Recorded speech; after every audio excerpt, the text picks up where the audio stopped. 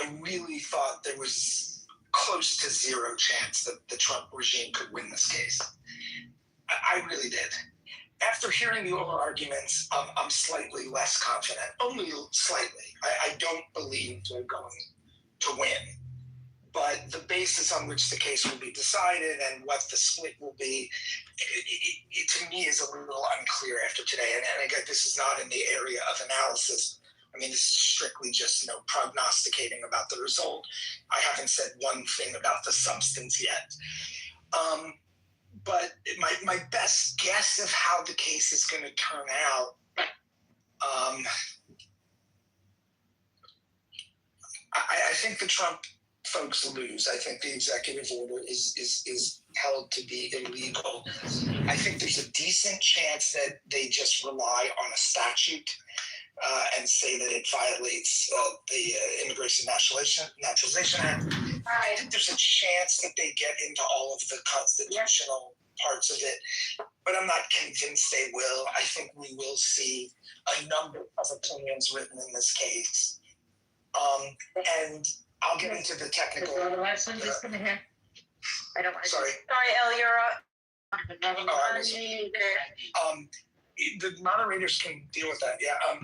I this is just a little. I think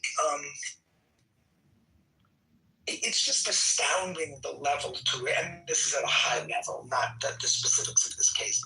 It's astounding to me the degree to which this notion of originalism, which now means, the new phrase is original public meaning, right? That's how we're supposed to interpret the Constitution according to its original public meaning at the time of its adoption.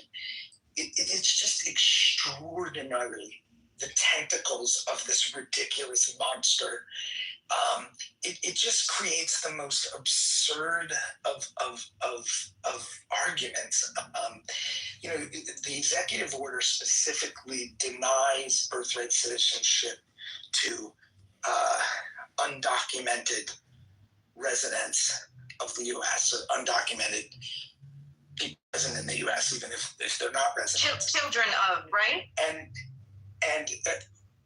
It denies birthright citizenship. Only someone being born can have, yes. So that built into that is the concept of a person being born. So it's the babies. At the time that the amendment was adopted, the concept of an undocumented person didn't even exist. And so you just get these Alice in Wonderland arguments that really, if you just take a step back, they just don't make any sense at all. Trying to argue about the quote-unquote original public meaning of the 14th Amendment and what that means with respect to a category of people that was not even a coherent concept at the time that the amendment was adopted is just, it's the same thing we saw in the abortion case. It's the same thing we've seen in the Second Amendment cases, where you just get this ridiculous kind of analysis. And I suspect there's going to be more than one justice who is going to adopt the position that was urged by the Solicitor General today. But I don't think it's going to be a majority of the court. I cannot see 5 justices ripping birthright citizenship away from, I guess, what's estimated to be, 150, 200,000 people a year. And furthermore, as was mentioned in the questioning, several justices, and this is a theme with the Trump regime and their strategy at the Supreme Court, several justices asked the question, we know now you're only asking for us to say that it's legal to do what the executive order does, which is only prospectively, right? It doesn't apply to anyone who's already born. It only applies to future births. But, said the justices, the logic of the government's position would apply just as much to people who were born last year or 5 years ago, or for that matter, 80 years ago. And again, all you get, and this is true in some other cases too, it was true in the abortion jurisprudence as it developed, is, well, that's all we're asking for today, right? And you really don't get any answer to the very, very scary question. The logic of your argument, if we accept your rationale of why you win this case, that rationale applies just as much to someone born last year as it does to someone who hasn't been born yet. And I just can't see a majority of the justices opening the floodgate to that possibility. Not only that it will mean that children born here tomorrow or after the decision can't be citizens, but that it could then be applied next retroactively to take the citizenship away if the number is 200,000 a year. Okay, if you go back 10 years, that's 2 million people. I don't know if the number's consistent, but you get the idea. So just on a prognostication basis, I don't think they're going to win, but I think there's a good chance they might try to go narrow, just for lack of getting 5 justices to agree. And unfortunately, I just don't have enough time to get into the substance of the arguments on both sides. Maybe at some point, later today or another day, but I'm just in the middle of a lot of craziness. And then I just wanted to mention very briefly the other case, which is even in some ways crazier, or at least it's just as crazy, which is essentially there was a case argued, I think it was only a week ago, but maybe time is compressing for me, where the government is basically arguing that because there's a federal law establishing an election day, right? The basic constitutional background here is states get to decide on the manner of doing federal elections for Congress, for president, but the federal government can decide the time. And basically they argued because there was eventually a federal law setting a national election day, the Tuesday thing that we're all familiar with, states can't accept absentee ballots that come in after that. And to listen to that argument, I mean, it's just nuts. And the case, this is my last comment that I have to go, the case was about a jurisprudential concept called preemption, right? Because federal law trumps state law, there's this idea of preemption where the feds can come in and legislate in an area that sort of preempts all state laws. So, the feds might set some sort of standard for something, and it essentially means that the states can't come in and put in a different standard. Preemption means we've sort of occupied the field with federal law, states, and it was actually a preemption case. They were arguing law setting a national election day. That's all the law does. It just says it's got to be this date. Preempts state laws saying that absentee ballots that are postmarked can be counted for 3 days, or as long as they're received within 5 days, they can be counted regardless of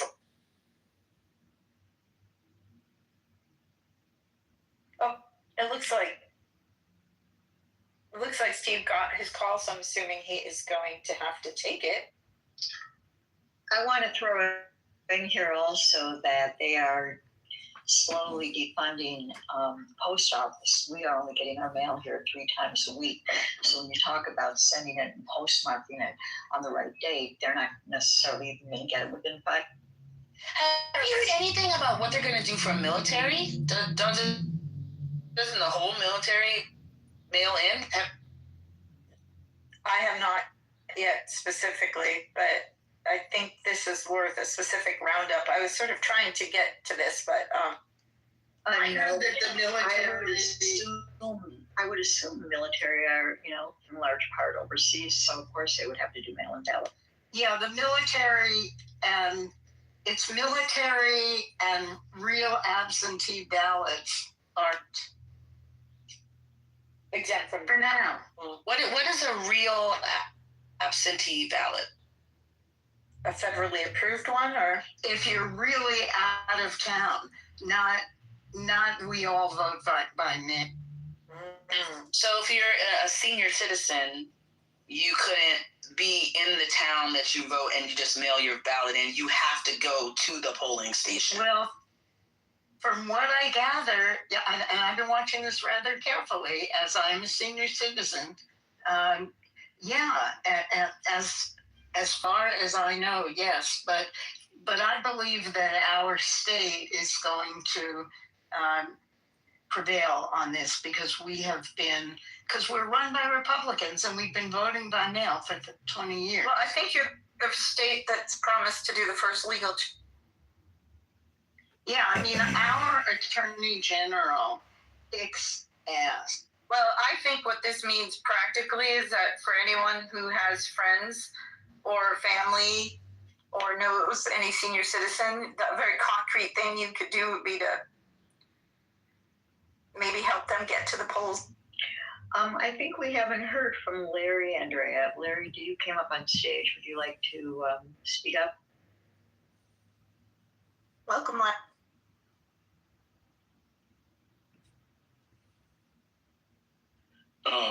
Since he's got just a call, I heard Trump stormed out of the Supreme Court when he heard the arguments being dismantled by his appointees. So I think that to piggyback off of Steve's great comments, he wasn't happy with what he was hearing, and he particularly wasn't happy with what he was hearing from the guys that he's installed on the court. So hopefully that's a good sign. That's a good way. Okay, well, we are at time, Andrea. Anybody else would like to have any closing comments before we shut down the room for today? Pearls of wisdom. Make sure you have a big belly laugh today about something. Watch something funny, call somebody you like, but chase some joy today. Mm-hmm. We have to. It was good to be with you all today. Thank you. We have to win 26 or 28. Otherwise, this MAGA trend might continue for a while. But I think if we win 26 and 28, MAGA will be in the history books. It'll be a weird read. And watch the hell out for this flu and COVID. And it's not just seasonal. It's very strange. Well, I hope you feel better, Austin. Yeah, wishing you better. I just want to say that it's not going to stop at the election. Yeah, we need to win, but as our friends are constantly reminding us, then, it'd be very interesting. What is our project 2029? That'd be a fun room to have. And also, we have to do the hard work of how are we going to get the prices down for people? And what are the other issues? We need some sort of AI initiative to wake the whole country up to it, to be shaping dialogue and outcomes there. What are we going to do? Should we have a big, New Deal to revive the economy? What are some really simple things that we should get through that about 80 to 90% of Americans agree on, like ending Citizens United or ending term limits. Term limits and ending trading. I almost said ending insider trading in Congress, but you know what I meant. With basically the tax filing season upon us, if you aren't already doing it, I would recommend volunteering at your local library, help people learn for a large portion of people that are not able to do it themselves. Usually they're getting refunds. So just wanted to recommend. Or time to be a poll worker, $300 a day in New York plus 100. There's also a good link for where anybody senior or lower income can get free tax help to fill out their taxes. I can try to find the link for that.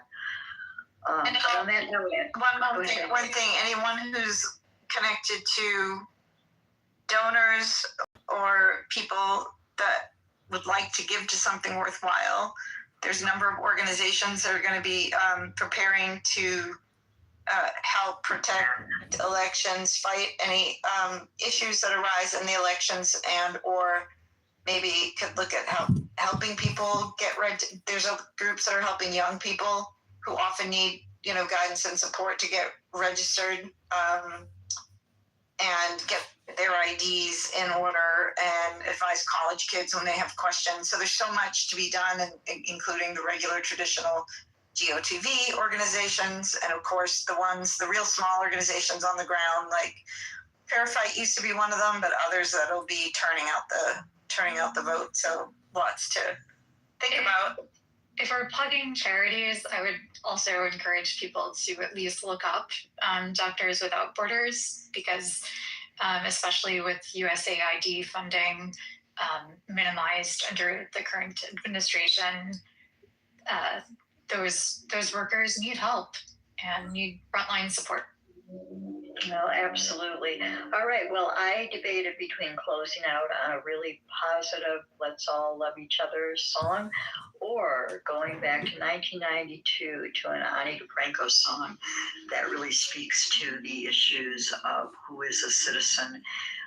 So I'm going to go ahead and I'm going to stream that, and then Andrea, we can shut down the room. We'll be coming back together on Friday. So happy April 1st to everybody, and here we go. Pull it up, and here we go.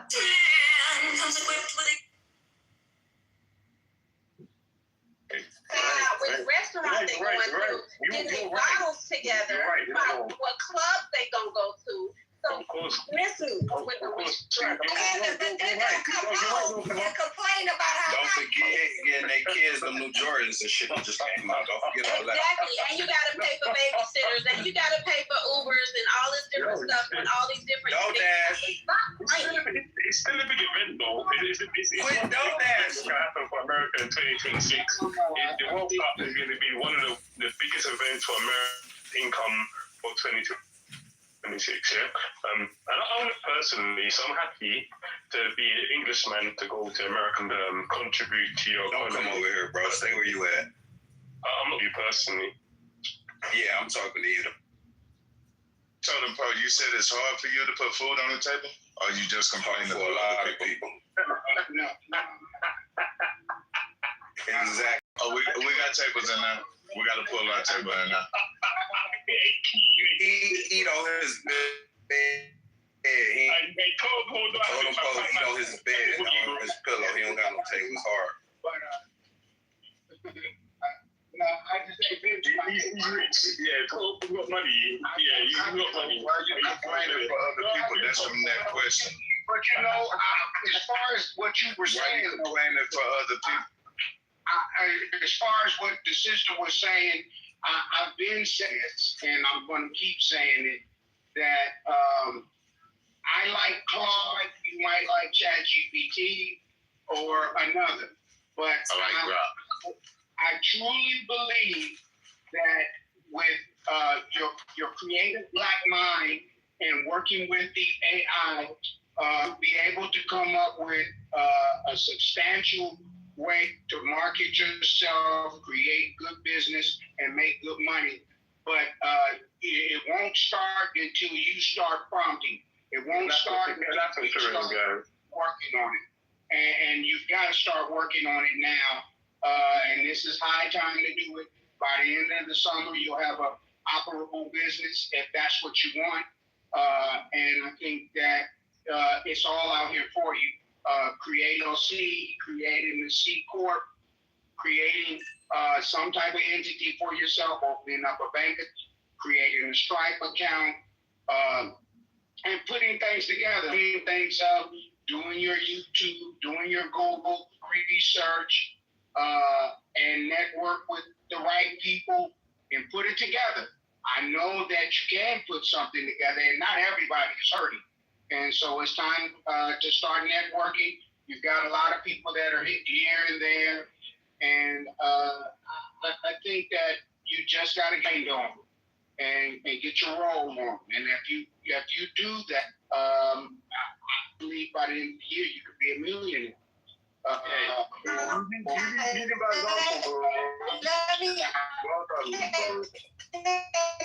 jump in there real quick? Can I I jump in? Can I jump in there real quick? Hold on.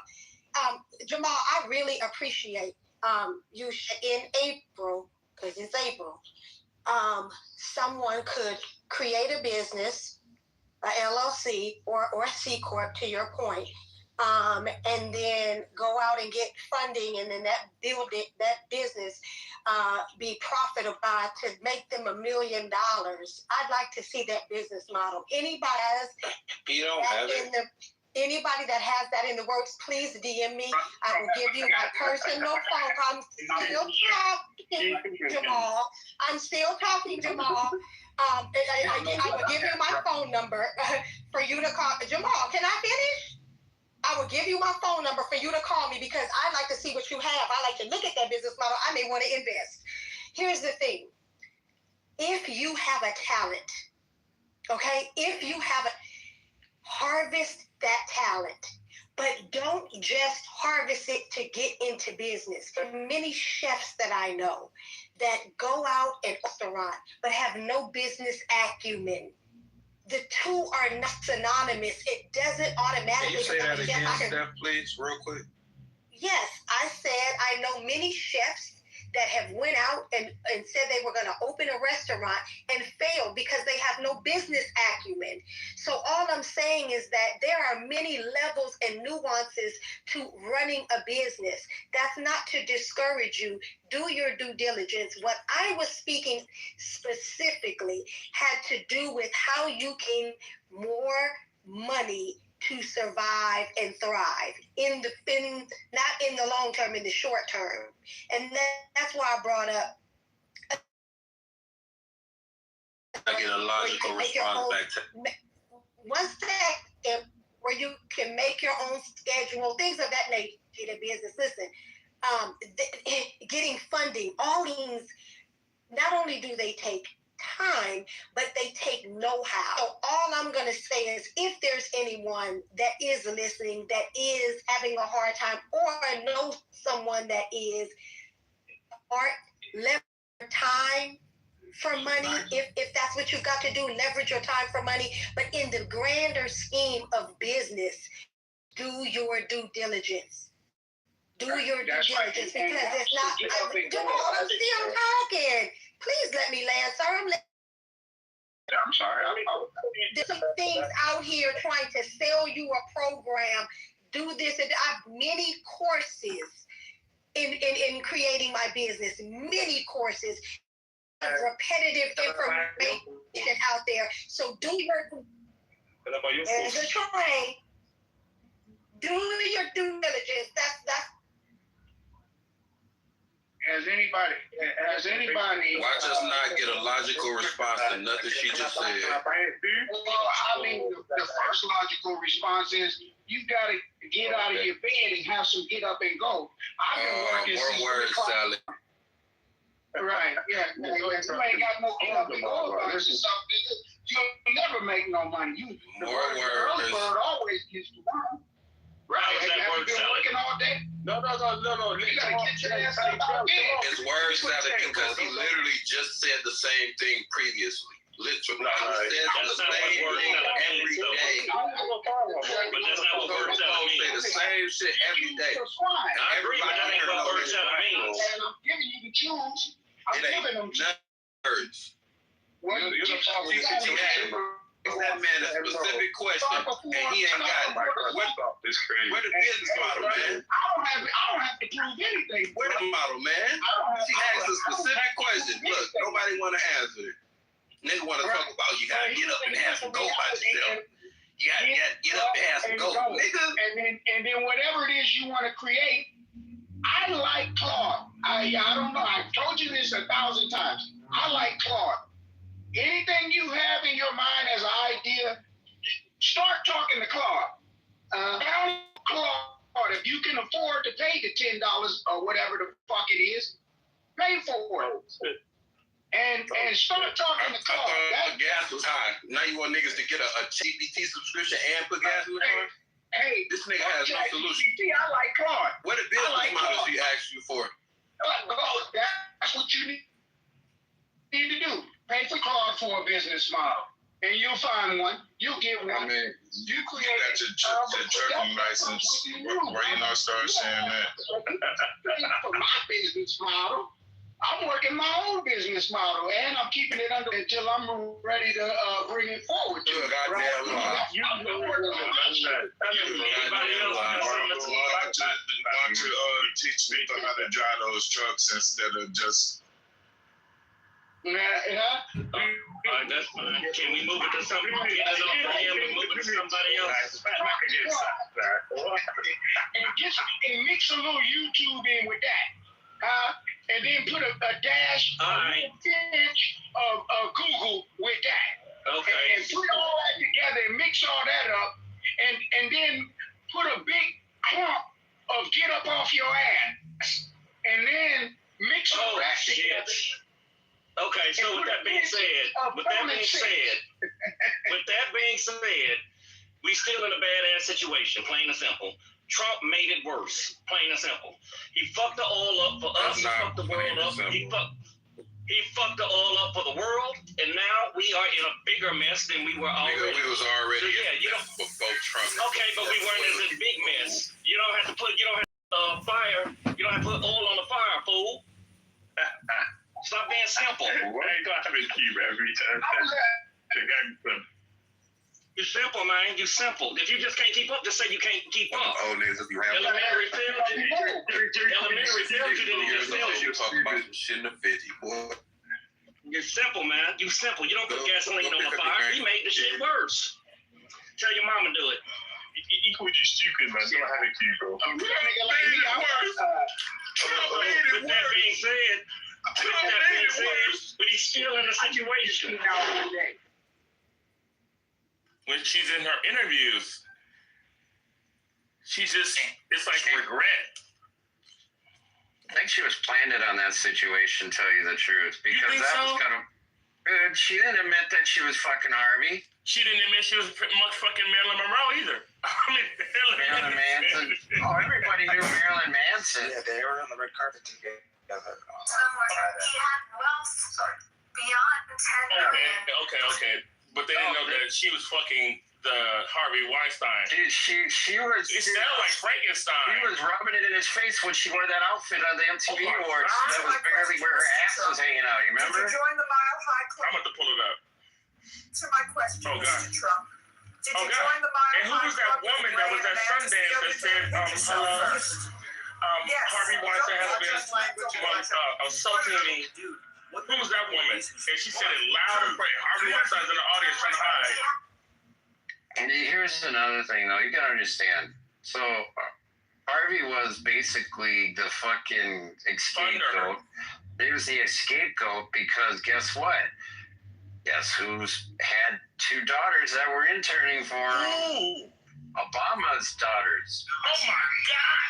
This is when Obama was being looked at for the Pizzagate. Well, ain't no way in my entire life that I've ordered 40,000 boxes of pizza ever in one sitting. Exactly. So when Pizzagate dropped, guess what happened right away? Misdirection, the Me Too movement popped, right? Remember that? Who dropped? Okay, so Pizzagate was coming out. Pizzagate was being like a conspiracy, whatever. Remember with the guy who shot up the pizza joint? The guy was one of the Rothschilds. He was one of the Rothschilds. You look like Luigi from Super Mario. His name was Luigi. I don't know. It was something else. But anyways, so the guy shot up the place, and that was the main focus. And the names were supposed to get out, the Clintons, the Obamas, and all that. Guess what happened? Harvey Weinstein, the Me Too movement. He's a fall guy. And there you go. And guess what? His 2 daughters were planted. Because look at Obama was giving Harvey an award. Look at all that. Oprah was hanging with Harvey. And allegedly, I heard that Beyonce and Jay-Z were hunting children in Africa. I was wondering what was the relationship with Harvey and Jay-Z. Well, okay, Band Apart was actually a music production video company as well, besides movies. So guess what? Harvey Harvey put a lot of money in production stuff in a band apart. Well, it's a music apart because I deleted all my Beyonce and Jay-Z shit. Anything affiliated with Rock Nation. I know you used to work for Rock Nation, and I knew somebody that worked there as Jay Brown's right-hand woman and shit. Fuck all that shit. I know now.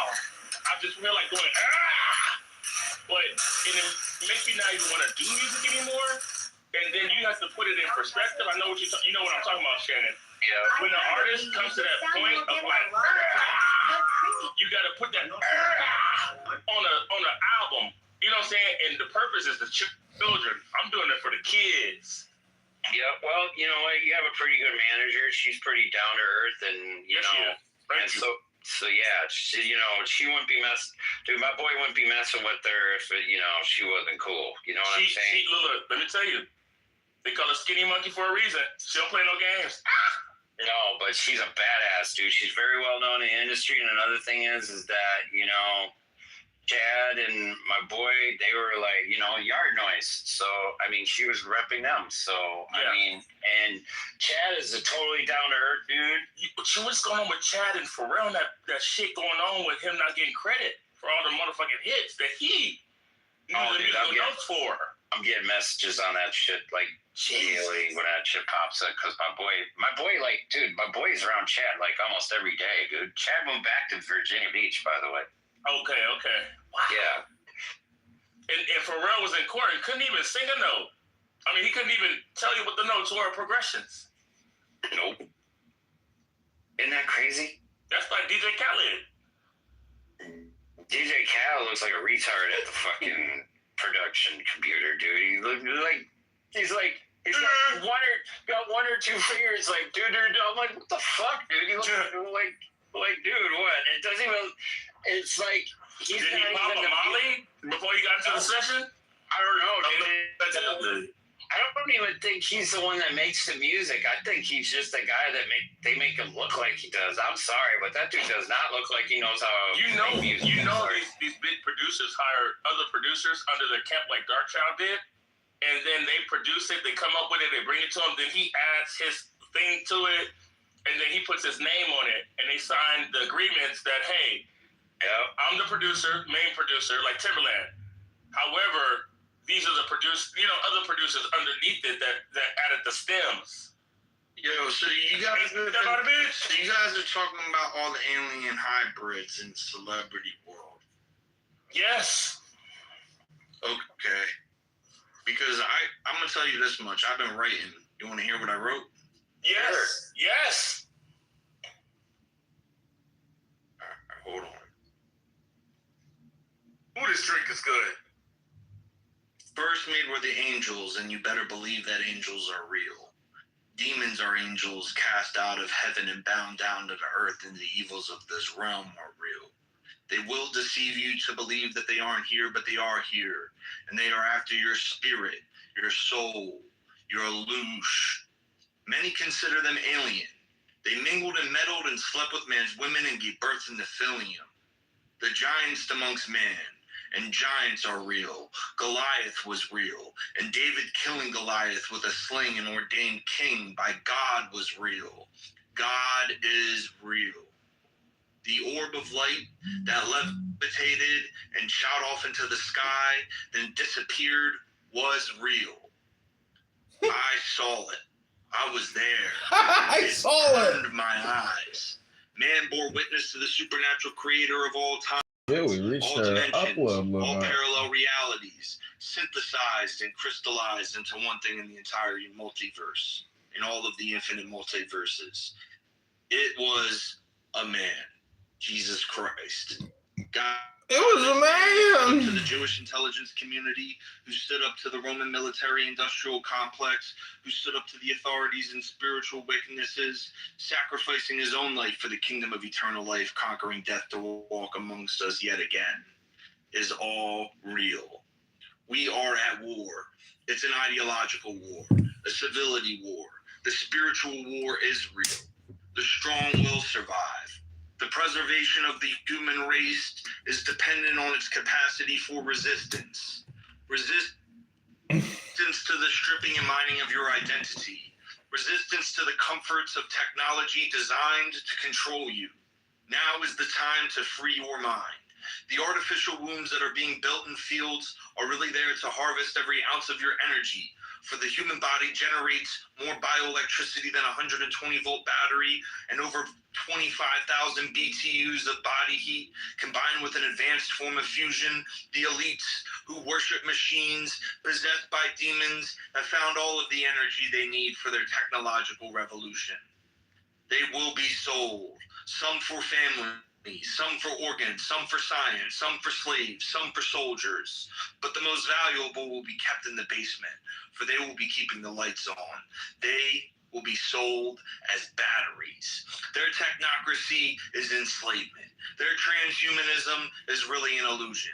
This illusion is a psychological matrix designed to keeping the war effort appearing to be paralyzed, pulling the wool over our eyes, putting in a tremendous amount of effort into poisoning the water, poisoning the air, putting chemicals in our food, vaccinating liquid metal mercury into our bloodstreams at birth. This paradigm will shift. This war will be won, not by bullets, bombs, or enslavement, but by using the technology of war, written by Sun Tzu, using real ideas, real voices, real talents. Really, the war will be won by the side of mankind, by the side of God, without firing a single bullet. In the beginning, there was only hope, a glimmer of light, peeking through a cracked pyramid filled with the chaos of this realm. It's Pandora's box. No, it's Pandora's pyramid. I was there, opened it, looked inside, and what I saw was me. Broadcasting live from a world ran by AGI, opioid epidemics and biological weapons. God speaks to us through many vectors. We are only as sick as our secrets, and time, it takes time. So let's get honest, we the people are tired. We wake up just to work a job that we hate, just to get by, just to make someone else rich, while we're sitting in our cars, stuck in traffic, contemplating suicide. There are things worse than death, and living like a slave is one of them. There has to be a way out. There has to be another way. Now is the time to stand up. Stand up for yourself. Stand up for your family. Stand up for your freedom. Become a leader in your life. Speak the truth. The truth will set you free. It's time to get off of the tightrope. It's time to be the tip of the spear, because the only thing you can do is not say anything. They manufactured silence, mass manipulated compliance, all under the mantra, trust the science. Standing on the brink of World War IV, addicted to drugs and debt, break free into a parallel dimension of eternal life. The voice of God technology, voice to skull V2K has got me going mental. God, grant me the gift of desperation. I've seen miracles happen. The orb of light that shown itself to me disappeared in front of my eyes after morphing in on itself. Where did it go? No. When did it go? I've opened my mouth and it's gone into me. While the mass distraction is being executed, the ones who are supposed to be helping us are taking $7,000 per post to say nice things about a country on the other side of the world that's committing a genocide. When will you wake up? When will you...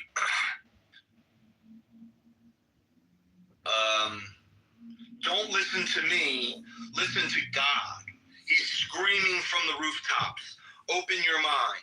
The nature of reality is not defined by your ability to bend the world to your will. It's definite. It's defiant. It's infinite. It's God's will, not ours. Through struggle, we find strength. Through hate, we find grace. Every moment that goes by is the divine expression of this order in the universe. Be here now. Be still. Thanks for letting me share. Hooray! That's pretty dope. That was dope.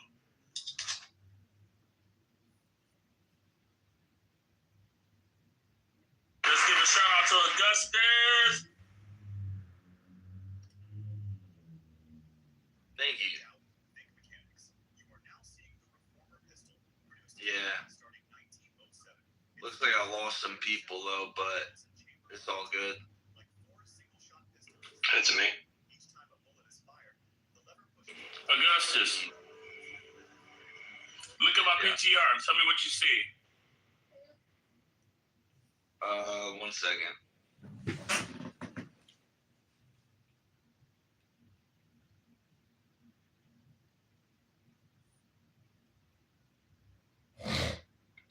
That's a street lamp. No, it's not. Yeah, it is. No, it's not. Is it a UFO? Yeah.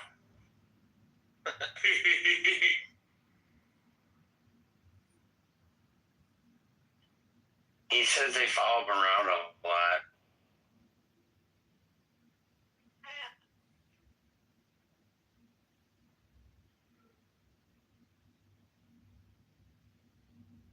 Check this PTR out, y'all. So I looked at the sky, and the sky, it looked like a firework, right?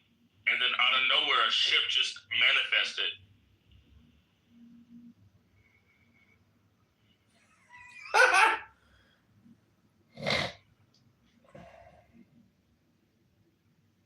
Anybody can see the sun from where they're at right now? Yep. All right. This is what you're going to do.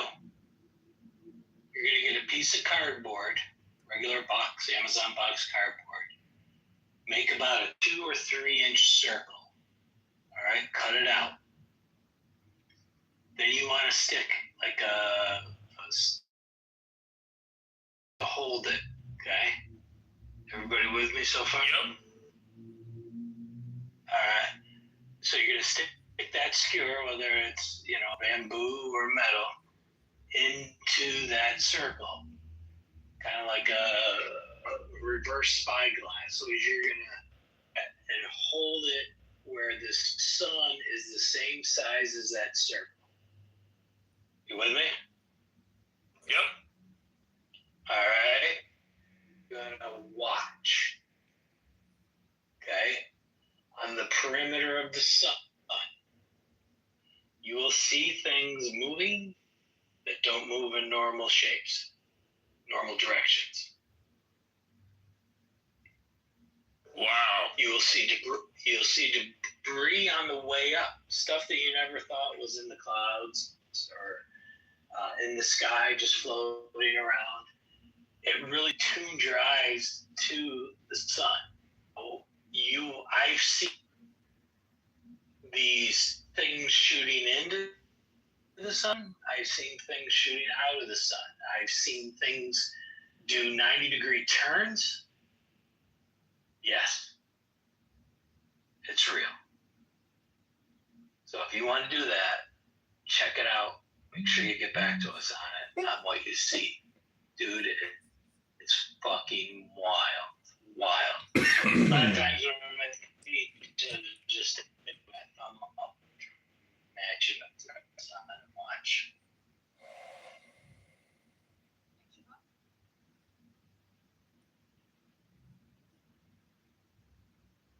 What's crazy is to see shit moving slow, darting, moving fast.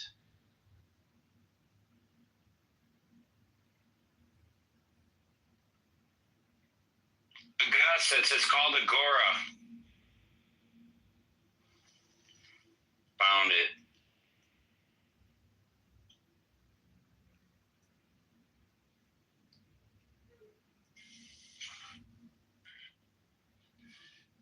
Okay.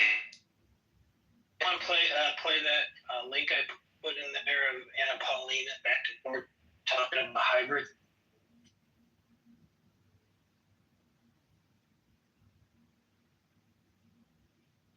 I think that kind of would set the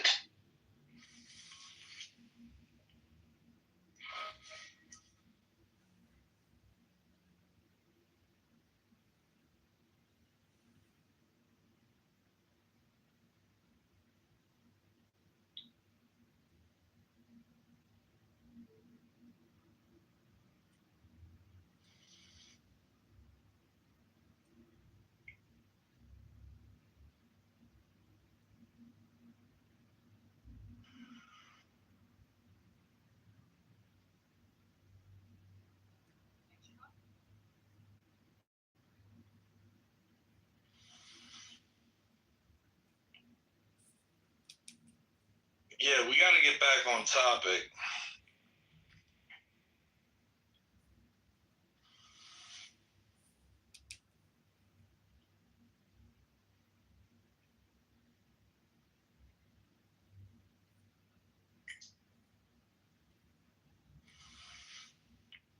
Yeah, if anybody could play that video, that'd be fantastic.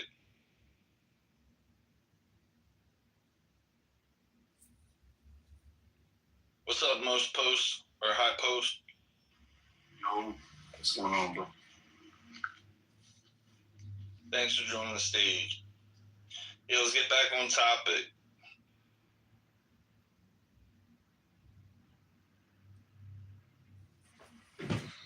Hey, Justice, can you play that link that I posted of Anna Paulina?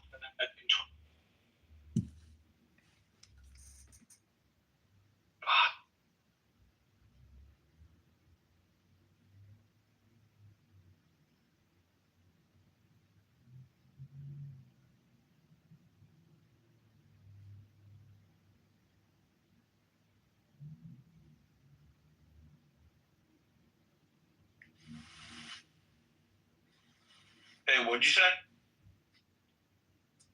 I posted a link.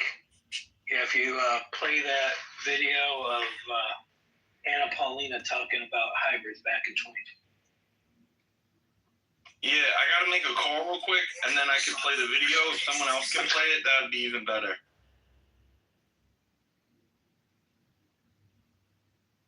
Simon has such a good heart.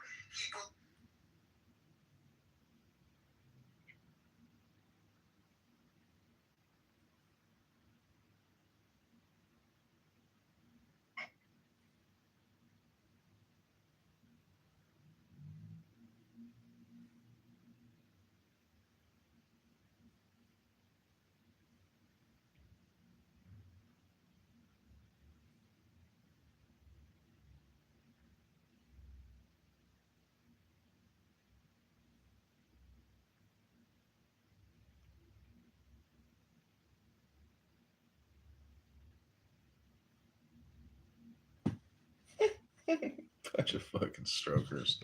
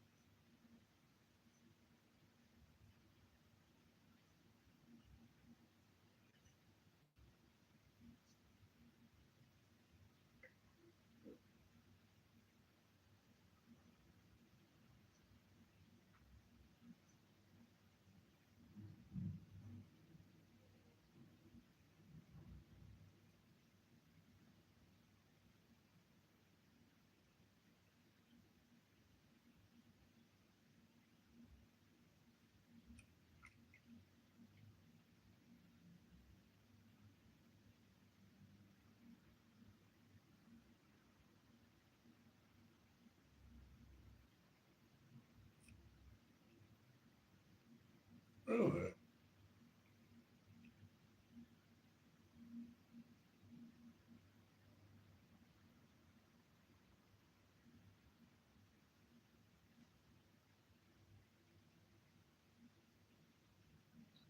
That's all.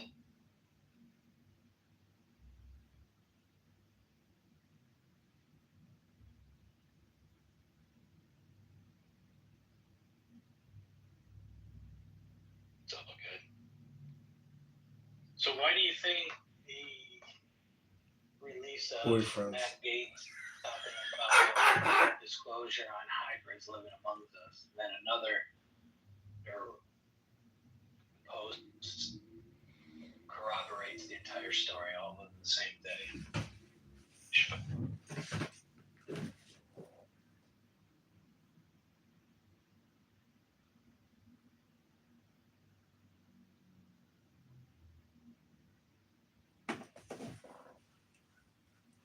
So, Neil, that's a great question. Great room.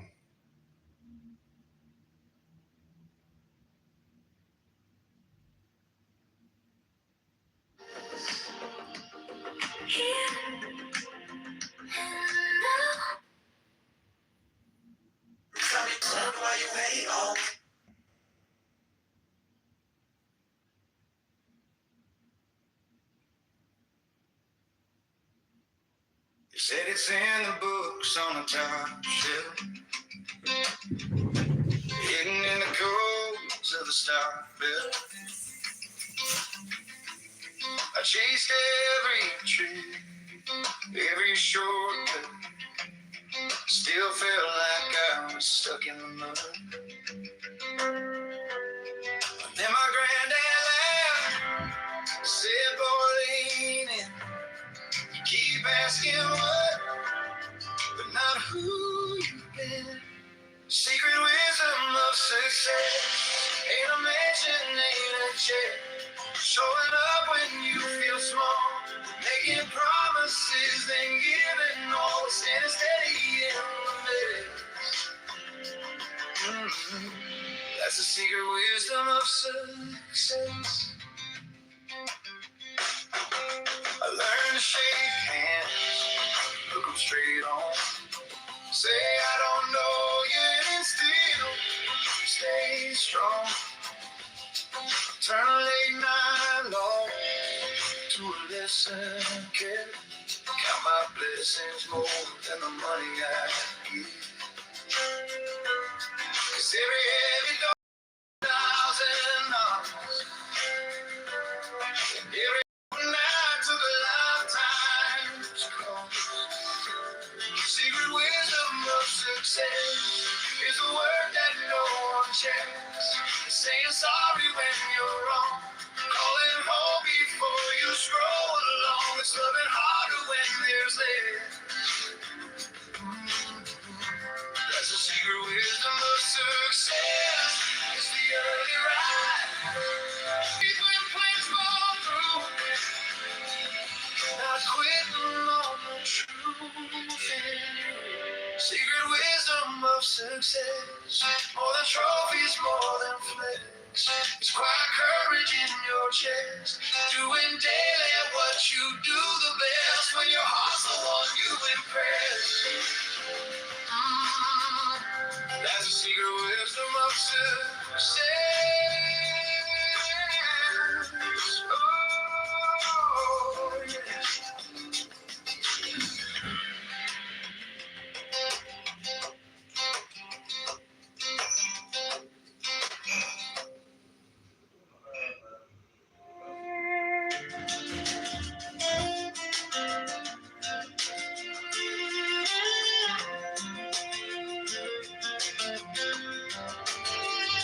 Said it's in the books on the top shelf, hidden in the codes of the stock bill. I chased every tree, every shortcut, still felt like I was stuck in the mud. Then my granddad laughed, said, boy, you keep asking what, but not who you've been.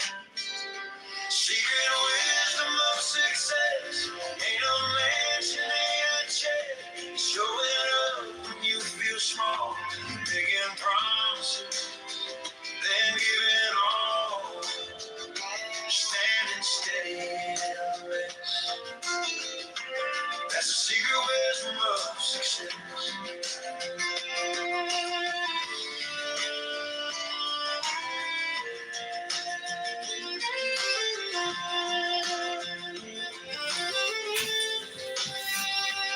I learned to shake hands, look them straight on. Say I don't know yet, still stay strong. Turn a late night loss to a lesson kept. Count my blessings more than the money I get. 'Cause every heavy door needs 1,000 knocks. And every night took a lifetime's call. Secret wisdom of success is work that no one checks. It's saying sorry when you're wrong, calling home before we stroll along. It's loving harder when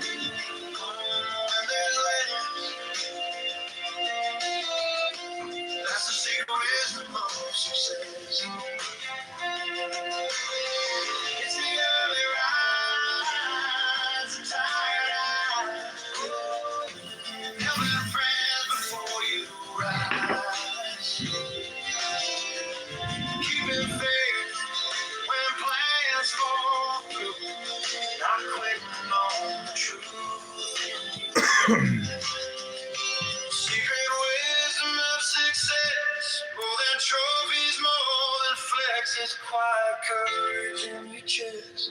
Doing daily what you do the best. When your heart's the one you impress. That's the secret wisdom of success. Oh, yeah.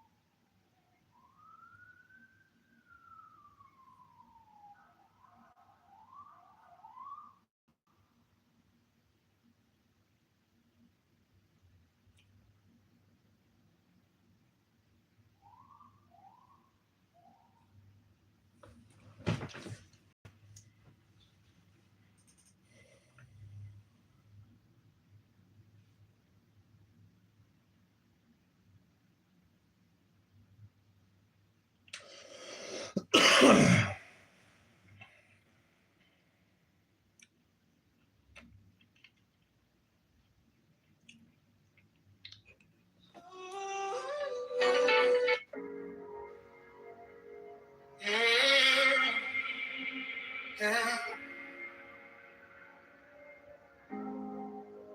City lights, but they look so cold. Every promise already sold. Running circles inside my mind. Dreaming of a free time. Maybe we're just scared to try. Maybe we believe a lie. Holding back what we can't ignore. There's gotta be something more. I hear a voice inside my chest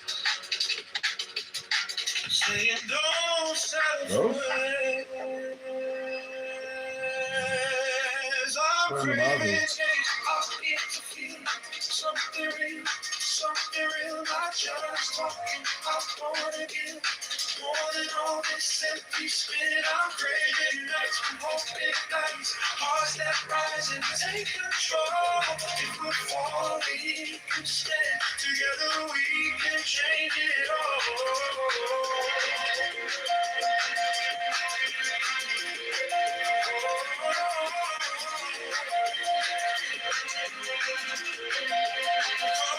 I am an artist, musician, and politician. Coach on libertarian, liberate the Republic of Chicago. Break the silence, break the chain, raise a voice in every lane. Every vote can turn the tide. No more letting life pass pass by. Maybe we can shake the sky. Choosing how we live and thrive. Building dreams we can't ignore. There's gotta be something more.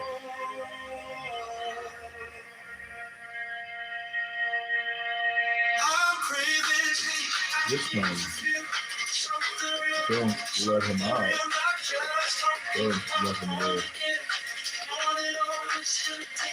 I'm craving nights with your big nights. Hearts that rise and take control. If we fall, we can stay together. We can change it all.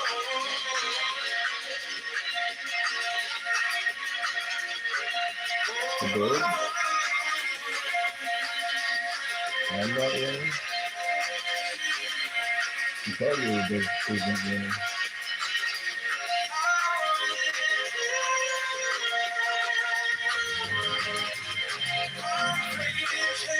We won't pretend this is not how our story ends. We'll take the risk, we'll cross the line, just to know this choice is mine. I'm not winning. Struggles in Brandon Circus Clowns.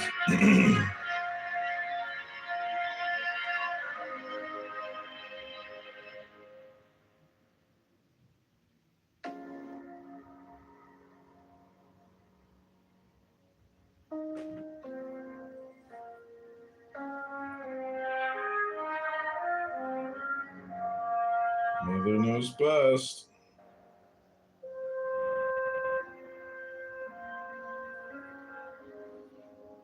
City lights, but they look so cold. Every promise already sold. Running circles inside What's my up? mind. Hello? Dreaming of a free time. Hello? Maybe we're just scared to try. Maybe I posted on Instagram in the comments section on this very liberal Democrat Chicago account called book called the Shy Book Club or whatever it is, and I'm getting roasted by Chicago residents, claiming that I'm a ghost, I'm a spook, all kinds of stuff. But I'm just writing back, hello? Hello? So we are about to engage in the book club. That's right. No, this is not a mystical sorcerer, magic, thalametic, Freemasonic, mystical association. These are just books. And I'm just a bald guy reading a book. Stop using me as your evergreen totem pole of catch-all projection. I didn't do this. I'm just a man recording you saying all kinds of shit. So I recorded Deep State Patriots earlier. They're back, unfortunately. And they'll be back this Friday. And we are going to record them this Friday. Who? Diego, the Happy Diego's Dandruff hair. back! Yay! Well, They were in the masculinity mansion talking about the Jews. Did you hear Tim Robbins yesterday get roasted by the Viking warrior? No, I didn't. Holy shit. It was beautiful because Tim Robbins, he can't stop talking as he's getting roasted, and Viking is just mercilessly roasting him. And Tim Robbins is just like mumbling this Irish like mumbles shit. It is so, honestly, really.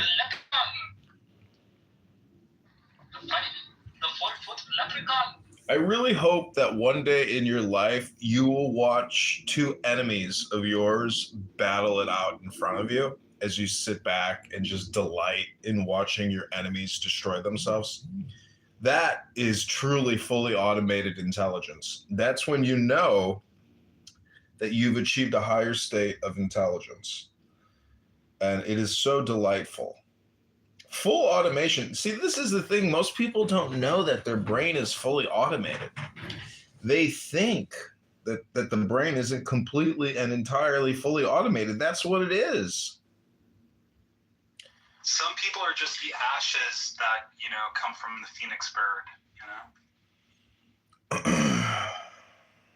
It's true. You know, I keep my ashes, and do you know what I do with them?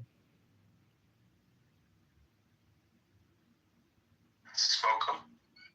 You can't smoke ashes, bro. You could try. Sometimes you can get some of what's left. But no, I use my ashes in magical operations to accumulate more power, prestige, and dignity. Just a joke. But I do save my ashes because I think, you know, it's technically you. You consumed what was on that ash. It is now a part of you, and that's what remains. It's just ashes. From ashes to ashes, dust to dust, from dirt to dirt, we will all return back into the earth. When's the last time you read Ecclesiastes? A couple of weeks ago, or a few months ago. Chapter 1 hits hard, especially that one verse. Those won't remember the ones in the past, just like the ones in the future won't remember you in the present.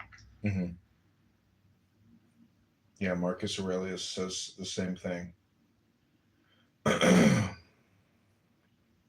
You're basically just in the Dhammapada, the sayings of the Buddha, it actually calls men and women foam.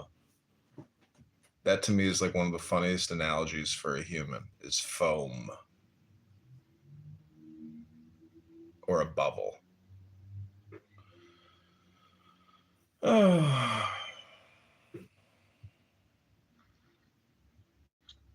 So, you know, I always say, like, people here are, you know, just getting, like, learning ESL for free. They're what? My wife, you know, ESL. Oh, yeah, for free. Yeah. Yeah, my wife actually gets paid, you know, to teach ESL. That's her job as a professor. So she's the one that, she's right now tutoring a student for $120 an hour. So, damn. Personally, which is, yeah, it's pretty good. Damn, that's amazing. Yeah, and like it's really like word of mouth, you know, communication, hypnosis, where one person will then like hypnotize another person by saying, "Oh, this person's a really great professor," and so she's building her clientele right now, which is fantastic. Like she's teaching at like a university, but then after like the classes end, she like then contacts the students saying, "Hey, do you want like private tutoring, you know, to continue your education?" That's great. Yeah. Well, I got a nonprofit dedicated to just that. It's called the Chicago Book, Poetry, and Meditation Society. I'm the founder and president. And no, it's not just an income and tax shield. It's an actual passion of mine. So that little begonia flower, she clipped you, didn't she? It's crazy. Yeah, her and She-Wolf. If it was them, it was genius. I did not see it coming. I didn't see it coming. The fact that they came in there and like said prohibitive things and then blamed it on me, and then Clubhouse is like, "Oh, okay, this is a bad actor. Delete." But it was only because I let them speak that they had the evidence to delete me. So you can kill with a word. Yeah, bind it in time. Time Bandits. Yeah, that's a good movie. It's a pretty good movie. Been a very long time since I've seen it. So what are the books of? What are the books for today? Like, what books are we getting into? Well, yesterday we read What is Zen by Watts. We read Wisdom of Insecurity by Watts. We wed the Kabbalah, the Mystic Quest in Judaism, and then we also have Sylvia Browne, The Mystical Life of Jesus, An Uncommon Perspective. on Guess Who? The Life of JC. Christ consciousness. Right on. The consciousness of Christ compels me. You know, it was all because of a black man. I got baptized by a black guy at the YMCA.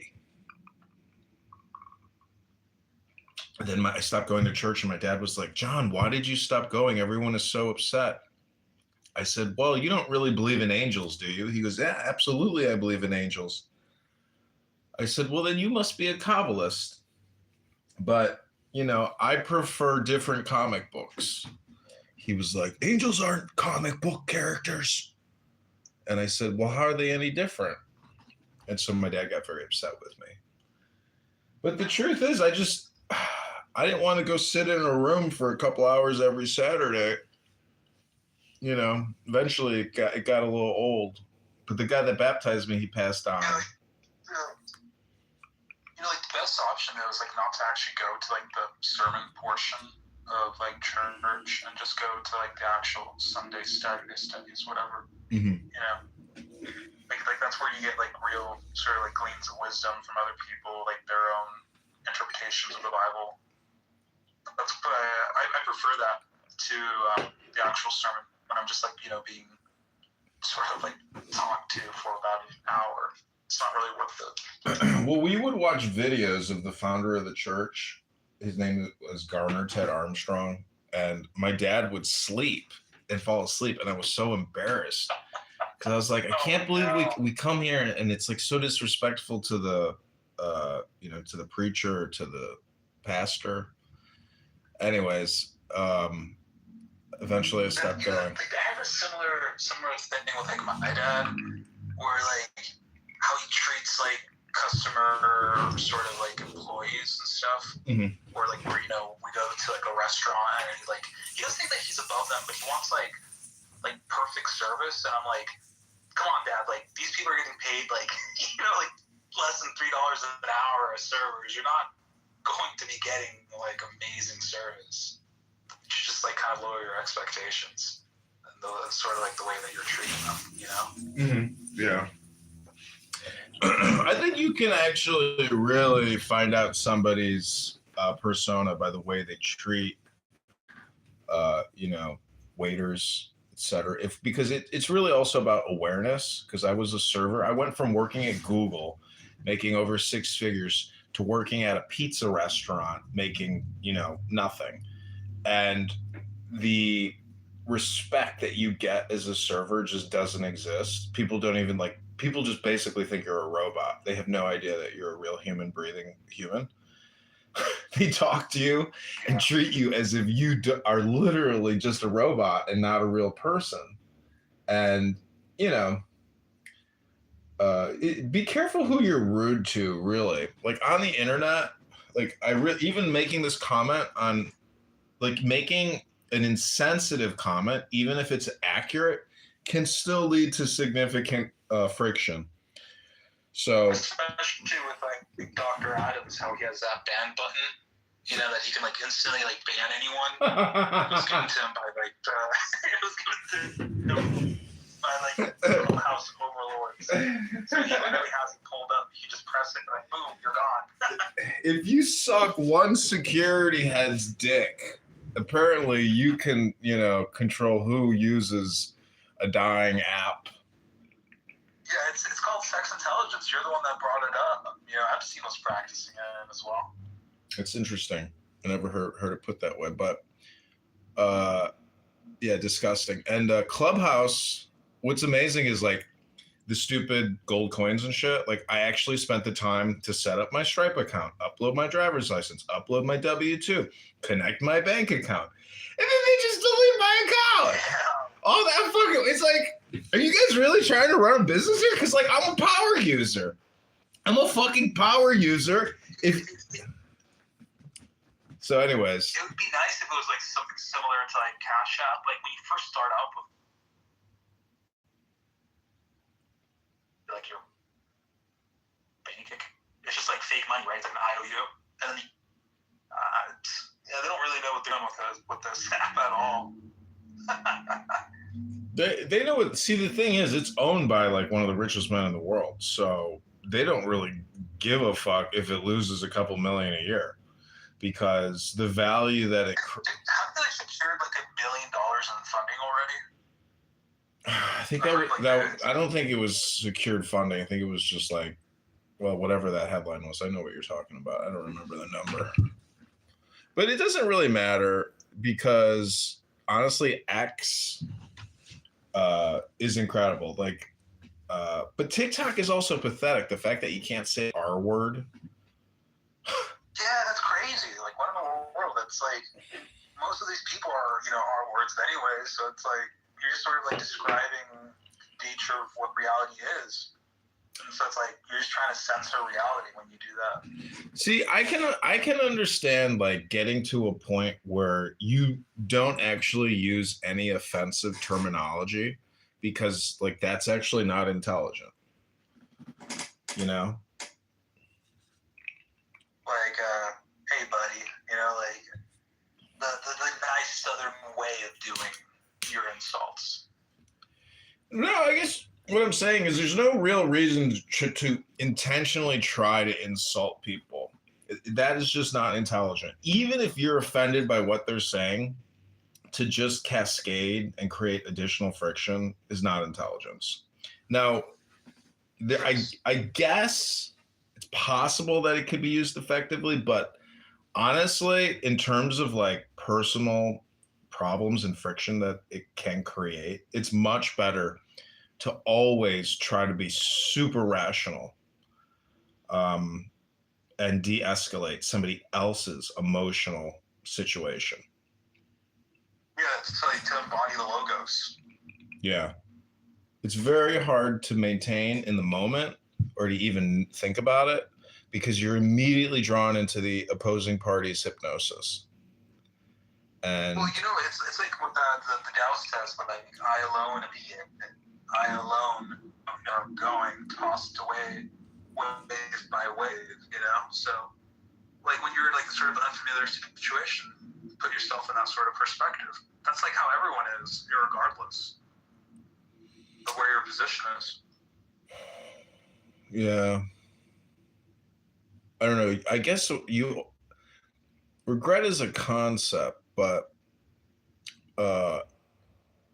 like intelligence transcends and improves all systems. But intelligence, see, I think I'm trying to do bait and switches all the time because in my comments, I'm trying to gaslight, but then I have a secret surprise, which is I'm actually like I'm an enlightenment persona. So I bought a bunch of Thomas Paine books. Do you know who Thomas Paine is?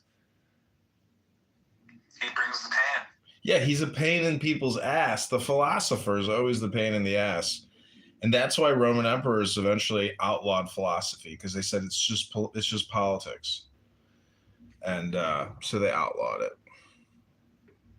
They actually banned the art of philosophy. Yeah, one of the reasons there's this thesis, it's called selective breeding and the birth of philosophy. One of the reasons why they banned philosophy was because they were bringing up dangerous ideas of like eugenics.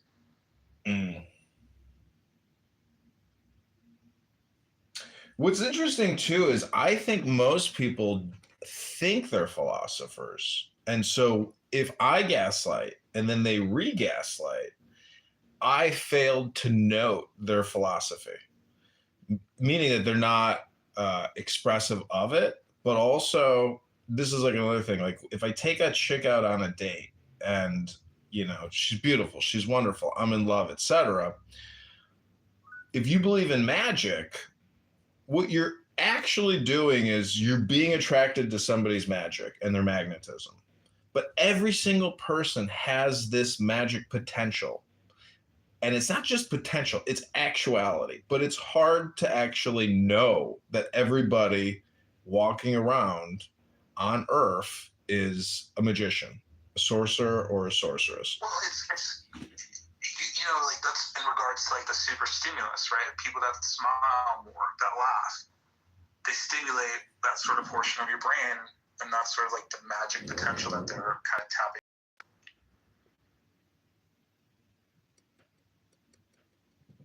Wait, say that part again?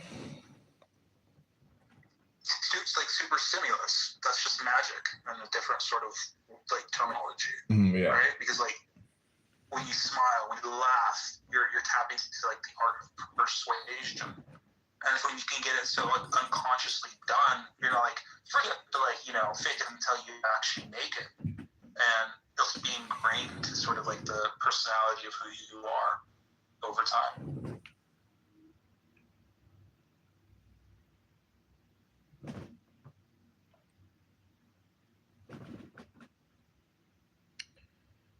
You know what's interesting is Sora has these Trump videos of him in like Judge Judy's court, smoking weed, like tonguing and kissing Barack Obama, like crazy Trump videos. It's really unfortunate, like porn videos of Trump. Like it's really like it's like info hazard. Well, what I'm saying is, what was I gonna say? Anyways, that is super stimulus, and I've been posting the videos just to see if the algorithm will pick it up. But also, like, I have so much content out there and so many accounts. This is what's kind of interesting is that I have achieved a state with my enemies, like whoever reported my accounts and got me deleted or gets other accounts deleted over the years, is that the sheer amount of accounts that I have makes finding specific content difficult to even report. Because when you see the number of YouTube videos I have and how long the live streams are, to like actually try to find that moment that some individual wants to complain about is difficult. But can you like do like neural analysis, like AI automated like a transcript of all those hours you've recorded for YouTube creates transcripts, and they also do closed captioning, which is amazing. And the closed captioning is where you can see how the algorithm actually determines, okay, this is abusive, this is hate speech, this is a violation. And it's really all in the transcript. It's not even there's context to the statement, but anyways. Hey, what's up, Abby? I heard, what's his name? Diego. He's back, right, to the app. Happy hair, Mr. Dandruff. I also like kicked and blocked Nora from her room the other day because she was like sitting in the audience, like, shit posting me. And she was also attacking me in some other rooms. Like, she's a very aggressive person. Is it Scarface? Yeah, Scarface. Like, blocking her and avoiding her is like one of those things where in life where I definitely recognize out of sight, out of mind is a good thing. And it's good for them too, because I am a gaslight.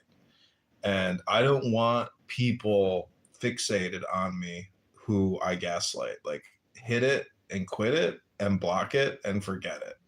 Like, some people are toxic, and the highest level of toxicity to me as an artist and a creator is someone who gets my content removed.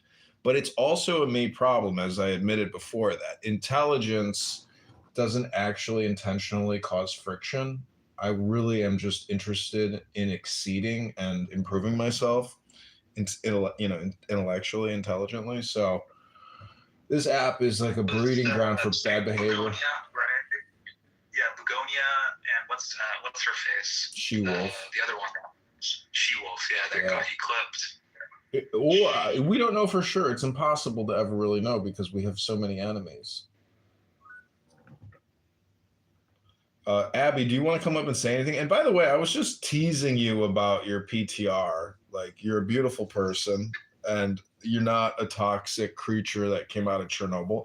You're a beautiful person, and I only like bringing it up because like weirdos on this app love to say, "Hey, you want to see Abby's photo?" It's like, wow. I mean, Abby, I live stream myself every day, 24 hours a day. Like, there's no shame in my game, like you can see me. I think John, you're just super curious to see how Abby looks like. I think that's what it comes down to. You have like this voice, you just want to put an image to No, I know what she looks like now because Bussy showed me her photos, and Bussy showed me other photos. That's AI. Like, I'm telling you. Well, it doesn't really matter what you look like. You know that he's an AI person. Like yeah, it doesn't really matter. But yeah, I don't care if you make fun of my looks. Like, it's funny to me too. Yeah. Okay. Cool. Because I thought maybe you were upset I with do me look or like something. I just came out of Chernobyl. Are you the No, I'm not. right now? Yes. No, I usually cannot speak anymore. I'm doing stuff. That's why. I'm not upset or something. I still love Kitover. Oh wow. I mean, love is a strong word. I like you. I'm trying to be more lovable. Was that just that's difficult. Were you just gaslighting? Difficult. Yeah. Well, what if I could become more lovable? Focusing on your research, Abby? Yes, also on other stuff too. So a lot of things going on. So yeah, I talk less. I talk in certain hours. So I have my hours that I speak more. Yeah, I'm usually in the audience these days. I'm literally like a grease pig. That's like my new job title. Filling up oil in people's cars. From like being a glorified paper pusher to pushing oil, I guess. Well, in my opinion, pushing paper is better than pushing oil. My uncle was in the insurance business. You know, smoking sitting is like the new smoking, man. If you're sitting for like 10 hours every single day, that's gonna kill you. Yeah, but you don't actually sit. I mean, you spend a lot of time doing other things, like wasting time. Your body is wasting away, decaying. Well, when I was working underneath you, and like the amount of. Well, when I was working for the IRS downtown Chicago, I mean, I would go and do power walks to buildings and look at like the historical architecture. Like there was just limitless amounts of things to do. So, but the thing is, if you have to be in that cubicle because you have to, that's the fucking job. Well, then you're dealing with stupid people. There's just. But also, most of that stuff, it's getting automated away, man. Like AI is gonna just eat it up. Like low data entry, all that stuff. Like it's gonna be gone in the next couple of years. Call centers. Yeah, but done. Like there's no such thing as AI can't do lock repair. AI can't fix a window latch. AI can't fix a boiler. AI, it assists, but there are certain things in reality. See, this is the great AI bubble because that's the blue collar. That's why I transitioned over. I was like, I need to become a mechanic. That's like one of the last things that's gonna eat away. Well, you're at that point where, in my opinion, because you understand the power of communication and maybe the commodification or commercialization of communication, that game is just so much fun to compete in and try to make money that putting oil in people's car eventually will become redundant and you'll hate it because it's too redundant.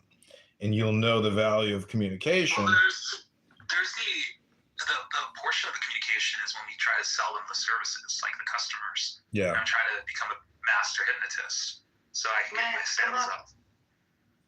Matt comes in, then he leaves. He is so. He's always like, "Hello, can anyone hear me?" Yeah, Hello, can anyone hear me? You're so passive aggressive, Matt. Are you like this in the real world? I'm my true self. Oh, this is you, huh? Yeah. Do you think you're a disappointment to your parents? No, I don't. Come on, that's not a nice question. Well, no, it's okay. It's okay. No, I mean, I think all communication is projection. And so I'm risking my own self-esteem by asking that question. Hello? Watch, Matt's going to leave any moment. He's just going to, boop, then he's gone. That's what he does. I'm here. Okay, well, tell us about yourself, Matt. Give us a paragraph bio. What would you like to know? whatever you want to tell us about yourself in one paragraph. Think about it. Go ahead. Yeah, I would prefer to answer like a pointed question about something you would want to know. Okay, tell us about your childhood.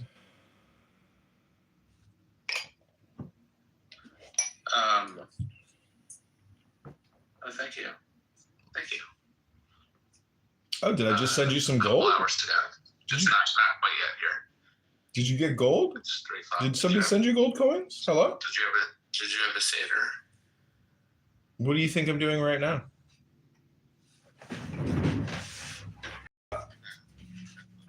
Hello?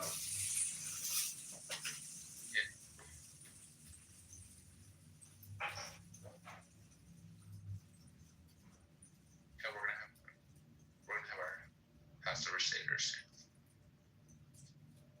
Yeah, first it's already started. Yeah, 8 days. Yeah, I have to go to Home Depot. Abby, you crack me up. You really do. Do you know they cut the foreskins of little babies and then they fry it in this calamari that you eat in red lobster? That's the firstborn I have to.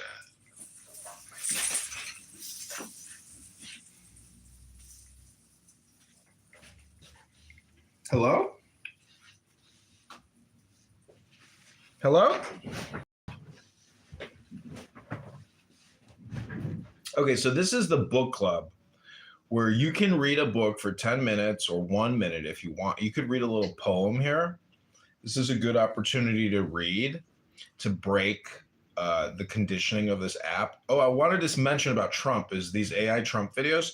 It made me realize how much of a great master Trump is in conditioning all of us. His suit, his tie, his hair, his speech, his communication. He is a master hypnotist of the highest order. And truly, the president actually is like the master hypnotist. He fools everyone every time. Every 4 years, we get fooled again. So the number 4, does anybody here know spiritually what the number 4 represents? Oh, look, it's Rico Bosco. Oh, man, Rico, you were getting chewed out. Dude, hilarious. The Viking warrior is truly a berserker. Brad Stauffenberger from... You're talking about that one. Did you just burp, Matt? Rico, welcome to the room. Rico, welcome. The berserker had Shalom. The berserker had you in his sights yesterday. You were getting hit up. I never really viewed you as like a groiper.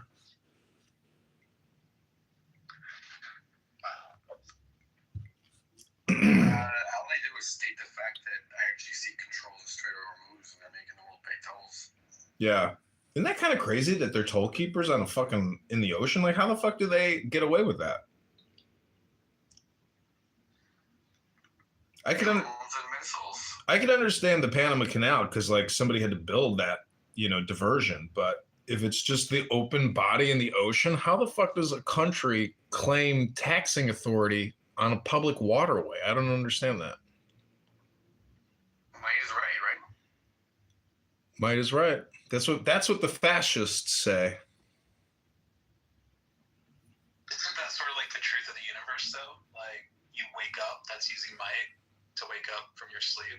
Anything that you do, you're using energy. You're fighting against entropy. What do you think about that, Matt?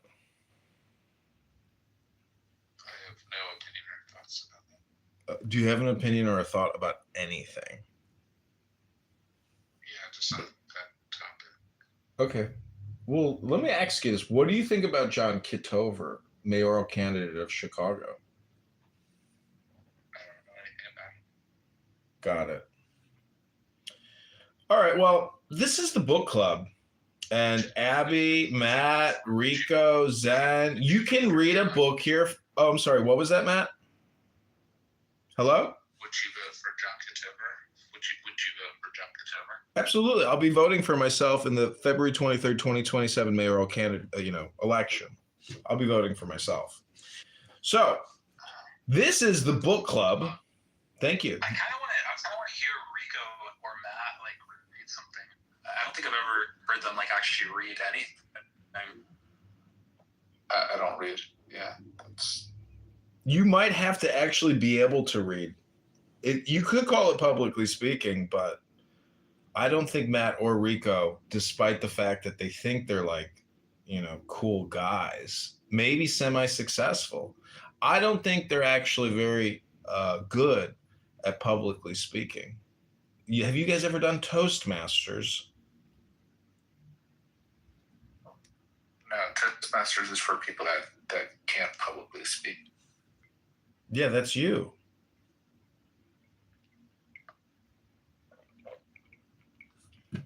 Toastmasters was created. What's the last book, Matt, that you've read? Toastmasters was created for guys like Matt. Hello, Matt.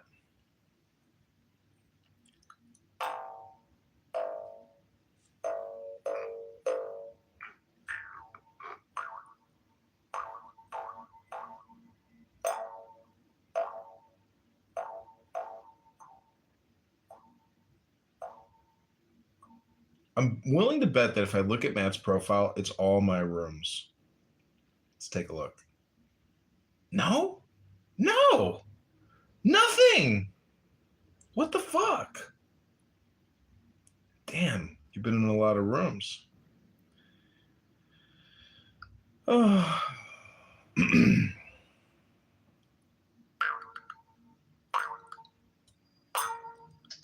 couple days ago, called American Diner Gothic. Have you guys heard about this essay? Yeah. You mentioned it earlier, but no. It's really, really good. Kind of sort of describes like what's going on in middle America. Zen, why don't you give us the compression? Yeah, so it's sort of like the internet coming into like into the real world, like Discord or all these sort of trends that used to be like sort of hidden away, furries, all that stuff. It's like it's taking over middle America, like the flyover states and these urban centers.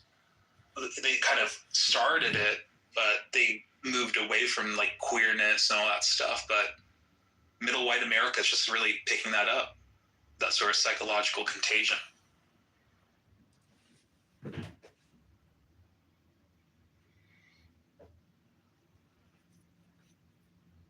Okay, this is the book club. You can read a book here. This is a book safe space. Okay, ladies and gentlemen, you can pick up a book here at any moment and you can just start reading.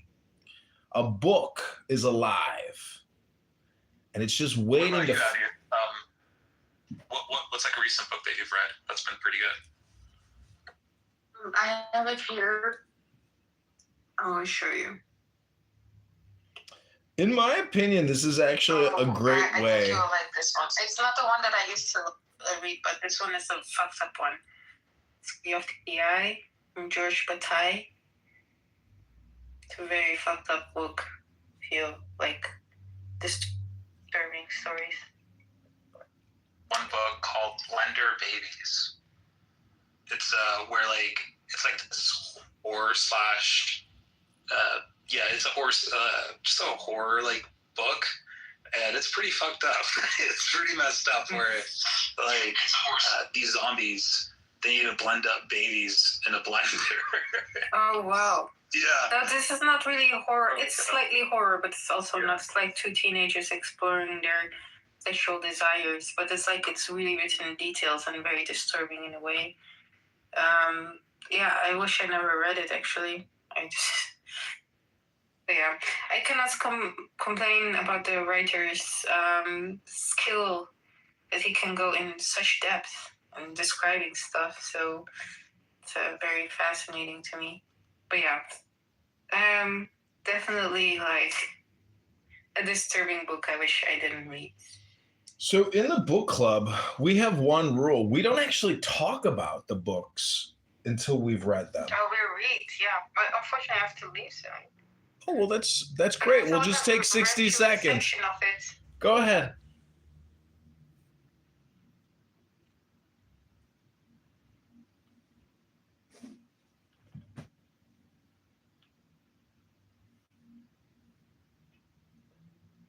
Have you read 120 Days of Sodom? No. That's a pretty messed up one, too. It's by Marquis de Sade, and it was written in 1785, but wasn't published until 1904 because it detailed the depraved sexual acts of like 4 libertines in a secluded castle. It's pretty messed up. And one book that John recommended as well, which was like Satanic Sex by Arlene Fitzgerald, and I've been trying to find it, and I can't find it anywhere. It's like,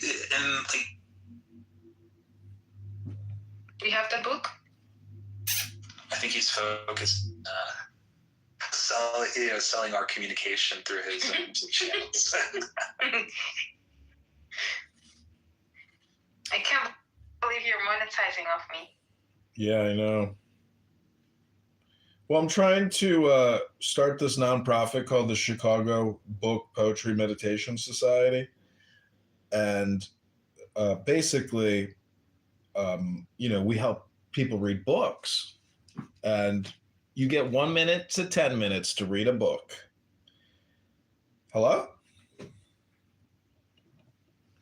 We have one rule in the book club. We don't talk about books. We read books. Hello? So I did pull up The Story of the Eye by George Patayo. I don't know. Patayi. And here's some of the quotes from the book. Extreme seductiveness is at the boundary of horror. Another one is, to others the universe seems decent because decent people have gilded eyes. That is why they fear lewdness.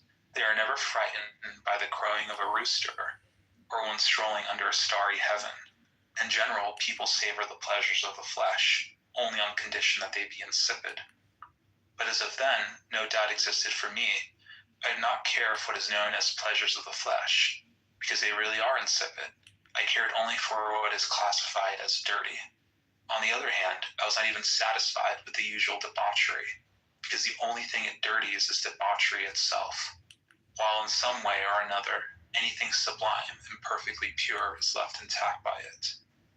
My kind of debauchery soils not only my body and my thoughts, but also anything I may conceive in its course. That is to say, the vast starry universe, which merely serves as a backdrop. That was pretty nice. It wasn't as bad as what you were making it out to be, Abby. I think you can finish with it in 2 nights, maybe.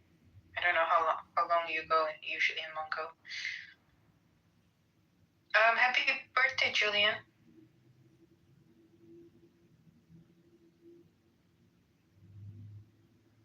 I missed your birthday room, sorry. Oh, here's another quote that's a little bit more disturbing from the book. As for the fact that Simon dared to piss on the corpse, whether in boredom or at worst in irritation, it mainly goes to prove how impossible it was for us to understand what was happening. And of course, it is no more understandable today than it was then. Simon, being truly incapable of conceiving death, such as one normally considers it, was frightened and furious, but in no way awestruck. Marcel belonged to us so deeply in our isolation that we could not see her as just another corpse. Nothing about her death could be measured by common standard, and the contradictory impulses overtaking us in this circumstance neutralized one another, leaving us blind, and, as it were, very remote from anything we touched. So now you want to examine in a world where gestures have no caring power, like voices in a space that is absolutely soundless. And the decision that was made at the council. Okay, so the decision that was made at the Jerusalem Council, they were sent by their churches, like Paul and Barnabas were sent as delegates from Antioch, right? And the decision that was binding was made at the council. They didn't go back. They didn't go back to the. Here, I called black people 1,000 times the N word. I called people chinks, beaners, niggers, kites. So when twinks experience twink death. It's literally the end of the world. It's like, all the time. I don't even consider that a slur. So it's like, yeah.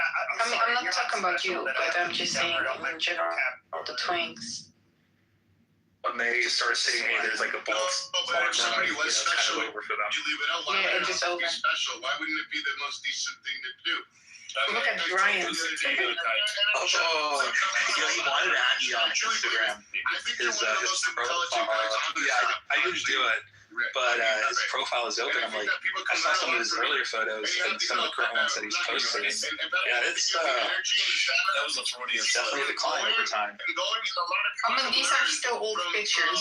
The intelligence that you have. So I think whenever you try to muddy the waters and dirty like your language, it doesn't add any justice to you. It doesn't give you any fucking goals.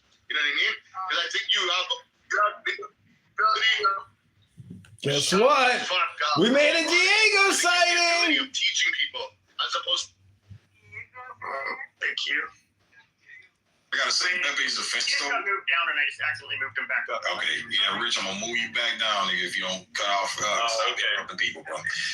But in Pepe's defense, BB, but you notice what happened. There was a lot of tensions when Pepe first opened up White America, but you notice towards the end, all the black people were in there smoking and joking, laughing with him, and they actually learned to respect him.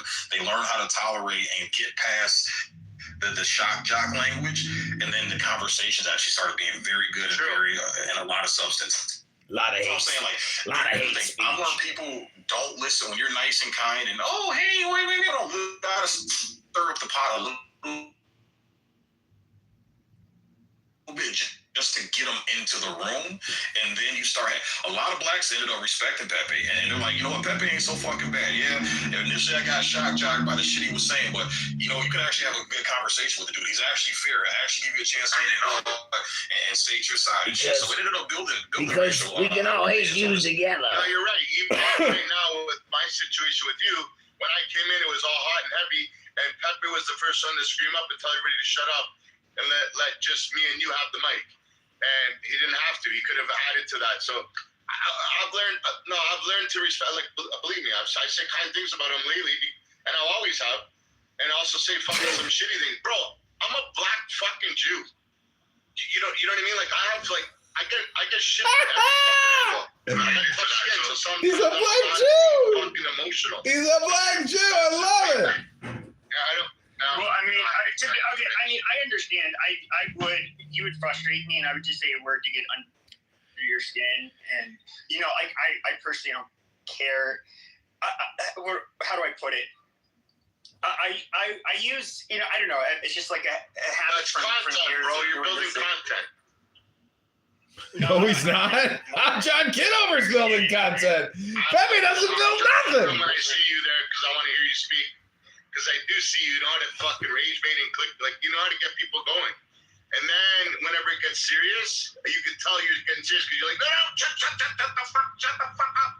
And then you go on a rampage and it makes a lot of sense. Because there's a lot of people that go on a fucking rant and it makes no sense. But you, it's like, I listen and I'm like, I can hear it. I can Abby, they deleted 5 of my other Clubhouse accounts yesterday. They took out 5 Clubhouse accounts yesterday. And though we it's Tona Boy!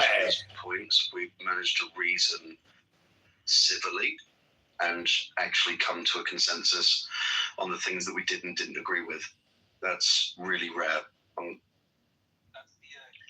I'm basically willing to put a monetary bet that when Pepe meets someone that he is absolutely in love with, there will be absolutely no wording like this that will be coming out of his mouth towards that person. I think some of it's defense mechanism. What if they do their 23andMe or something like that? I've always had a big mouth. That's always been, how do you put it? Since I was a little boy, something I've it's been my potty mouth. The same thing. You're like that little Johnny in the corner. Me, Johnny? Well, I was like, I how do I put it? I was actually really small at one point. So I'm 5'11" now, like average height, average everything. But I was the smallest kid in 8th grade, and there's me and this kid Ronnie. When we started freshman year, we're like the two smallest kids in the school. But yes, I was. This is like going to the observatory deck of a retard convention. Maybe that's did I say the R word? I meant an R word convention. But we're in the viewing gallery, ladies and gentlemen, looking down on these people, and we're just like amazed that they're spending all their time sitting here having this conversation. But what's the convo about, I don't know really? if you guys want to get off topic though. What do you guys think about what's going on with Trump today in Iran? So the latest thing I heard is. So when I started the room this morning, and then I had to go, I had a couple meetings to go to, but Trump said they are asking for a ceasefire, begging for one, and he's not giving them one. And then right now, I heard one of the defense or somebody in the IRGC said, "Hell no, we didn't even have a fucking conversation." I think the second part is probably more correct. They're going to give them a letter. The Iranian RGC is going to drop a letter in a few hours, they're saying, from their leader. But I'm waiting for it because I have some put options for next week. You think the market's going down next week, Takashi? On certain things. I think defense and oil is going and energy. Because if the past are lining up, they're going to be inclined to make some type of retaliation or attack. I am wondering what this is. The weird thing about him going live tonight at 9 is that normally you get like leaks of what he's going to talk about, but I haven't seen anything about that. Who, Trump's going live tonight at 9? Yeah.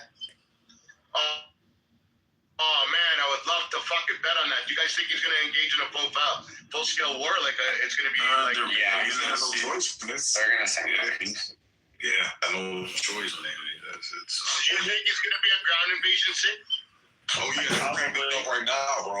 Like all the signs. So they're getting a bunch of troops ready right now. They're doing ground exercises. They're also they raised the enlistment age to 42. Yeah, there's a bunch of signs, bro. Yeah, it's the same shit as 2003. Exact same. They're waving a bunch of shit. Yeah, they're waving a bunch of sending out a bunch of waivers. That's exactly how it was when I got enlisted, bro. They're just waving everything to get as many bodies in. Well, was you sick? Like I started off 2.8 and then transitioned 2.25. You Marine? Yes, Super 5, brother. Started off do it die. Yeah, I started off 0311, transition 332, and then I returned. This is Steppy, a brain dead Marine. 6170. And I just transferred. He just wants to fit in with everybody. Okay. Just sign up. Brother, yeah, I was 6283, so EA6B Prowler, electronic warfare. And then my tour in Iraq in 07 did FOB security. Got pulled out to a security cadre and did FOB patrol and FOB security. Oh, EA6B is so cool. I have a model. Yeah, beautiful plane. I built it right near my house. The Grumman. So 6170. Nice to see you. So 6170 is a crew chief. Nice to see you. Super Stallion. So I went to that route after I did a 2-year recruitment contract, and when I go transition back into 3-4, I ended up talking to the XO, and he was like, "Hey, you want to requal and see if you want to go to Rotary?" I was like, "Fuck yeah, why not?" So my last 9 years active, I was 6170 crew chief on a Super Stallion. Nice, brother. Nice. That's the big boy, right? Yes, that's the superstar. That's a big hero, man. Yeah, that's the biggest one, right? So Diogenes, you kicked me down. You kicked me off your stage the other day. And that account has been deleted now. Apparently, you can't stand to be interrupted.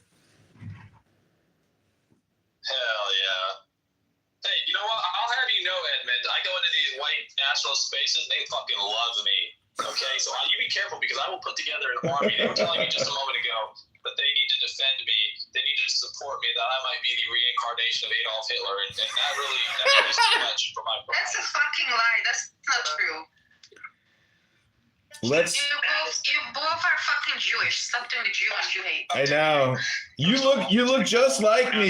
You know, you and I, we have the same Ashkenazic facial structure. What is it called when... Exactly, make that up. It's called craniology, or what's the name for a skull science? What's it called?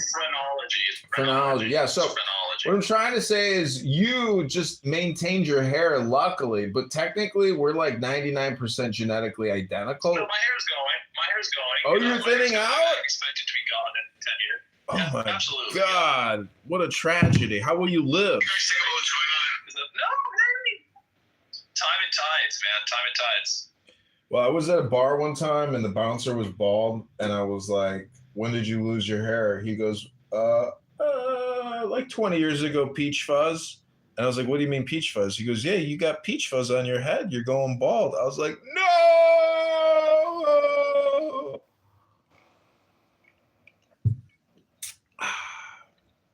So this is... Well, what were you guys streaming that room?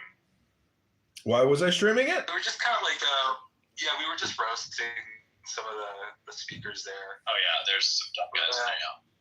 Yeah. Yeah. That's like the viewing gallery for an R-word convention.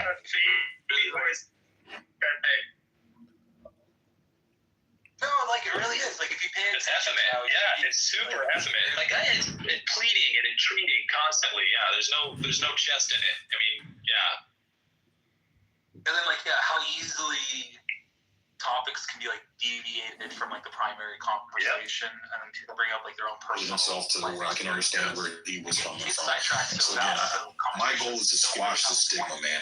It's criticism doesn't equal is an opportunity to talk about them. It's where the gefilte fish and the hot sauce meat with the pumpkin spice. Can you pause that for a second?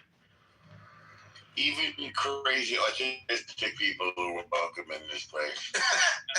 That's right.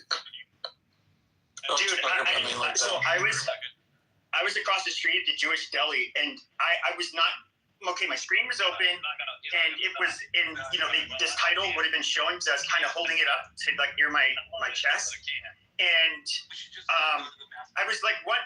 The lady behind me, I could hear the two talking, but I was kind of ignoring them. It looked like she was kind of looking over my shoulder, and I'm like, "Well, I'm not saying anything." So it couldn't be anything I said. But then when I stepped forward, I saw that this title was there, and I was like, oh shit! What? She's probably on the phone with Masada. So man, they probably didn't something on my nipples. It's a collection of people in the masculinity mansion today. What a phenomenal group of guys! Truly, I think we can make some changes in the world around us. So it looks like the partial government shutdown has ended. And it looked like that was your cue to say "shut up, nigger." Yo, Rich. Did you see that the TSA wants clear bags to go through check-in? Didn't see that. I don't know where you get a clear bag. Yeah, clear carry-ons. The lands that are too long. You buy new stuff. I don't disavow that decision. Never heard that one. I got a phone call, so I don't know. We were talking, and I don't know. Does anybody have any idea what Trump is going to be talking about tonight? Yeah, Iran. You think it's going to be? Well, we're having. Hopefully, he talks about Artemis. I mean, that's a big accomplishment today. It's hopefully going to take off at 6 p.m. thereabouts. I think he's going to announce blood sacrifice. It's going to redo. It's going to go around. Park Island blood sacrifice. Yeah, we're finally going around the bend. Yeah, finally. A couple of years late. Why should we go to the moon? My mother said if you have money, you can travel. Why should we go to the moon when we can make the Middle East look like a moon? So, number one, the government shutdown is ended, and number two, the Supreme Court justices are like, but they're not buying this ending of birthright citizenship.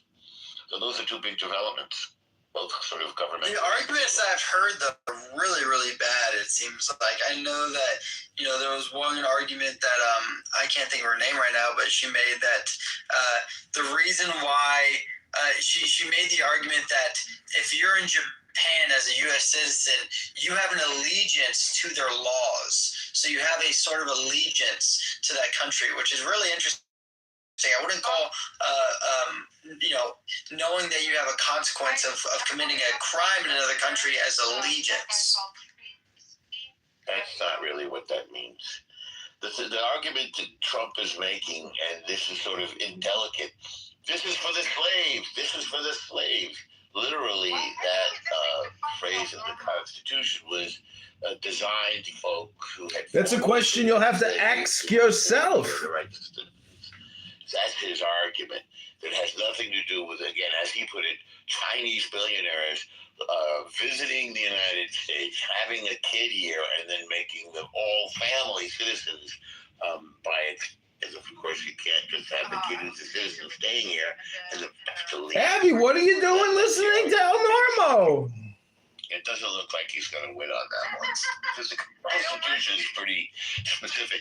In other words, he's arguing... Why are you listening to him if you don't want to? Just click leave. Not on the actual words, which are very clear. If you're born here... Hello?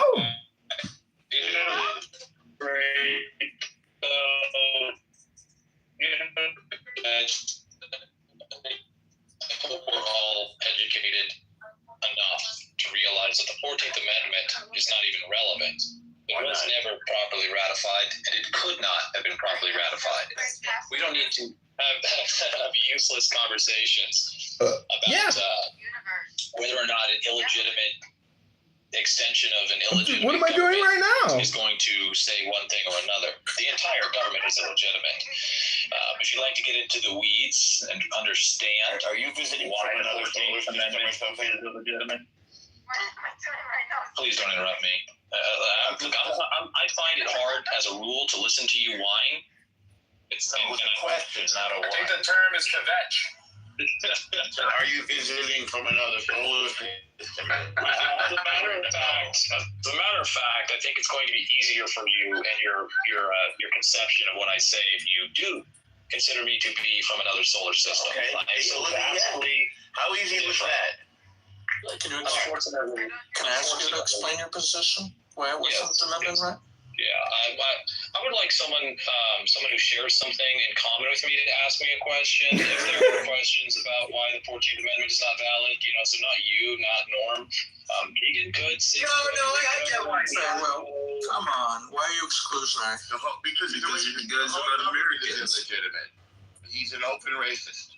I am an exclusionary rule. I am an open racist. Okay, well, I accept your racism, and what's wrong with that? There's nothing wrong with that. Yeah, I accept it. If you're willing to accept my racism, I'm willing to help you understand the 14th Amendment. Not that there's anything wrong. I understand the 14th Amendment. My question is, why wasn't it ratified? Correct. Thank you. From your perspective. Oh my God, Keegan, your pussy is as sore as your... So ultimately, you have what is called the Civil War. You may know it by some other name. What's relevant is that we understand the time frame of facts. You have 1861, the opening of hostility. The Union and the Confederate States of America. Ultimately, the Union, the law. Hello, Kevin. Hey, Al. Hello. This is the argument from Alpha Centauri. Yes, call it whatever you'd like to call it. So the basis for the legitimacy of the government.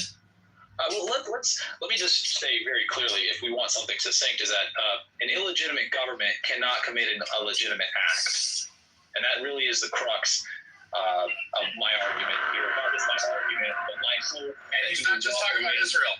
I'm not just talking about Israel. I'm talking about the United States at all times. He's talking about what was once his country. His argument is once you're a pickle, you can never be a cucumber again.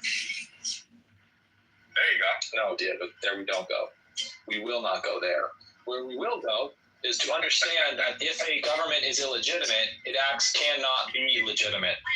And to understand that. So when I tell you that the 14th Amendment is illegitimate, understand it's because the government that sought to impose it was illegitimate. Not only that, that illegitimate government used a process that was not legitimate. So even if the government was legitimate, the process they claimed to utilize to legitimize the 14th Amendment. Abby, what are you doing here? This thing now normal. Tell you wanted to leave. And the jurists in his party claimed that the states did not secede and could not secede from the Union. Oh, you must be here listening to your lover boy, Diogenes. The states did ratify the Constitution. They became inseparably party to that contract. That contract to which they were a party specifically laid out the process for the ratification of amendments to the Constitution. After the conclusion of hostilities between the states, who's got an open mic? This is very disrespectful. I'll mute you. Who is it? Thank you. After was their religion?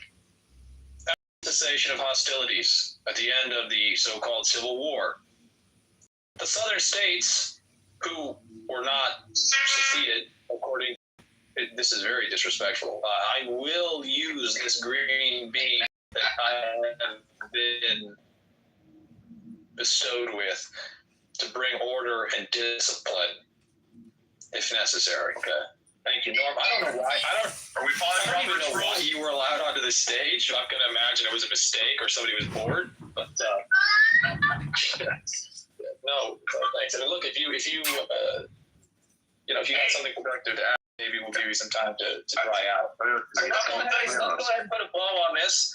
So, at the conclusion of hostilities, okay, the states were still required to send delegates and representatives to House of Representatives and to the Senate, and they refused to ratify the 13th, 14th, and 15th Amendments. And then the lawmakers said, well, it doesn't matter what you have to say because you lost the war. Look it up. I'm not making it up. The ratification process laid out in the Constitution, which is supposed to establish the legitimacy of the state, was not even pretended to be followed to amend the Constitution. So, not to mention that Colorado has a different copy of the 13th Amendment. I don't know if you've ever looked into that. I have looked into that, and I think that it's valid. I've looked into, I think there's several other areas, but I think what we could agree on, Diego, is that the wheels came off in 1861, and arguing about something that doesn't exist, that is the legitimacy of the government, is a completely fruitless endeavor. There's no point in spending time arguing about what an illegitimate apparatus will or will not do. You have to recognize that it is illegitimate. So whether it works in your favor or against your favor, it needs to be replaced. I don't know why I was given the green bean, but I do enjoy it. Somebody have a question? I was just looking this up as you were reading it. I understand now. So your issue is that the states revoked, they voted against it. The federal government reseated their governments in those states after Reconstruction, and those reseated governments in the states then approved the amendment, correct? And that's the illegitimate part, is that they were forced. No, the illegitimate part is that the Constitution, was fundamentally violated in 1861 when the northern states invaded the southern states. Slavery was legal in the North. Slavery remained legal in the North. They had just recognized and accepted West Virginia as a slaveholding state into the Union. They had acknowledged that it seceded from Virginia, and that it was a legal and appropriate process for them to do this. So, as a matter of fact, the entire government apparatus is illegitimate. We don't need to worry what SCOTUS has to say. They're an illegitimate appendage. Your friend is a sovereign citizen, Abby. On improving our condition, and we'll recognize one of the first things we need to do is explicate what is and is not proper. The language we can use was in the Declaration of Independence itself. It says, what does it say? A decent respect for the opinions of mankind compels us to declare the causes. Well, we ought to do that. We need to declare our causes. We need to draw in stone. We need to etch in stone our causes. So you're pro-slavery and anti-constitution, correct? Absolutely not. And see, this is why I want to make sure I understand. This is why I sent you. This is why I sent you to the gulag, my boy. Because I would like to ask a question, please. Nothing that I said in any way, shape, or form condone Norm is just a slavery as an institution. Norm is just a troll. Diogenes, rather than getting distracted by trolls. So let's take the the ultimate troll. The government has been operating without a legal mandate, that there is an ongoing fraud. How practicably do the people take that power back without mass bloodshed? Given the differences in given the differences in weaponry strategy and the organized state, comparing the American Civil War to. Yeah, thank you, Tuna. That's a great question, and it's a question that I'm sure all of us need to mull over. I can't pretend that I have the single definitive answer, but I will give you the best I can, and that is to tell you that ultimately we have to create a different system. We have to be able to articulate it. We have to say, this is right and this is wrong. The government is illegitimate, does not have a legal mandate, as you said. We have to be able to say that, and then to conceive of the actions of the government with that being true. You've got an open mind. When you do this, you shift your conception of this, and you don't waste time considering whether or not the Supreme Court is arguing this, that, or the other. Because you understand, well, the state doesn't have a legal right to do this. So this is a completely illegitimate act. And so then you're left in a void where you say, well, what is legitimate? And that's what we need to provide. That is how we will create the revolution, when we are able to articulate what is valid. A lot of what we believe, I think, a legitimate state looks like, is predicated on the rule of law. I find very little reason to believe that the law itself as a tool is not a great civilizational aid and should not be a basis for our union. I believe that the ideals of free association require that people be allowed to participate or secede as they see fit from a union. Tuna, I saw you come off the mic. Is there something maybe I'm not getting to the heart of your question? No, you are. It's just raising a sort of bigger question for me. It's the basis for a rebirth of America, in your viewpoint, is predicated on the idea of the fact that the Union had unilaterally and completely agree to certain states making laws that, and correct me if I've got this wrong, but the 14th Amendment was illegitimate, and it created this snowball effect of illegitimate governance. No. I want to be clear. The illegitimacy. So again, I hope that you will. You sound like you're acting in good faith. I take that so far. I think that you are. I don't know if we've spoken before, but let's be clear that we can point to any period in history. At any point in the history of the United States of America, we can even point to the late 1770s, the Confederation, right? Prior to the Constitution, we had the Articles of Confederation, and we can, along that timeline, point to various things that we might argue were or were not in keeping with the law. Like the ratification of the Constitution, which was done through a convention as illegitimate. The Constitution itself was fruit of a poisonous tree, in that the delegates who were sent to the convention were never given the authority to discard the Articles of Confederation and to redraw a constitution. But my point is not let perfect be the enemy of the good. It's that At every step in our agency and existence, we have the ability to use tools like writing, like the law, to ensure that violence is not what governs us, that the whims of the powerful and the wealthy are not what governs us, and that we can have a system that is more natural and that respects the right of individuals before a law derived from a higher power and a higher purpose than greed and mammonism and the capacity to hurt other people. Did you it's say not a libertarian law or Allah? You can hear whatever you'd like. So I don't think it's fruitful to go back and try to poke holes.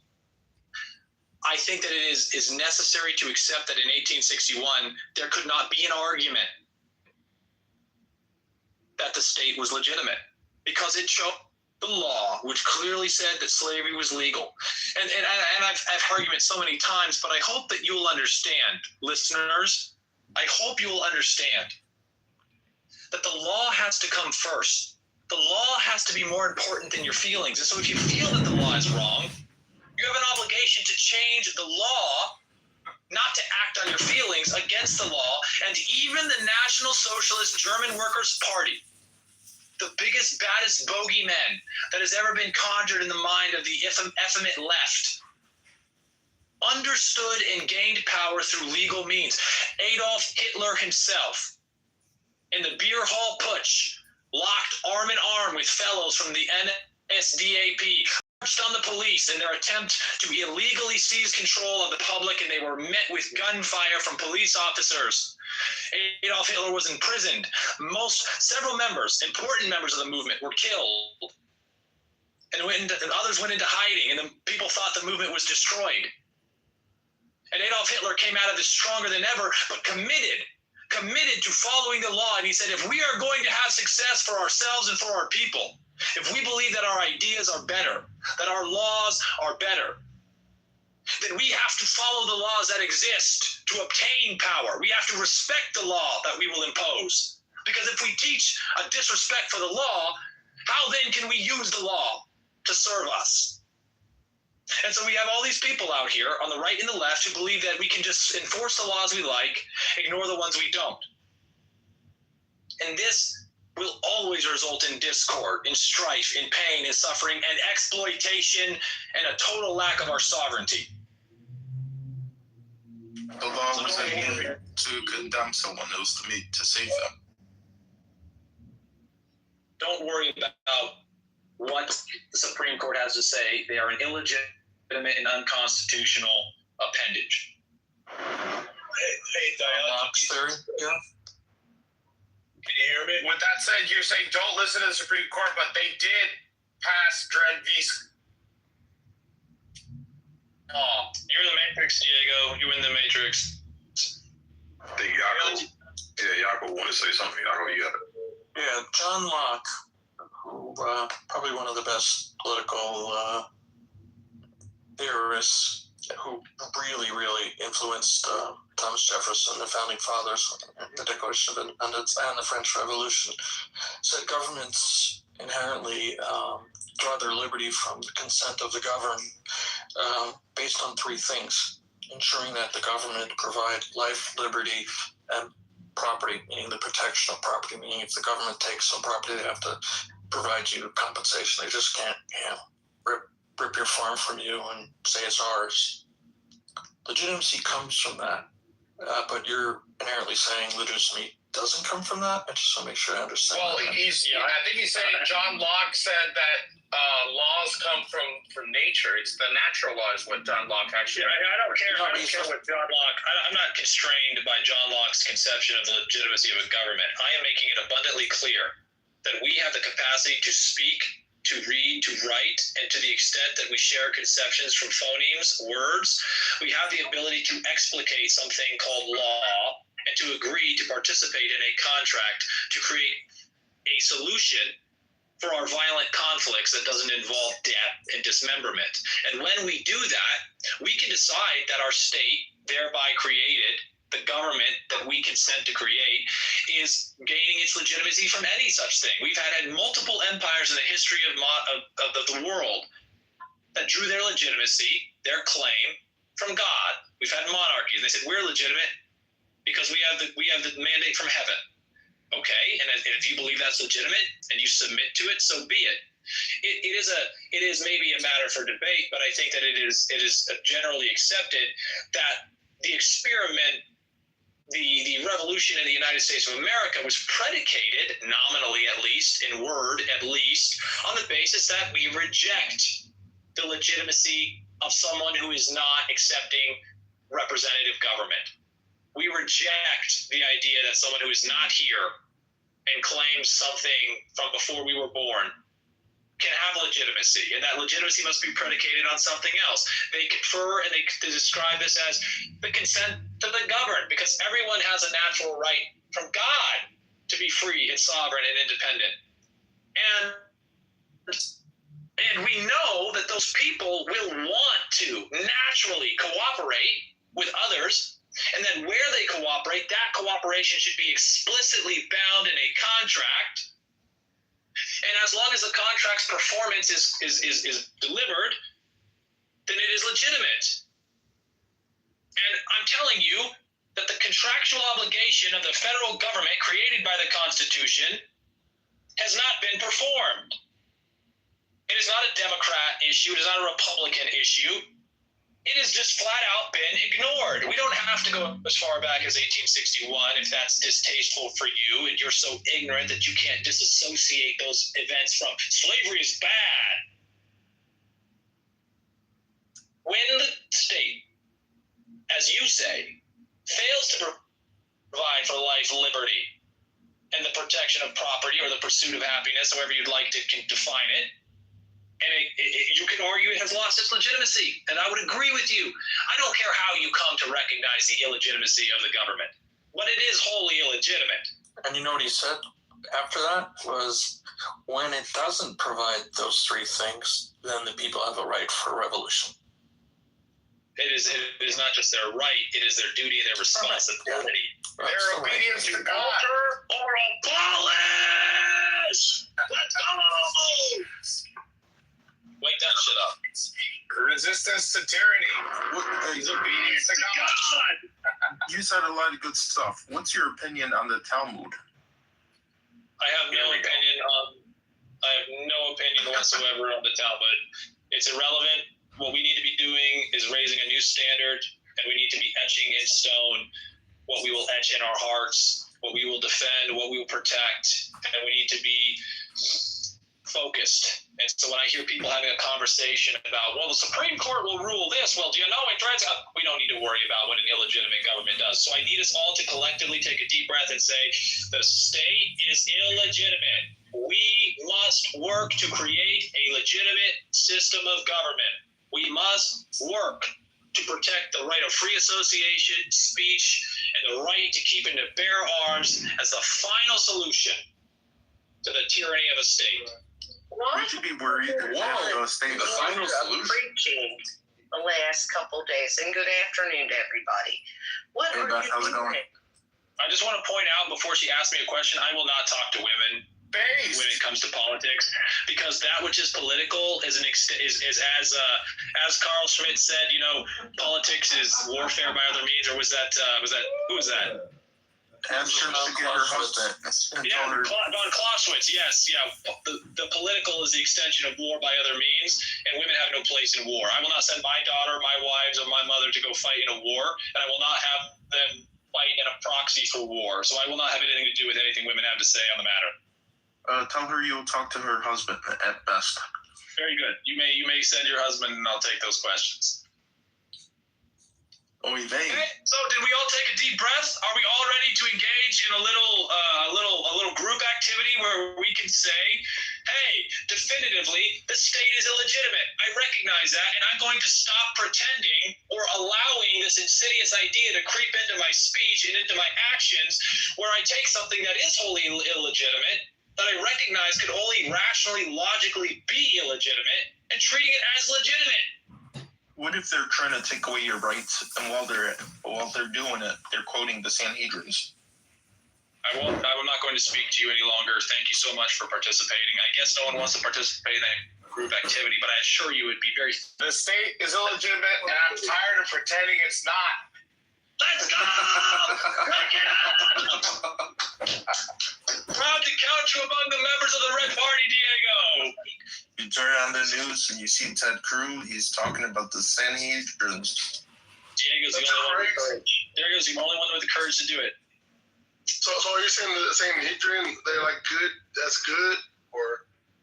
Let me help you with the understanding of Sanhedrin here. There we go. Now you'll have all the knowledge you need about the Sanhedrin. Yeah. See that silence? So I already know about it. Everything you need to know, my boy. You switched up sides. You got some power switched up. Are you like an Israeli type of person? Are you talking to me? Are you talking to me? No, I'm not like an Israeli type of person. You must I am the persecutor of the Jews. You don't allow any questions, do you? The immunity is there. But when you allow questions, I just want to see. I just want to ask questions about stuff because I don't know which side to take. The United States or the Israelis. So I don't know which one to take. Both of them actually denied. Those are the same side. I'm not really understanding why you see them as sides. They're not on opposite sides. They're on the same side. They're all working in the interest of transnational capital. Let me give you an example of this, okay? In World War II, a necessary precursor to the creation of the Israeli state. My bad. I didn't mean the United States as far as Trump being sucked into the Israel thing. I meant the people who are trying to divide from the Israel thing. So when I say United States, I mean that side of the United States, the people that are trying to disassociate from Israel and Israel, and there's a part of the United States that are in a sense slaves to the Israel basically. That's right, my brother. Why did he get back up on stage? I'm not Supermod, I'm not God, but I want to understand your question, Young. I'm not really quite clear on what you're trying to ask. Let me give you a little example, though, that I think will be informative. At least, Diego, you might appreciate this. Do a little research and you'll find out that while English boys between the ages of 17 and 25 were fighting and dying at the hands of German soldiers, a bank vault in London held thousands of pounds of German gold for the Germans. Now, do you see the problem with that? The Germans are killing the Englishmen, but the English banks are holding and protecting the gold for the Germans who are killing them. This is transnational capital at work. That is the enemy that I seek to dispossess and destroy in the vein of the great Andrew Jackson, Old Hickory, apocryphally saying, "You are a den of vipers and thieves, and by the eternal God, I will rout you out." Oy vey, who's running those banks? Sorry, just say it. Just say it. How do I shut him up for good? How do I put him in the oven? Is there an oven? Is there an oven? He's got the oven? He's got a point, right? Why does the British royal family have a mohel? I mean, he has a point. Well, here's the thing: if you go back to the First World Wars, Chase was a man behind what Diogenes is talking about, and Chase is not a Jew. Okay, so this really has to do with greedy fucking bankers looking to capitalize on both sides and not really being loyal to any side, but enriching themselves and fattening their fucking pockets. Well said, Sig. Wake that up and make sure that everyone fucking hears it, because this is so fucking counterproductive for you to get hung up on this idea. Oh, it's the Jews. It's the Jews. They love it. They don't exist unless you recognize them. And so they constantly fucking interrupt and try to make it about them because they are pathetic, servile little fuck sticks who have never been able to successfully establish a nation. They are parasites. Cut them out. You are being actively betrayed by rich fucking white men, rich fucking black men, by rich fucking yellow men. It doesn't matter. The only constant thread is their ability to manipulate your conception of value and exploit you. To get you to send your blood to die while they enrich themselves thereby. That is the rule, and that is transnational capital. I agree. I'm going to say something too also very quick, and I'm going to give it back. I'm going to say this very quick. In the Bible, it talks about the kings and God saying, hey, don't give yourself to these kings. You're going to be selling your sons off, and they're going to have to go to war, and they'll run in front of the chariots. And the kings will have this, they'll do all these things to you. And it's crazy you just got to mention that. And so our whole world is full of this manipulation. Yeah, so that's a good point, man. And that's why I said no king's name. That's a good ass point. That there also. But yeah. Did somebody say adrenochrome? Are you in the reserves, Diogenes? No, I'm not. The only way that they can possibly get me back, Diego, is if they have a draft. I've already served all my time. My active time and my individual ready reserve time has already been served in full. All right. Yeah, so I'm not. I got a friend who just got out, and I asked him, I was like, are you good? He's like, yeah, unless they draft, I'm good. I already did. My IR time was good, too. I was like, all right. I was worried about you because he was actually stationed. He was stationed with the 33rd MU. He just got out, like, literally a month before the deployment, so. I mean, we might have our political disagreements amongst Americans, but I'm praying for all Americans that do, if they end up getting deployed or drafted, because this is a bad one. Yeah, it is definitely a bad one. It is. Look, the state is illegitimate, and if we can get them to wake up to that, we need to create a space for them to object to their participation here. Nav, I want you to come up here and take your licks, Nav, for being a fucking Trump glazier while he's doing everything I told you he would do. You told me I was wrong. You told me, oh God, Diogenes, he's America first. He cares about America. And I was like, Trump is not going to convict anyone of anything. He's not going to convict anyone. I said this very clearly to you. I said he is not going to convict anyone for this so-called stolen election. He is not going to convict anyone related to Clinton. He's not going to convict anyone for employing illegal aliens, and he is never going to engage in mass deportation. And here we are. You fucking voted for him because you know what the truth is? You're looking out for yourself and the military-industrial complex. That's the fucking truth of it. And I hate it, but here we are. And that's to burn. Yep, and look at, you know what, it's great that Brad jumped into the room because Brad and I have had a disagreement on the basis that I was willing to criticize the blind participation in the United States military, and most importantly, the approbation and acclaim we unquestioningly are called to visit on them for their continual support for an illegitimate state.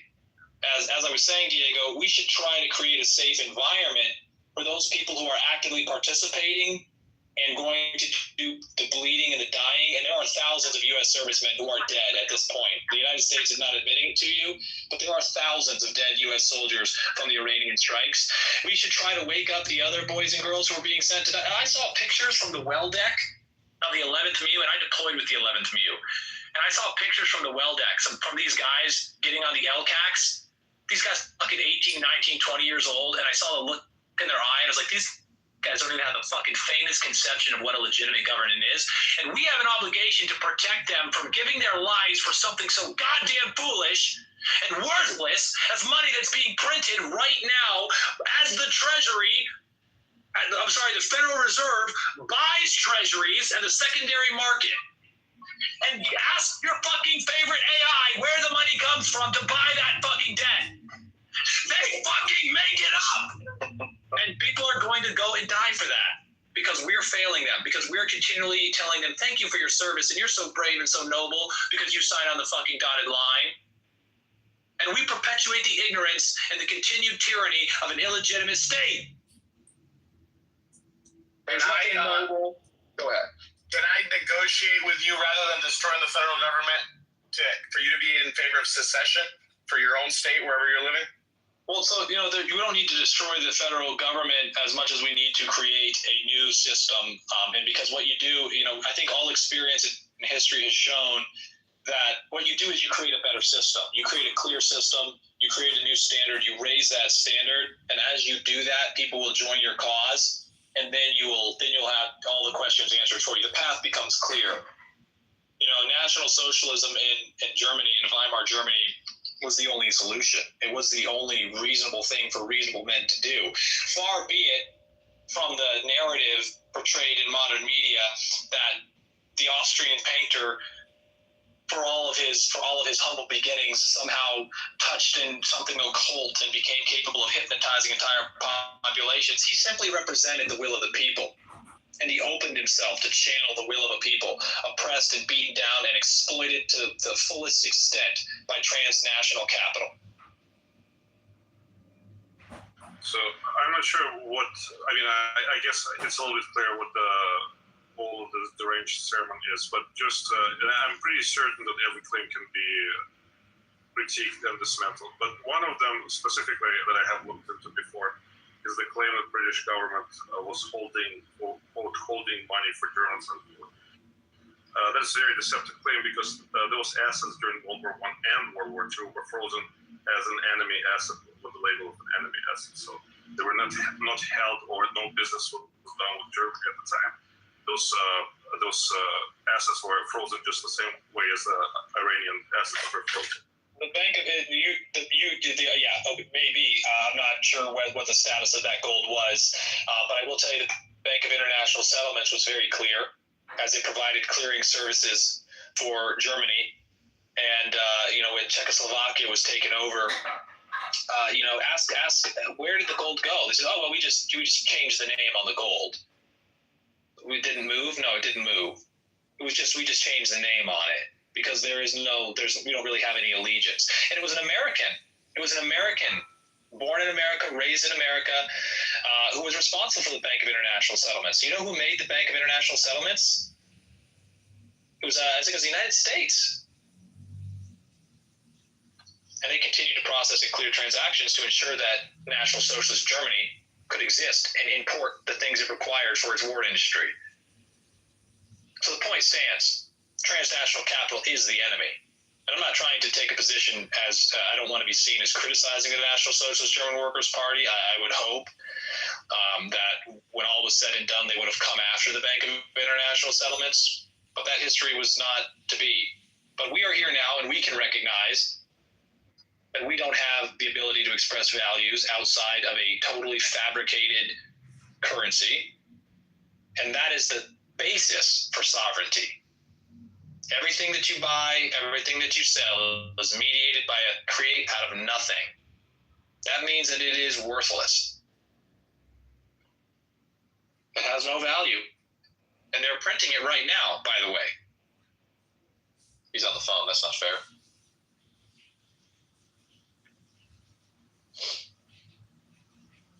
That's why you're seeing all the banks buying up all this gold, man, because they know where the value's at. It ain't in this fucking fiat currency, this bullshit dream they've been selling. Yeah, and I ask people who consider themselves informed about the financial system what the reserve requirements are for banks right now. Prior to COVID, I used to constantly point out that there was a fraudulent monetary system. On the basis that the fractional reserve was like 10%. You only had to keep 10% reserves. But in March of 2019, something very strange happened. Something that I thought would make it clear that our entire financial system is as illegitimate as our government. And that was the banks had all of their reserve requirements reduced to zero, meaning by law, no bank was required to have any reserves of any kind. Even remotely true. You're just That's 100% true, dude. Bonds. It's not. Brad, you're fucking retarded. $1 million in 6 8. Bonds. Okay, so Go ahead and look it up, Brad. Do this. Okay, Brad. It was March 2021, and that means they're.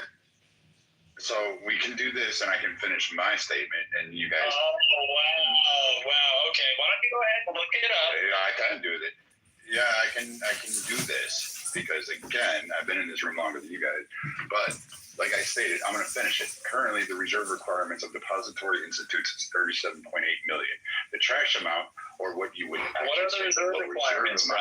What are the reserve requirements? $645.8 million. What are the reserve requirements? Okay. I need give him a chance to rebut, bro. Give him a chance to rebut. All right, let's be fair. we can have a discussion because there's people who want to learn and want to hear both sides. So let Brad rebut and be fair. All right. And I'll do that. Yeah, I actually shut your nigger mouth. Yeah.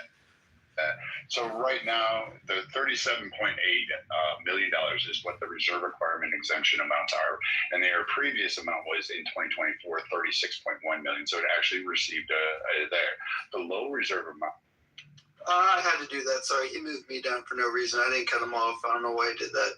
That was a bad move by me, but you can't do that. I mean, come on, you can't. Yeah. Here's the thing. Like, okay, I agree. Let's not cut everyone off. I didn't even interrupt. Doesn't deserve him up. But listen. I want to point out he's lying. Hold on. Let me get order back in the room real quick. Hold on. I don't even know what referencing. Hold on, Diego. Just give me 2 seconds to get order back in the room. All right, so here's the deal. All right. Again, we're discussing ideas, gentlemen. Give someone some room to breathe and rebut. All right, and yeah, Brad, don't drop people down who haven't, broken the rules or been just. So actually, I dropped them down because they started modding Rico and absolutely. You didn't mod anyone. How'd you know that? How'd you know that I did? Because I can tell. Okay, so why don't you move everybody out of the mod? And then you would be the only mod. I can do this because I can see the news on the top. I can see who did it. You did wait. Yeah, so here's the deal. Okay, hold on real quick. Let me. Okay, I can move it down. It just didn't matter though. These two twits were like modding absolutely everybody to have their little KKK crew come in and be like the overwhelming force. I thought they would do it. And here's the thing. See it, you can watch it. Here's the thing, guys. We gotta be fucking. And I'm looking now. All right, yeah, I'm looking at it. Okay, so here's the deal. In my room, I'm the only one that's going to mod people, all right? And I should be able to trust you gentlemen to be mature, be able to agree to disagree, but don't mod anybody else unless I'm the one that's giving the mod. But look, guys, let's have the conversation because I'm listening to both sides and I want to learn too. I want to hear both sides. Let me let me turn hand raising off so I can get Diogenes back up here. Yo, who just fucking kicked Brad back? I had to. I had my leg back. I had to get my leg Brad's a faggot, Sig. I don't know why you respect him. All right, I moved you down, Keegan. Nobody's going to Keegan, Diogenes. The last thing you want is crazy. To make me a fucking grown ass man. All right, so not needed. Hand raising. Everybody come up. Hand raising's off. Come on up. It'll be, I guess, me and Pepe because we got a bunch of fucking vaginal tampons. This is crazy, bro. This is crazy. Trying to hear this shit. All right. This is crazy, bro. What's up, Sig? What's going on? What's going on, bro? All right, come back up. Diogenes, come back up, man. What's going on, man? Why's everybody on their fucking I want to be clear, Sig, because we'll have conversations after this. Brad got on his stage, interrupted me, and then I let him talk. Diego said something, and he kicked Diego down. He advertised it. He said, this is down. When he did that, I brought Diego back up and tried to mod him to prevent him from being. All right, stop crying about it. On, bitches. Okay. All right. Yeah, that makes sense, Diogenes. Yeah. Okay. All right. Well. All right. Let's keep the conversation going, Jens, because I'm learning to lie here. Yeah. Here's the point. What Brad tried to do is lie by bringing up something that's completely ancillary to the fact that I stated, which is objectively true. There is a zero reserve requirement since March 2000. I was wrong in the year 2020. I thought it was 2019. 2020. There is no reserve requirement, which means that the money is completely fake. You can argue, they said that these reserves exist, but there's no reserve requirement whatsoever. You would have to audit every financial institution right now to verify what they did have and what they did not have on their balance sheets. And guess what? They would legally have to have value on their balance sheet. That's a fact. Well, and they didn't have it before. I mean, you're just talking about physical dollars, but those dollars they are instruments of debt. So he didn't have any value to begin with. Well, yes, right, but I'm trying to give them the benefit of the doubt here. I mean, it's one thing to try and point out to those who are intellectually challenged that money, that the primary transnational capitalist tool to deprive nations of their sovereignty, of their blood, and of their soil is interest to debt. It's another, or to simply point out that how can you claim that your value expression is legitimate in any way, shape, or form when there's zero reserve requirements actively printing money? It's actively doing that. It's right now, as a matter of fact. Remember what I said? Basically, what they're trying to claim, I kind of believe what you're saying, though. What they're trying to claim, though, is that it's short-term T-bills, and it's only to get liquidity control and not for economic stimulus. Right. But three. You got to understand. Yeah. They're always, your mic is a little low. I think I heard most of what you're saying. You got to understand. They're always going to have a practical excuse that depends on them being smarter than you are to justify what they're doing. And what you really need to look at is what is the actual legitimacy of their action. Fundamentally, legitimacy is obtained by productivity. Is what you're doing productive, and do other people agree to participate, especially when it comes to an economic model? The entire economic model in the United States is predicated on deception and your inability to conceive of the fact that the money comes from nowhere, is not tied to anything. To Chicago. The idea, if you are to take them seriously to some extent, not to fullest extent, you maintain some healthy skepticism. You're not fully well, but you've got some healthy skepticism. They make an argument about gross domestic product. But gross domestic product is not measuring any real productivity. It includes money that is simply changing hands regardless of whether or not a good or service has entered the economy. And as I said, and you can verify this for yourself, the Federal Reserve is creating money from nothing. It is literally getting on a keyboard and telling the secondary market, give us treasuries and we will credit your account. The money, has there been an increase in the productivity in the United States? No, in fact, there's been a decrease. And not only has there been a decrease in the productivity in the United States, but globally, a world that has, up to this point, and it can be argued still, depends on U.S. dollars as the primary clearing tool, is gridlocked with the closure of the Strait of Hormuz. And they're printing more money. You can't deny that productivity globally is declining rapidly with the closure of the strait. Yet we're printing more money. Clearly, money is not connected to real goods and services. And if money is not connected to real goods and services, I challenge you to show me a legitimate basis.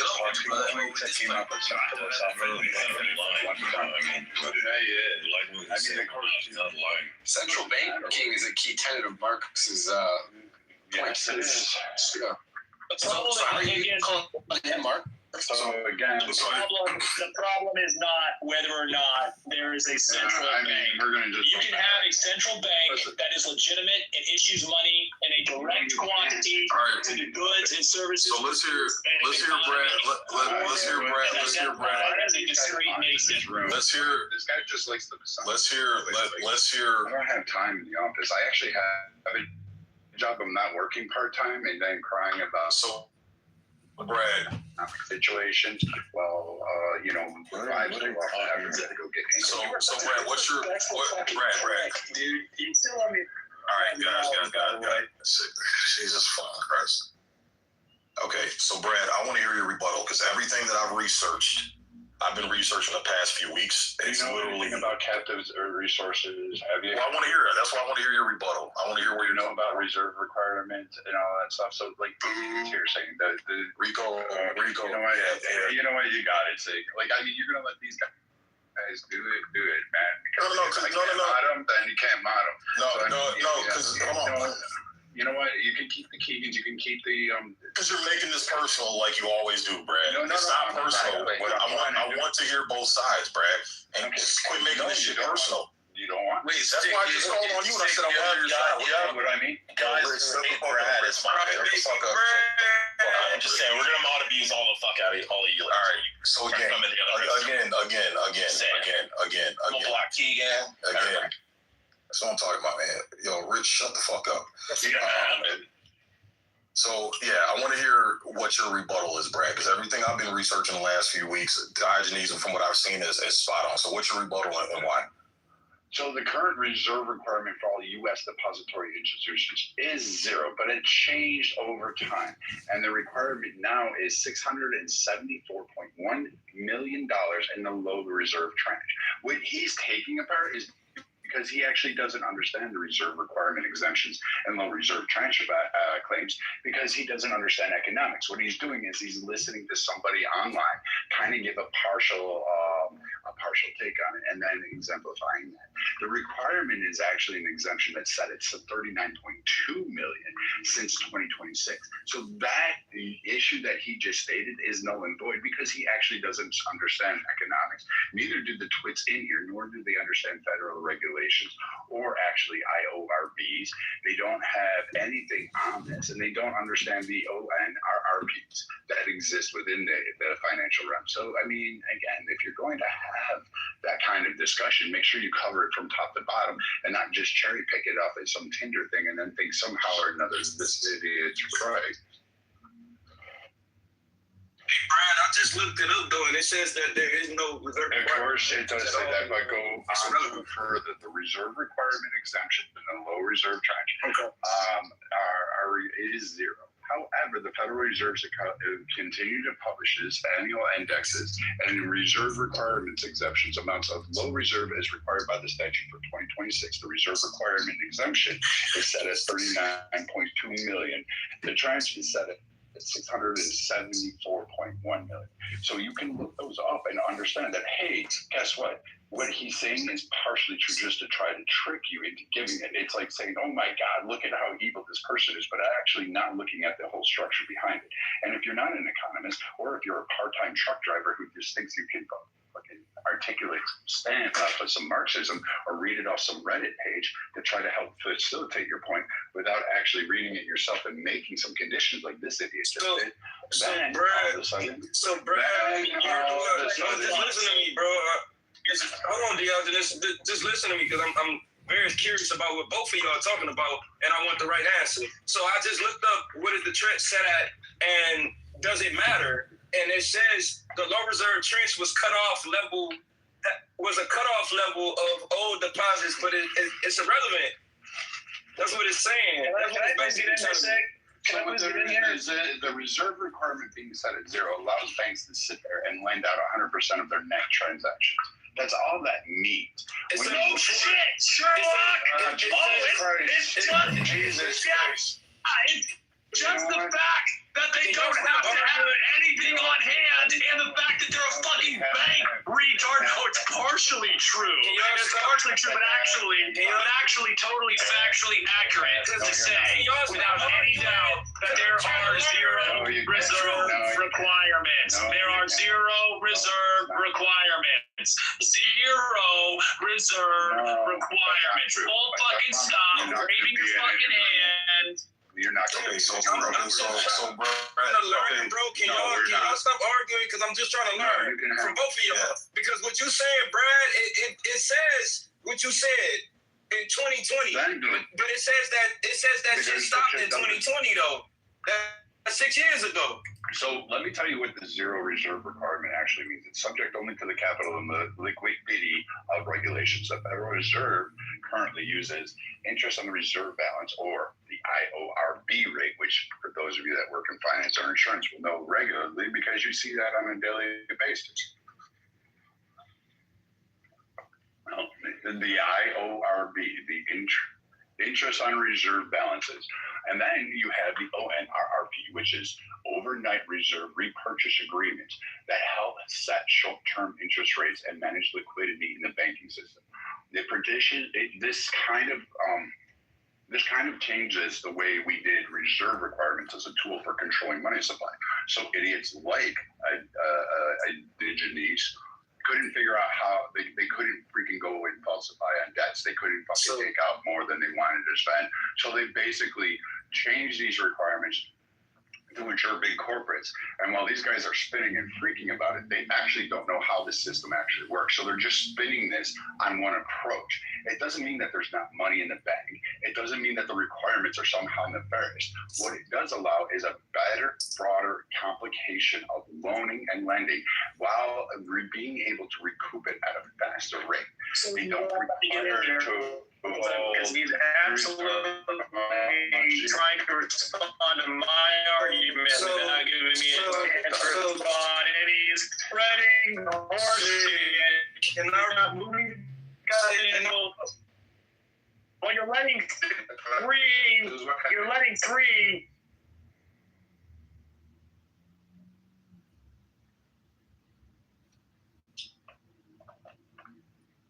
Right, give him room to fucking rebut and breathe. When he's done, then respond to the points. I'm taking notes down right now, so you can do the same. You can take notes down and respond to his points. Go ahead, Brad. You got. He doesn't want you to get convinced of the truth because he spent all this time. Hey, Sid. Hey, Brad's got the mic. Brad's got the mic. I'm not trying to take Brad's mic. I'm trying to let you know. Can I read what they say it is, and then they can think about what the fact is instead of listening to two opinions, bro. I'm gonna let you. Okay, give Brad room to breathe, and then you can ask his question since it's just the back and forth. Do not have infinite time. Hold on, stop, man, stop, yo. Hey, hold on. Yo, quit fucking disrespecting me, bro.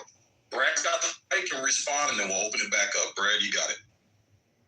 So again, look at the actual requirements. These people that are coming on here screaming about like this guy, he doesn't actually understand the policy of it.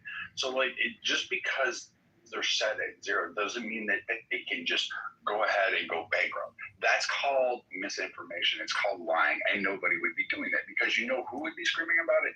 The Mandamis of the world, the AOCs. They'd be screaming about this all the way to the bank.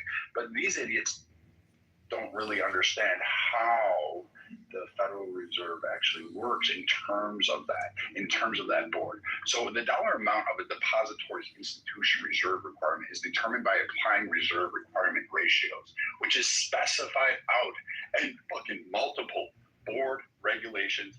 Like I think there's a whole, like it's 10,000 fucking pages long. These are outlined all the way to its reserve liabilities. So the Federal Reserve Act authorizes the board to impose new reserve requirements on transactions amount and non-personal time deposits. So if you have this actually going on in the insurance and finance field, again, I ask you, why not listen to people who work in those fields on a daily basis rather than listen to some guy who's driving a truck and then sits there and gets a TikTok information or goes on to like fucking George Jones podcast and figures out, oh, I'm just going to regurgitate some dumb shit.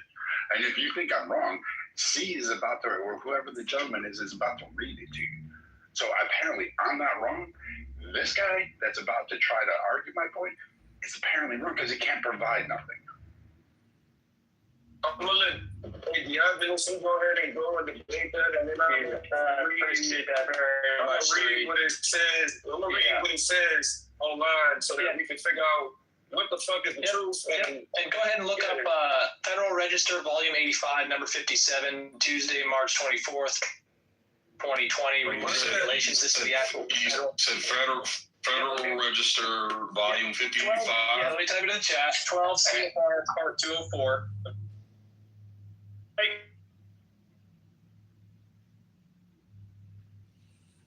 I want to specifically address the IO. Yes, Diego. Yes, and I want you to have the opportunity to do that, Diego. I want you guys to be able to pick apart the horse shit that he just tried to hand wave to convince people. Like you see how his argument went from Diogenes is lying to, well, Diogenes is partially right to, well, Diogenes is right about that, but he doesn't understand how that's not relevant. You can go read. Shut the fuck up, you stupid, insignificant little cocksucker. Shut the fuck up. Now we're disrespecting you, Brad. Okay, so we're going to let Diogenes respond. We heard Brad, we heard your side. Diogenes, go ahead if you want. I got a few more interruptions. We'll let Diego go. Brad, Brad, look, I'm asking you nicely, brother. And I hate the fact that I got okay, but hold on. You started moving. Brad, stop. Wait, you hold me. I'm asking you, brother, just put the personal shit aside so we can hear both sides. No, I don't have a different standards, Brad, because I go through this shit with you all the time when I'm like, you always bring this personal shit. I ask you, man, in this space, drop the personal shit and let's stick to the topic. That's all I'm asking, bro. I should do it. I will not talk about how, certain wives go to Africa.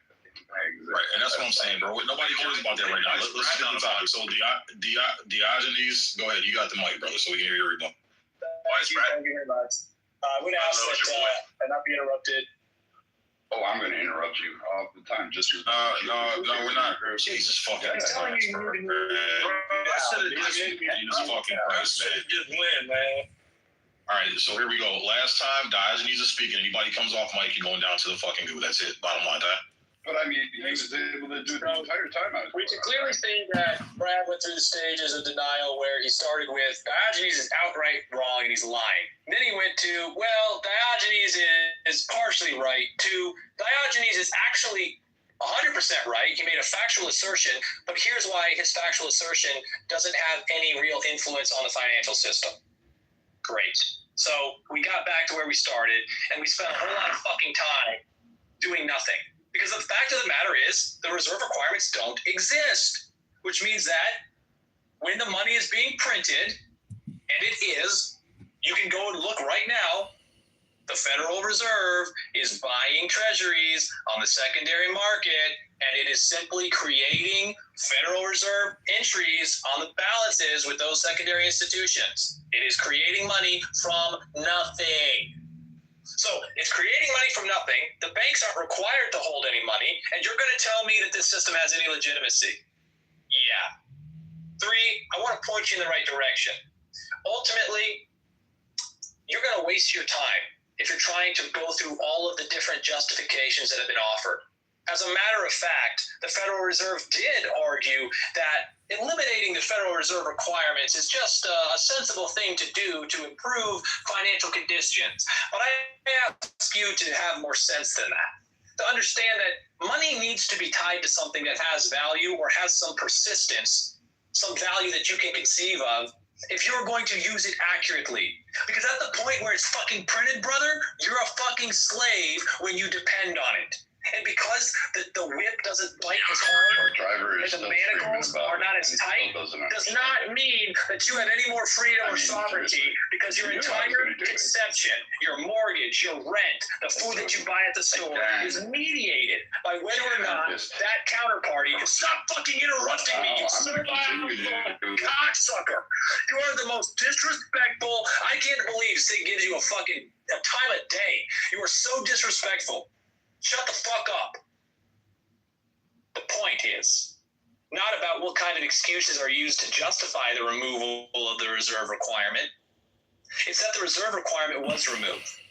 And it was removed because, in essence, they needed to ensure that they could continue to keep the Ponzi scheme going. They needed to continue to manipulate the public's perception of the value expressed in US dollars. And I want us to all collectively recognize that the economy is as illegitimate as the state. That's it. And if you guys want to look into that, you want to research that, cool, do it. But understand that they are not smarter than you. These people who spend all day figuring out how to justify their fraud and exploitation are not smarter than you. They wear suits and they dress up and they are well groomed in the hopes that this will convey a sense of betterness. But they're not. It's the age-old fraud. They're literally just making money that you have to work for. And they tell you, oh, we're making it because we need to make sure there's adequate liquidity. It's like, okay, well then give that liquidity to me, bitch. Because if you understand, and this is an irrefutable fact, that if you have a fixed amount of currency representing a certain quantity of goods and services in an economy, and while holding the goods and services in the economy equal, you increase the currency competing for the same quantity, you have just created inflation. You have just devalued the purchasing power for everyone else who holds that currency. And so the appropriate course of action is to only increase the currency in an amount directly equivalent to the productivity, the goods and services that have entered the economy to avoid deflation. Okay, acceptable. And if you are going to increase the currency, you're going to increase the amount of currency in that big system, then you should do it justly and fairly before the law, wherefore our men are equal, and ensure that in direct proportion to the purchasing power lost, you remunerate the individuals who own that currency. Don't accept excuses for why we can't do this when you are required to file a tax return every year to tell the federal government exactly where you are, exactly how much money you made, exactly how much purchasing power you have. They know this about you as a matter of federal law, and they refuse to ensure that your purchasing power is protected when they print the money, and they hand it to the banks that have no reserve requirement to keep So it. I got a question for you, Diogenes, based on your submission. Because one thing I've seen that constantly came up as a rebuttal is that this might be a 40 chess move to devalue our dollar to bring manufacturing back into the United States the same way China has done over the past 6 decades or so. What do you have? Yeah, what I have to say, Sig, is that ultimately you can get in bed with the devil because you think he's going to make you rich, or you can get into bed with the devil because you think he's going to make you young, or you can get in bed with the devil because you're just a faggot. But at the end of the day, you got in bed with the devil. No 4D chess moves add legitimacy to an illegitimate act that does not represent the will of the people and only serves to enslave them to interest on debt. Diogenes and Sig, if I may, I want to educate Sig on a couple of very important things about American law. Number one is just I want to say from the outset so you know where I'm going with this. The reason that they're doing all of this is to bring about a controlled by a central bank of the United States. They're trying to create the third central bank of the United States. But, okay, the law is very clear. Constitution, the first article, the first set of laws of the Constitution clearly state what a dollar is, who has the power to set the standards and weights and measures, and more importantly, the Federal Reserve creates these instruments of debt, which are not by any statute money, okay? 12 U.S.C. 411, they are instruments redeemable in lawful money, and they are illegitimate or they are void ab initio because there is no appropriation made by Congress for these instruments, which is a requirement, Article 1, Section 9. Okay? So they're completely void, man. It's a complete Ponzi scheme designed to bring about total control on the U.S. population. It's not about making money for U.S. industries or anything. It's about basically laundering. So, Diego, how do we, as the people, what do we do about it? What's the solution? How do we fight against it? Well, some people do Plan B. Are you familiar with Plan B? No? What's Plan B? Plan B is it's a thing called Bitcoin. That's one option. Some people do gold and silver. That's kind of like the Plan A. That's the old school plan. But isn't Bitcoin the digital currency you just talked about as far as the method of? It's not. No, Bitcoin is a private protocol, maintained by voluntary participants, and it's not controlled by a sovereign. Okay.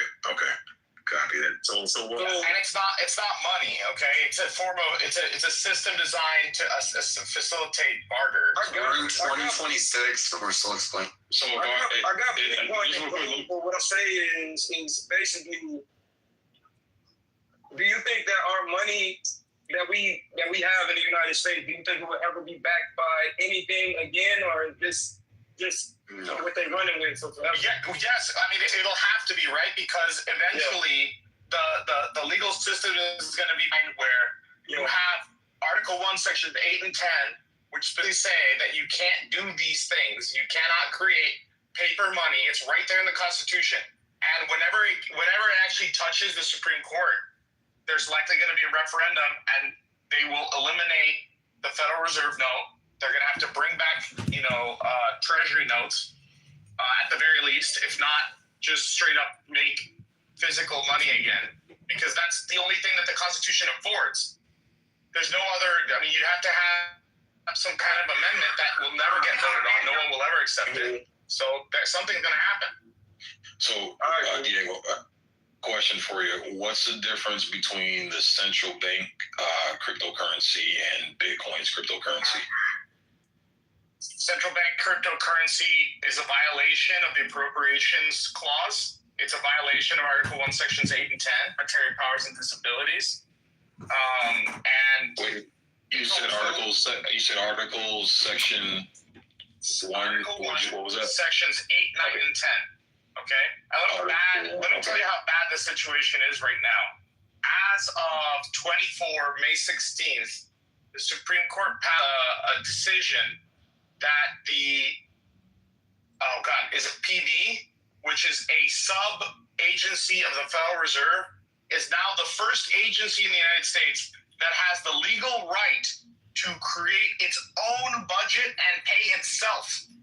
Meaning it can, like what Diogenes was talking about, where it can create money out of thin air, but now it can actually fund itself. So again, violation of section 9 of Article 1, because there's no appropriation. It just decides what its own budget is and then pays itself with Federal Reserve notes. What's that shit you were saying about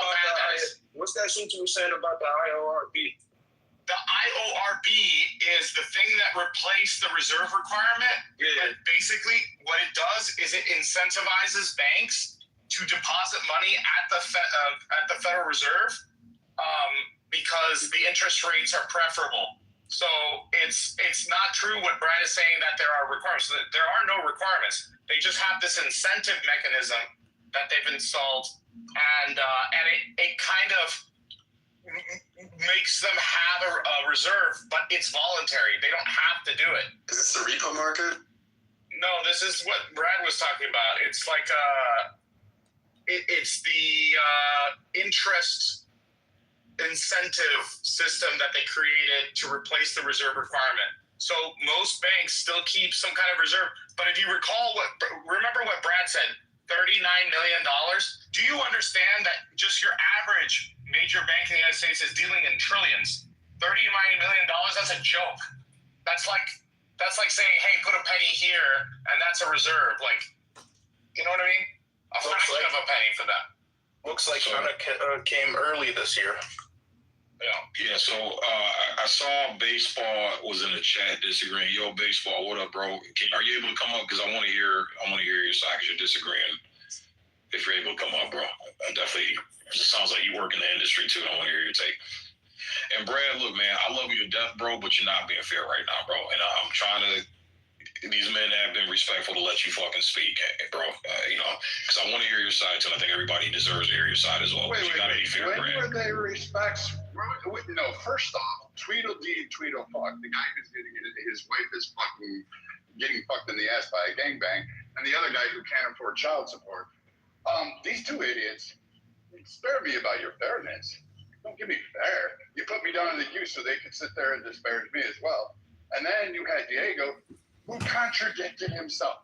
It's literally a Bitcoin Ponzi scheme. That's all it is. And then he says, there's no reserve requirements, but it's incentivized. But there are reserve requirements.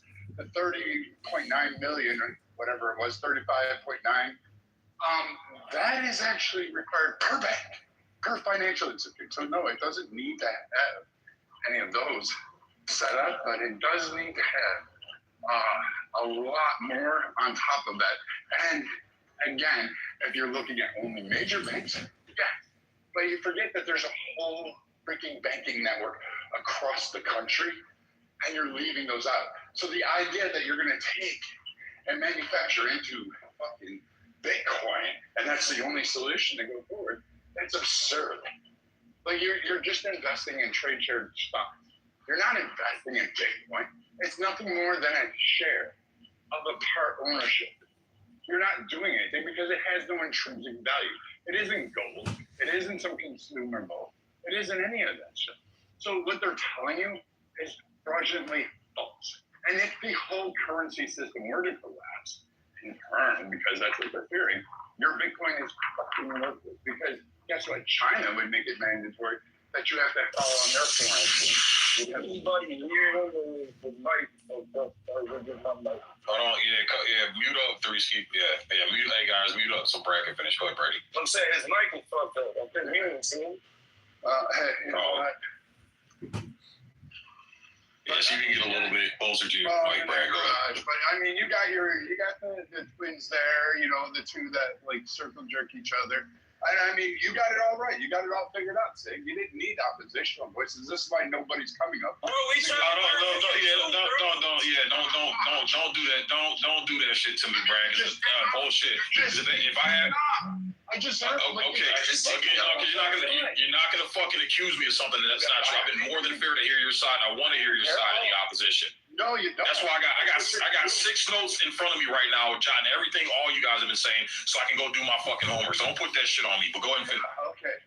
Yeah, you got it, dude. You got your answers. Like, listen to these twat waffles who fucking have been in Clubhouse for 5 years. Tell me what any of them do that actually provides some significant income and how expensive their lifestyles are.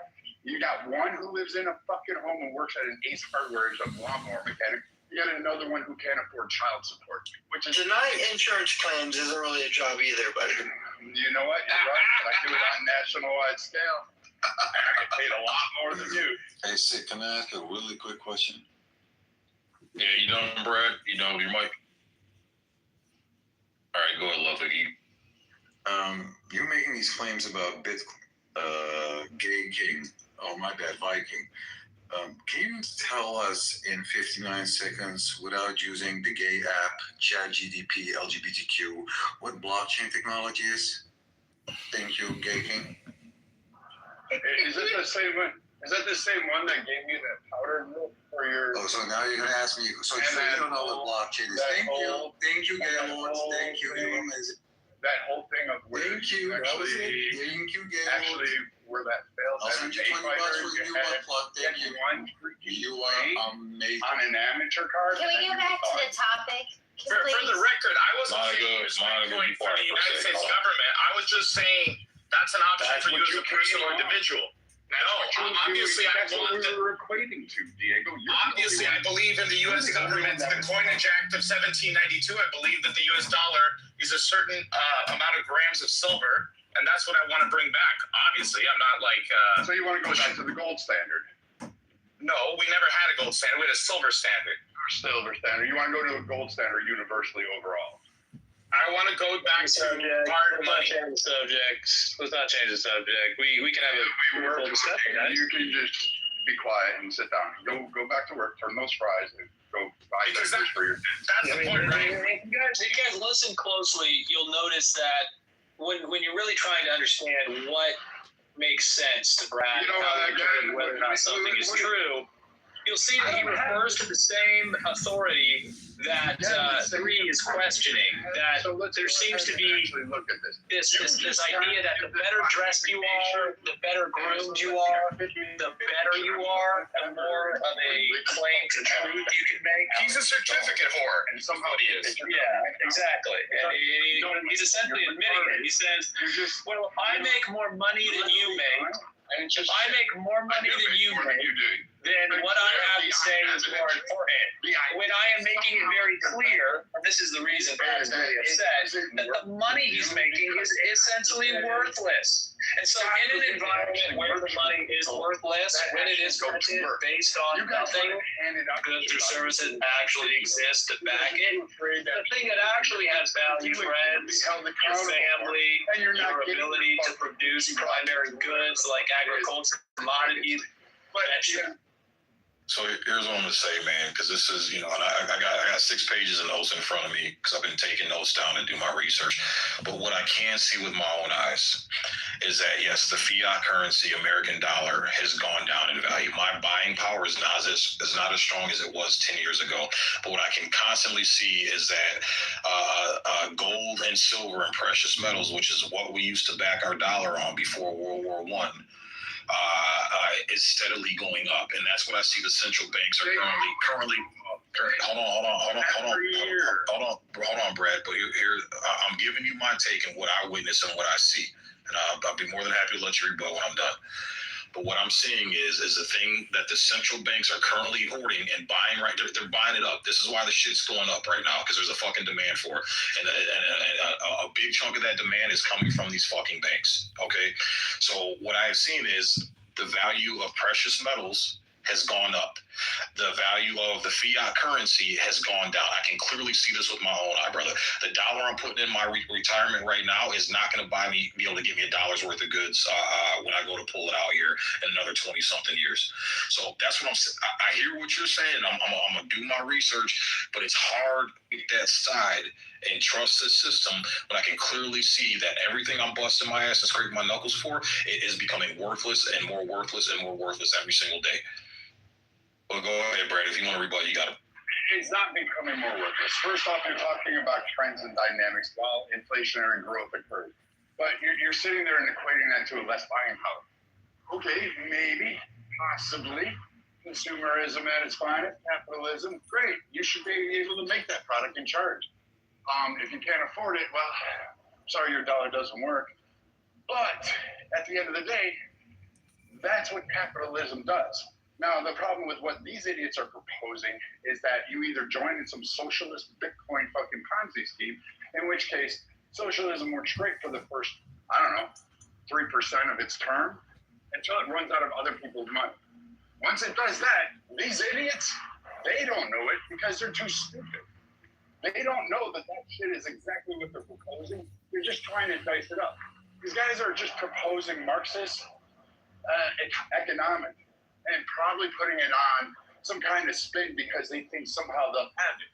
When in reality, these guys aren't economists. They don't work in the finance sector. They sit there and read like whatever fucking Reddit threads tell them about economy, and you're taking advice from them. And that's fine. It's in the baseball. He works in the economy. He works on economics.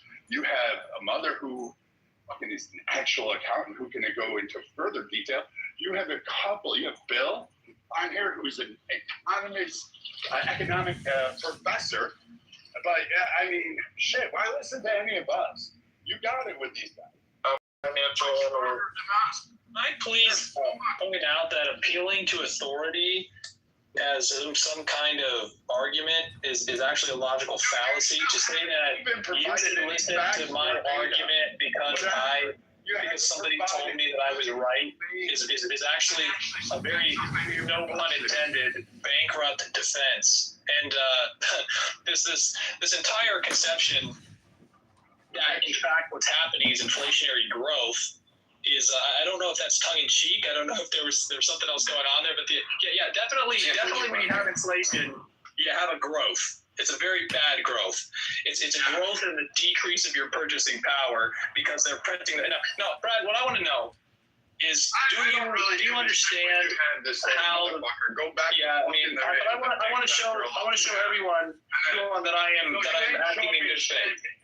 You aren't. I don't care about your good faith. I know, and I don't know why Sig continues to offer you a platform when you're so clearly a worthless, give a shit, angry, ranting lunatic. You really are, and I don't understand why Sig left you abuse. Hold on 1 second, man, because here's the thing, man, and you told a lie on me and you're inferring something that's not true, Brad. I don't appreciate that. So again, my mind isn't 100% made up, and I'm not just taking their advice and just dropping it, okay? What I'm doing is trying to hear both sides because I've done a lot of deep digging these past few weeks on this shit, and what happened is the things that I've come across, the articles I've read, the things that I've watched from people who are respected in the economics. And it aligns with what they're saying. So again, don't put it on me that, oh, you're just taking their advice. And no, what I'm doing is I'm listening. I say, okay, that aligns closely with the things that I've researched, but I'm willing to hear the opposing side. And again, this is why I have 6 pages of notes sitting in front of me right now, jotting down everything that you told me, Brad. Okay, so again, with Diego's point about Bitcoin, it's not necessarily Bitcoin. I hear as far as the argument, and again, if you think I'm wrong, I'm more than happy to hear it. But what I'm hearing from Diego, it's not specifically Bitcoin, but it's a currency-based that's open format for the public to check and track where everything goes and be able to have some type of accountability to the American people. There's no accountability with this money right now. So whether it's Bitcoin, whether it's Dogecoin, whether it's fucking pussy coin, whether it's fucking fart coin, a system that gives Americans the advantage to be able to check the records and keep track of everything to make sure everybody's on the equal field. But what you're talking about are appropriations made by Congress where they have to keep records of where they appropriate the budget. But just to be clear, the purpose of the U.S. dollar as defined by law is specifically designed to be private, to protect the privacy of every American citizen. It is the opposite of what you're calling for. If that's what you mean. What Diego's trying to point out is that people are supposed to be free and secure in their persons and in their property, and the idea that the state will always know how much purchasing power you have, and that somehow is a good thing for them to have, has to be rejected. The state has granted itself, the illegitimate state has granted itself the ability, in the same way that the Federal Reserve created an excuse for removing reserve requirements. It creates a problem in inclusion, which always is that we're going to have more ability to determine and control your value expression and currency. We should not accept central bank digital currencies. We should not accept any kind of currency that is wholly and totally controlled or totally and wholly de-anonymized by the government. They will absolutely use it to prevent you from doing anything that they don't want. We saw what happened with the trucker protests. Nobody was convicted for abusing the truckers that way. They literally proved to you that if we know where the money is and where the money goes, if it goes a place that we don't like, we'll stop it. Your ability to freely express yourself will not exist. It cannot exist, and you're a fool to trust an illegitimate state to properly have that power. The founding fathers knew they should never have that power. The only power they need, the only power you should give up, voluntarily delegate to your state and to your federal government, is their ability to mint the money, to create the money, and the person who needs it to be transparent is the government. The government has turned that on its head and said, oh, well, we need to know what money you have and where your money is and where you spend your money. When in actuality, the truth is that we are the ones with the power and the privacy and the right. We created the government to serve us. And in that capacity, as a servant of the people, we wanted to have the authority to mint a coin to prevent counterfeiting. Brad, shut the fuck up. Let him talk. You are insufferable. And there is no nothing in your life. Again, you still don't. You're like, the founding fathers didn't want us to know where our money was spent. They actually did. They actually did. My thing is though, you could debate this shit in a better way, bro. I don't have to debate it with these incel bros. Here's the thing. The idea that somehow you're saying, I'm trying to learn from both of y'all. Okay, great. You may have good points, but the extra shit you doing is overshadowing the information that you do. Because that's all that they got. And I'm sitting there, all right, go ahead. Doing it because do your shit. Do your shit. And he's 100% correct, Brad. You're getting emotional. I mean, again, it's not a good look, bro. You're trying to prove your point. Give me the stuff. So he went off and said, oh, the founding fathers never intended to have this. Well, first off, the founding fathers really weren't totally concerned with any of the aspects that he was saying in the Federalist or Anti-Federalist papers. But you know what? We digress from that. In fact, the founding fathers were kind of wonky. They actually believed in taxes. And let's not it. They wanted to cling on to their wealth. So they made sure they held on to it. They weren't in for a collectivism fucking bug on fucking currency. In fact, they wanted a broad separation of it as outlined in many of the state legislations and the houses. In fact, they didn't want the church in. One of the primary reasons under Payne and others in Pennsylvania was to ensure that the church didn't have access to the funds and create distributions because why? They wanted to keep it. But you know what? These guys all want to take the Alex Jones fucking Martin Luther Queen speech and fucking put it on steroids and then tell you, this is what the founding fathers wanted. But it's not even remotely true. But you guys are reading this, right? Think you're actually going back and looking all this up and you're reading their articles and then you're reading the antithesis to the articles, right? You're reading why decisions were made in our current environment, why the modernality, and why certain taxes even have to remain, and why your buying power is actually decreasing versus what actually may or may not be happening, right? You're actually reading up on those? You're reading economic books in mass that grasp an understanding, or are you just reading the sources that these guys pull you from fucking Twitter? No, what I'm doing is I'm looking at respected economists who have a good following, a good reputation. I'm looking at economists who. Did you just yell at me for? Can I answer your question? You gonna let me answer the fucking question, Brad? I am fucking letting you answer, but did you okay, then don't cut me off. Don't ask me a question and then 5 words into it, you fucking cut me off. Ask me a question and give me the fucking respect to respond to your question. So what I'm saying is, I'm looking at economists who were laughed at when they were talking this same shit 5 years ago, 2008, shit like that. Everybody laughed at them. And then what they ended up predicting and saying has been true. Okay? And it makes a lot of fucking sense. So I'm asking you now, why is our fiat currency, why is my dollar devaluing that if what you're saying is true? There's not one fucking reason for all of it. There's multiple reasons. Back to fucking inherent wealth has increased exponential fold. Fucking trade agreements, decrease in manufacturing you can blame on. You can blame it on the math. Hold on, Diogenes. Let him finish. Let him finish, Diogenes. Let him finish. Piece of shit. Come collect. I want you to come to my house. Send me the address. I'll show you the back of your fucking skull. Let's feel Diogenes. Hey, Diogenes, mute up. Let him finish, man. Let him finish. Go ahead and finish, Brad. Go ahead and finish, Brad. And fuck your wife tonight. Dude, your kids fucking, you're all gonna enjoy it. So there you go.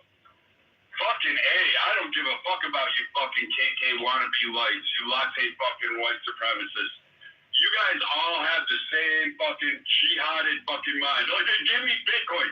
You fucking want to decentralize, tear down the economic system. You want to say, oh, it'll prevent your fucking dollar from decreasing. But you got to invest in Bitcoin, which fucking, hey, last I checked, only one of us on the stage can afford to go buy a Bitcoin currently. And it ain't none of you.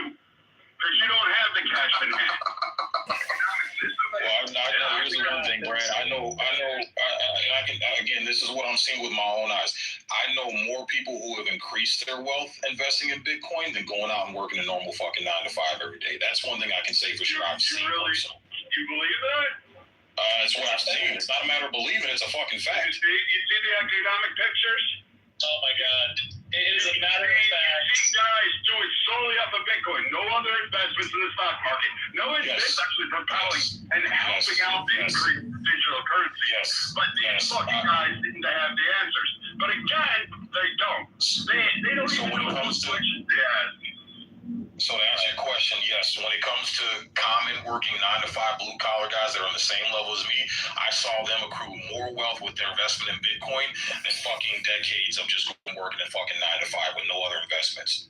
Yes, can I touch on that? Can I touch on that without because I want to help you understand. I want to help everybody understand like that is a sign that the economy is illegitimate because no people who value productivity would ever allow a situation where speculation was offered a greater return on investment than productive labor, than productive contribution to the total social welfare. No one would accept that. What is happening, what is emerging in Bitcoin, and ultimately what's happening in equities markets, is happening because there is no real productivity left.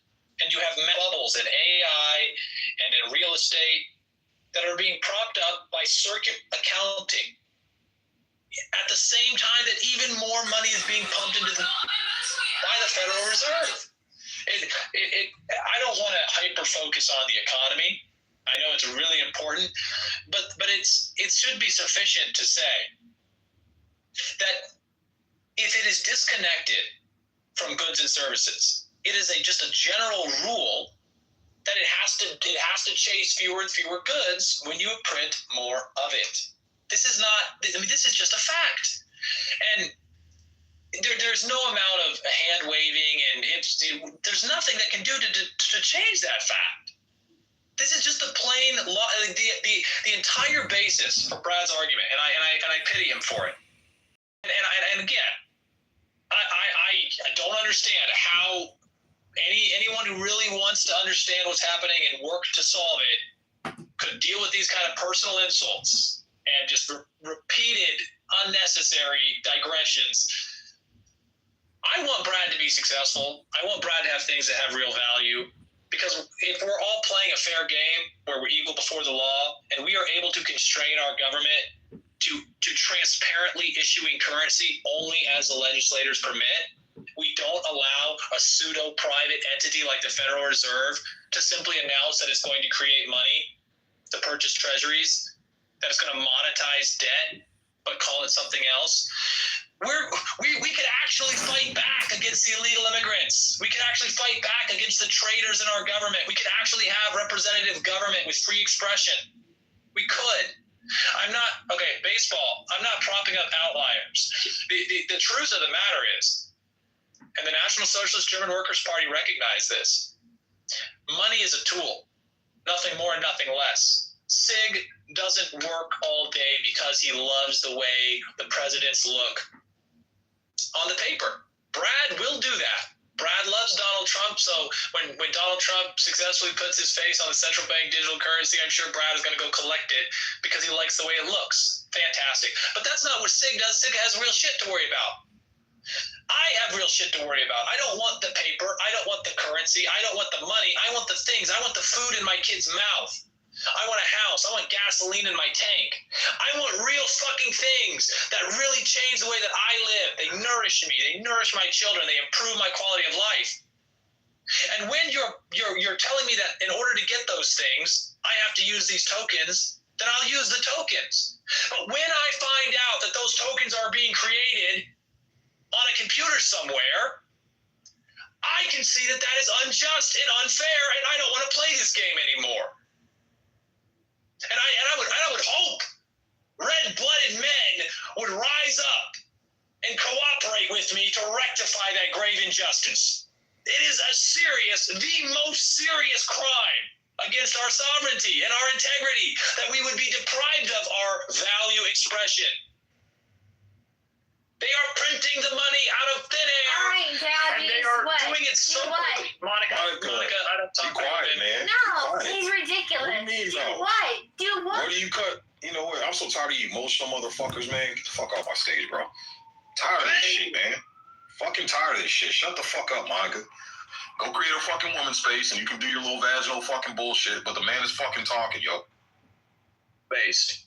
So we want real things with real value. We want wives to have security. We want our family to flower and grow and develop, and we can't do that when we're relying on the ability to purchase bread, and then we find out when we go to the store that bread and beef, ground beef, for example, has almost doubled in price. 22 tons of beef. Where I don't want to abuse the people who clearly want to engage in a contentious debate and fail to accept my principles and predicates for my arguments. But I urge everyone not to be mystified by a man behind a curtain telling you that, well, you don't understand, there's exchange rates and there's the velocity of money and there's of course the tariffs and there's all these other considerations. Those things would be relevant if the money had integrity in the first place. But it doesn't. And I welcome anyone to challenge the integrity of the money on those simple bases. And I yield. And that's the one thing too, again, what I've been looking at is 1913 seems to be the fucking key year all this shit fucking popped off. American citizens weren't charged income tax. It's when he needed That's what you said? Yeah, and I researched that video, bro, and everything that I've been researching from very reputable sources has been pointing to the same fucking thing, Tracy. I'm trying to tell you, bro. That's right. But actually, Diogenes is more correct that the Civil War is the key, because that's when you had the legal tender cases. Diego, that's what we're talking about, Diego. Oh, okay. Civil War. Civil War, yeah, because the legal tender cases allowed people to pay back debts that were made in gold contracts with paper, and that's what fucked everything up. Yeah, okay. They essentially established. So right. Now here's you're gonna love this, okay? If you really want to know the inside baseball on what happened with the legal tender cases, the Constitution was clear in that it needed to prevent the government from having the ability to issue currency without any increase in goods and services. They understood that the money as a tool could not offer an exorbitant privilege to the executive, or it would be used to dispossess the people of their wealth. It understood that. And so it said that the money will, it has to be coined in gold and silver. Okay, and then this is essential because this is a thing of finite value. You cannot print gold and silver. We got to the end of the Civil War, and as Diego just said, people had made contracts that they had to pay in gold or silver because the Constitution limited the states from recognizing anything but gold or silver as payment for debts. And the Supreme Court ruled on this originally correctly. They said, yeah, we can read the fucking plain English of the Constitution. You have to pay it in gold. And then the union said, we'll burn your fucking house down if you continue to argue that this case. And so the Supreme Court reversed itself. And I think it is the quickest reversal in the history of the 250 outright reversals of the Supreme Court. The Supreme Court reverses itself and says, oh, actually, you know what? Yeah, no, you totally can. You totally can pay the debts that were made in gold and silver, which the Constitution recognizes as the only thing that is able to be offered as legal tender for the payment of debts. You can offer paper. That's okay. Like, you have to understand, and I don't want you to get caught up and confused that the issue is, oh, well, we just need to return to gold and silver. No, that's not the issue. You could use anything as a backing, but it has to be finite and it has to be auditable by the people. The Congress has to be able to verify as your delegate, as the recipient for your voluntarily delegated authority in Congress as a legislator. In the House of Representatives, wherein all legislative acts must originate. All financial legislation must originate. So, what is the solution to this problem? Brad Diogenes has 6, so brainwash, you're not going to be able to save him. He's just a new pastor. No, it's not. First of all, that's exactly what I'm saying. No, it's not what's going on, and I'll verify for it. So again, let me explain myself. You're going to accuse me of something. So no, I haven't. Brad tried to make a statement. Diogenes, and I told everybody else to shut the fuck up and let. And then you allow it by allowing them to be. Okay, again, don't fucking lie on me, Rich. Don't fucking lie on me. All of them, including Pepe, down. No. You know why? You know why? You could have made. You're only yourself. I could have moved you. You could have controlled it. Again. So what you're not going to do is you're not going to fucking lie on me. That's the one thing I'm not going to tolerate. You ain't going to fucking lie on me for shit. Because I got 6 pages of notes in front of me, and I've jotted down everything Brad said. That's why I asked Brad to repeat himself with some of the things that he mentioned and said. So again, I haven't spoken to Diogenes in damn near a fucking year until 2 days ago. This is the first time we had this conversation about this specific topic, and I was Kevin. So again, this is the shit I've been researching, and this is the first time I had the conversation. So how is it that Diogenes is the one behind my train of thought, sir? That's not fucking true. First time I've had this conversation ever with Diogenes, today in this fucking room. But the things I've researched just happens to be on point with what he's saying. So again, when Brad was speaking, I told everybody else to shut the fuck up and don't interrupt Brad. And I've done it several fucking times. If you can't see it, I don't know what the fuck else to tell you. Monica, if you want to come up, you can have the fucking mic, but we're going to fucking be respectful, man. This is a conversation about information and throwing the ideas back and forth. But I don't want the stage to go to shit and drop the fucking emotion so we can have an objective fucking conversation. That's all I've been asking the whole fucking time. This is crazy, man. This is fucking nuts with you people. Yeah, I don't get it. It is fucking nuts. And I want to point out, we are having a productive discussion when we start to recognize the history of value expression, and we really concern ourselves with it, because it is a matter of fact that we have to mediate our value expression. I mean, literally and figuratively, through the United States dollar. And so if that doesn't have integrity, that calls into question all of our value. And as a matter of fact, the moral decline in this country is directly correlated with the decline in the real value articulated in productive goods and services of our money. And this is just ridiculous. I hate to say this, I think some of you guys are struggling to understand basic principles, and so you're getting upset and you're thinking that I'm making things up or trying to. I'm not trying. This is all basic, verifiable stuff. You would never agree to play Monopoly with me if I got to give myself free money. You never would. You'd flip the fucking table. You'd do what Jesus did to the money changers. You'd leave. You'd be like, you'd fight me. You'd say, fuck that. You're not going to fucking sit there, go and collect $400. You think you're slick? I see the shit you're doing. Yeah. I'm not fucking going to play this game. Brad is like a court intellectual is what he is. Yeah, he is. You hear his arguments literally were reduced to, we need to trust the people in the suits with the PhDs. And just ask yourself this. If you can't think for yourself, are you not a slave? Are you not submitting your intellect to someone else?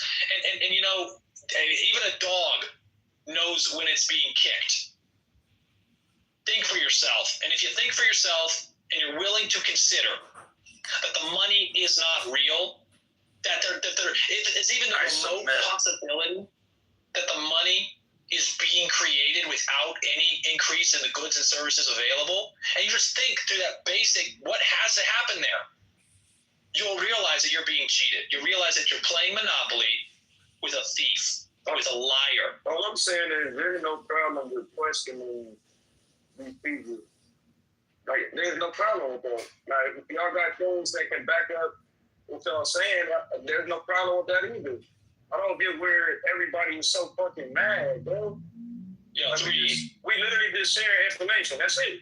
Well, Brad is angry because Brad owes me $1,000 because he made a bet that he doesn't want to pay, and then his reaction to saying things that he's not going to deliver on is to issue violent threats, profanity, vulgarity, obscenity, unceasingly. He doesn't have an argument. There's no argument to make. You literally heard him go from Diogenes is lying about the Federal Reserve requirement to Diogenes is only telling a partial truth to Diogenes is telling the truth, but the truth doesn't matter. Here's how it's been explained. That actually came nowhere near out of my mouth, dipshit. So now that I have time, that never came out of my mouth that way, and you know damn well it didn't. So first off, you are fucking lying. You cherry-picked one line out of it, and then thought you'd run with it and cook with it. And you even got the Civil War wrong.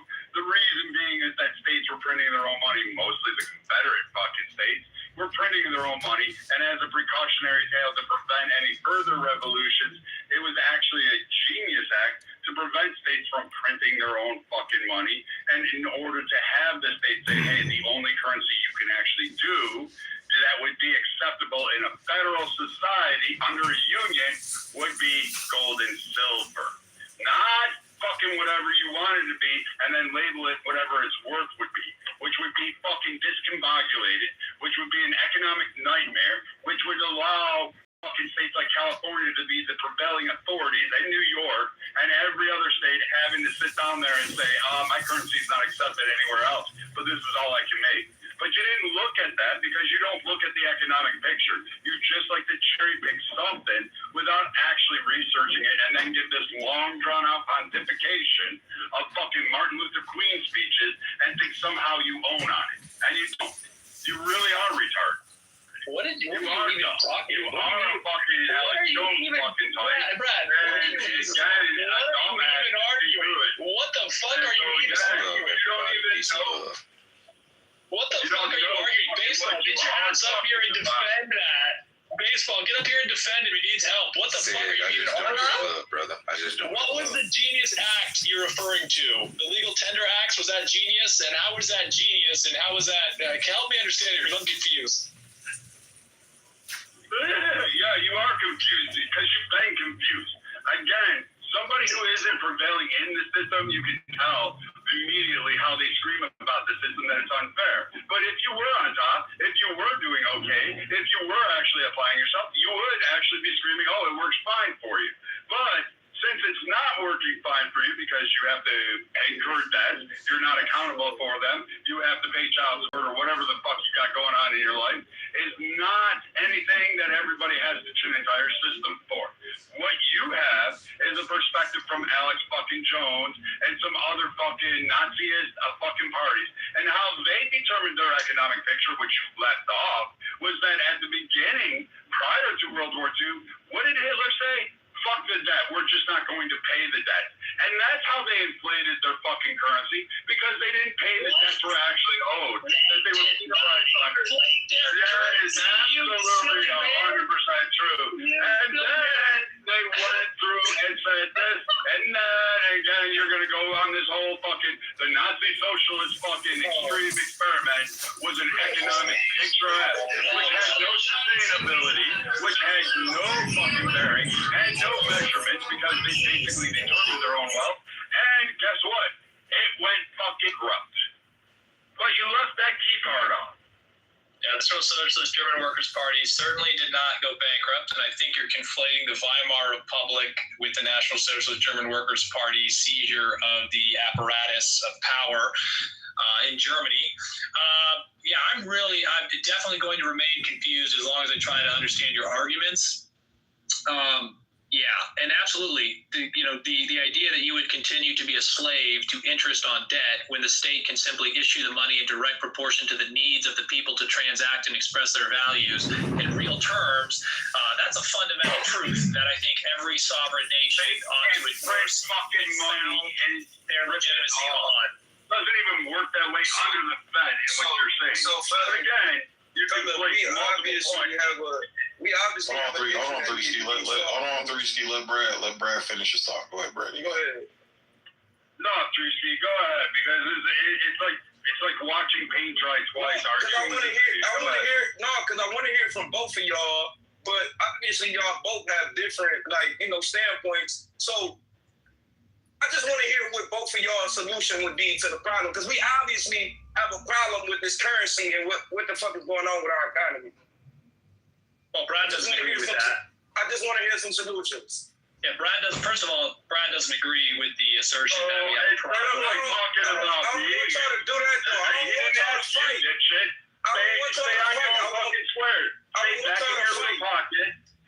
Stay right there. It's where you belong, in the back of the bus. That's where you are. That's where you'll stay. Understand me now? I thought so. You're saying that for the black guy? Did he say no? I said that. He said the white guy.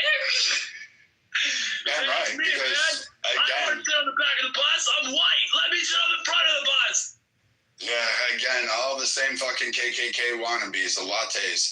That's what your group is, just a latte like, screaming about how it's unfair that you have to share a division of wealth with various people. So I'm not but again, there's many solutions. It's not just one. You could, in theory, apply accurate regulations on equity. You could control housing markets. How are we going to regulate equity? So again, you can put legislation in. You can do that. I mean, that was the whole purpose of the union at its inception. But apparently, you missed that in regulating equity. I'm sorry. Regulating equity was the purpose of the union. No, the purpose of the union was to ensure that they could pass legislative acts in order to facilitate a union that was equitable to all people. Unfortunately, they didn't realize it until about now, and now, even this thing, you don't have it going on. But dipshits like you screaming for fucking socialist republics of fucking Germany and Nazism as an economic picture showed me that, yeah, you really didn't understand how those implications worked. And that's what you're preaching. That's all you're preaching is actually Hitler's economic plans for Germany. You're just regurgitating that. Do you even know what Hitler's economic plan for Germany was? I mean, did I say it? Did I tell you what it was? The only thing I've referenced is that the National Socialist German Workers' Party refuted slavery to interest on debt. And I would ask that you stop and think about those words and just understand what that means. And I think everyone would agree that we should not be slaves to interest on debt. I know when I was a child, I asked mommy what money was, and she said, listen, don't go into debt. Don't get a credit card. And I haven't. And as I grew up, I started to look into this. I could see the wisdom in this, don't get into debt.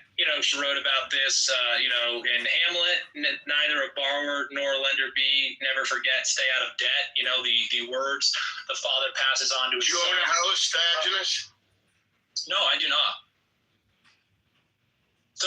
So when we have a history of people who are pointing out the danger of debt, add interest to that debt, understand compound interest, and you'll start to see the problem.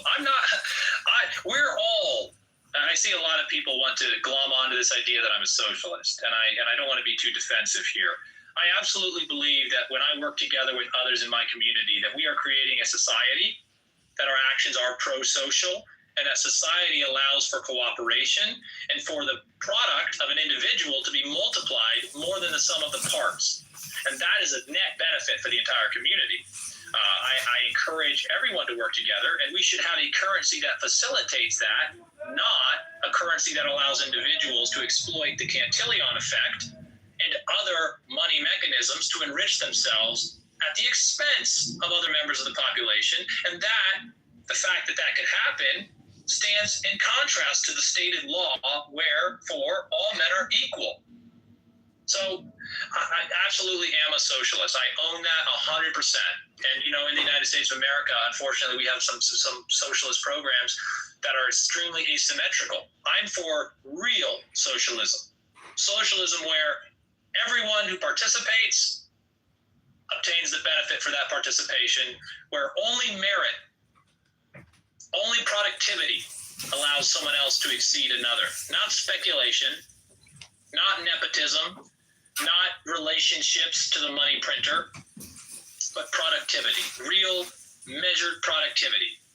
Productivity that values the most essential component of any civilization, which is the ability of its agricultural class to produce real edible energy to sustain us. Money that is not created from thin air, but that is predicated on a real good and service. I will not ever defend a law that allows foreigners to come into the country and allow, and more so, more dangerous, allows private interests to exploit the foreign labor to enrich their own private interests at the expense of the public, because it is the public who bears the cost for all of the public schools that are currently teaching 2 languages, increasing their class sizes, providing health care, providing other forms of welfare to people who do not legally reside in the country.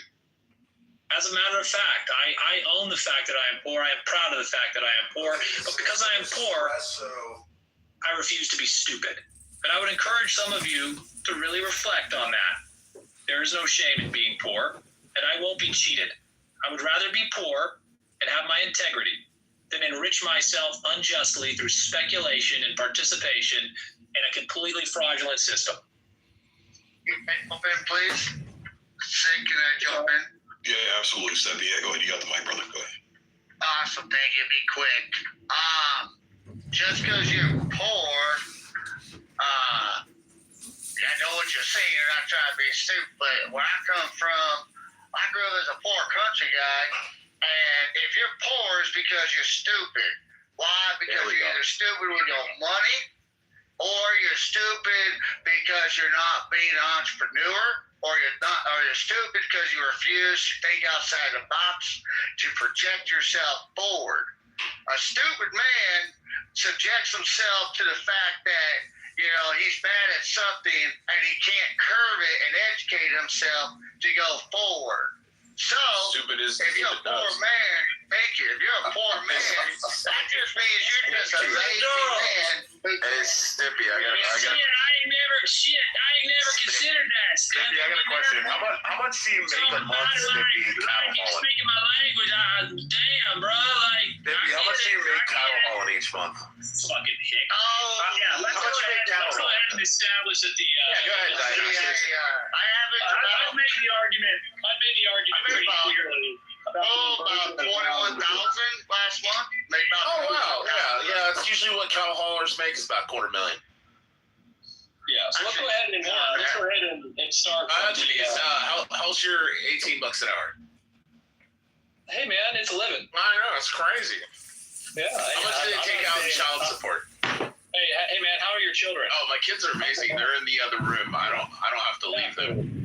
I actually am able to be home with my kids and spend time with them. My old lady didn't take them away like yours did. It's a compromise. Let's get back. Look, child support Diogenes. Let's get off the personal shit. Let's get off the personal shit and get back on topic. So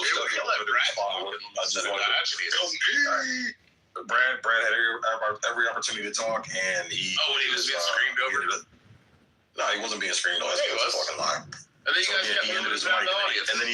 and then he yielded it back to Threesky, and then he got it back, and he said his piece uninterrupted. So yeah, that's a lie, Rich. Yeah. So again, Steppy, I got a question. I hear what you're saying, Steppy, and I agree with you. A lot of people are stupid with their money. Unfortunately, the problem right now is that a lot of people don't have financial literacy and financial education, right? But still, no excuse. But even if what you said, what you're saying is true, as far as being an entrepreneur and shit like that, again, not everybody's going to be an entrepreneur. The vast majority of people are going to be 9-to-5 employees. And I don't know if you're familiar with Henry. I don't know if you're familiar with Henry Ford's model, and kind of what he did with Ford when he pioneered Ford. He had a heavy belief of taking away the power. I mean, goddamn, bro. I mean, you guys just want to fucking interrupt her or what? You guys have no fucking quorum, no self-control. This is crazy. Grown-ass fucking men, bro. Grown-ass fucking men. Can't even have a fucking conversation without stupid shit. So, Steppy, I don't know if you're familiar with Ford's model. Ford actually took the power away from the shareholders and believed in investing it into the workers, right? And that's how he blew up. And then I forgot old boy's name who founded fucking GM. But he took the exact opposite approach and gave power to the shareholders. And I believe the Supreme Court ruled against Ford in taking away his ability to take those earnings away and take the returns away from the shareholders and investing it back into his company. But it looked like Ford's model worked and the workers got paid fairly. They had fair benefits. Like the Ford workers had a leg up, and then it seemed like once we went back into the system, putting the doggone ball back into the field of the investors and the uber rich and uber wealthy. After you're done, Sig? Absolutely, absolutely. Yeah, absolutely. Yeah, because I definitely want to hear your. William Durant. We found it. Yeah, Durant. Yep, Durant. Yeah, thank you, Threesky. Yep, Durant. So it seems like when we put it back into the ball back in the court of the uber rich and uber wealthy, that's when the average person started losing. And I'm sorry, but the majority of people are going to be worker bees, man. Not everybody's going to be an entrepreneur. But go ahead, Sebby, if you want to rebut. I'm gonna go out and step too. No, I gotta clarify something. Like Diogenes, shut the fuck up and let's. Hold on, Diogenes. I want to hear stuff. I don't want to lose the opportunity. No, shut up, truck driver. Yeah, but I hear you, Diogenes, but I want to be fair and let Steppy respond because I was responding directly. I want to respond as well. Your kids hate you, Diogenes. Okay, but Diogenes, I'm asking you, let Steppy respond, please. Yeah, go in the cup chair. I want to give him. Well, Sig, thanks for letting me respond. I understand what you're saying. I hear you clearly, and I get the concept that you're explaining it to, and I agree with you on that matter. But when people tell me they're poor, but they're not stupid, maybe I'm biased to it. Me and you both were cut from the same cloth, my guy. We both have been in the barracks, struggling on them 2 paychecks a month. I had some good leadership roles growing up as a kid. I had good leadership roles when I was in the military. And the thing is, you got to project that out forward. And the biggest thing that I project is you can be a worker bee 9 to 5. But if you're dumb with your money, you're going to be dumb in life. And that's all the way. It doesn't matter how it is or what you do in life. So if you could be the most intellectual, smartest guy. You could know every constitutional literature out there. You could know the fundamentals of being an Einstein. But if you're done with your money, intellectually, you're naturally done with your life. And so I respect that. Diogenes is one of the richest men I know. Well, okay, but let him finish what I want to go, please. So I understand where you guys are coming from. I just want to make sure I just wanted to know. He might be a man, but he could be very smart. But it's hard for a worker like myself or anybody else who doesn't know the individual personally or has interacted with them. If he's saying he's poor but not stupid, some of us worker bees are going to be like, well, how can you be so smart but so dumb with your money? So go on ahead. I'm sorry for taking too much. No, thank you, Steffi. I appreciate the way that you handled that. I want to clarify here because you brought up something that really could be synthesized, Sig, that really needs to be addressed. You pointed out that there's this conflict between Henry Ford, one of the most, if not the most impactful entrepreneurial men in the history of the United States of America, and the way that he was brought to heel by the Dodge brothers in a landmark Supreme Court decision that said that we are going to place the well-being of shareholders and investors above employees of the company. Now, I disagree absolutely with that Supreme Court ruling. I believe that is absolutely more fraud built upon the fraud that started in 1861. But think about the implications of that, Sig, if you really understand that that's what happened. I was Henry Ford. Please don't interrupt me. Please don't interrupt me. Don't interrupt, please. Just wait your turn. Go ahead, Janice. If you understand that the Supreme Court, that there is a fiduciary responsibility to the shareholders first, and those shareholders are getting the money that is printed from nowhere, what that does to the actual value provided to the worker bee, you would understand that the amount of time and effort that we put in every day to feed our families, to feed ourselves, is actively being undermined by money created out of nowhere. Get this capital that is created out of nowhere, these banks, and they get to have the fiduciary responsibility given to them. Like, you understand how that works? They print the money from nowhere, and then they buy shares with it, and then the companies who are actually doing the work are prohibited by law, Supreme Court precedent, from allowing the employees who do the work from enjoying the benefits of it. And you know, men like Henry Ford are rare who would even have an interest in ensuring that the largest component of their profits were actually disseminated back to their employees. Ford was famous for saying that every one of the people who builds the car should be able to afford the car. And he was sued for this because people wanted to maintain profits without productivity. Ford said, if you are productive, you should be profitable. The shareholder said, no, speculation in equities should be more profitable. Not only that, by law, you should be bound under threat of subpoena and discovery to owe your profits to your shareholders first. And it's that simple.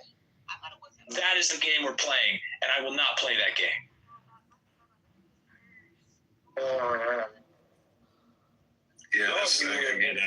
That's exactly what I've read and come across, Diogenes. And again, Durant put emphasis on debt, creating debt, having the average person, average citizen go into debt, to be able to,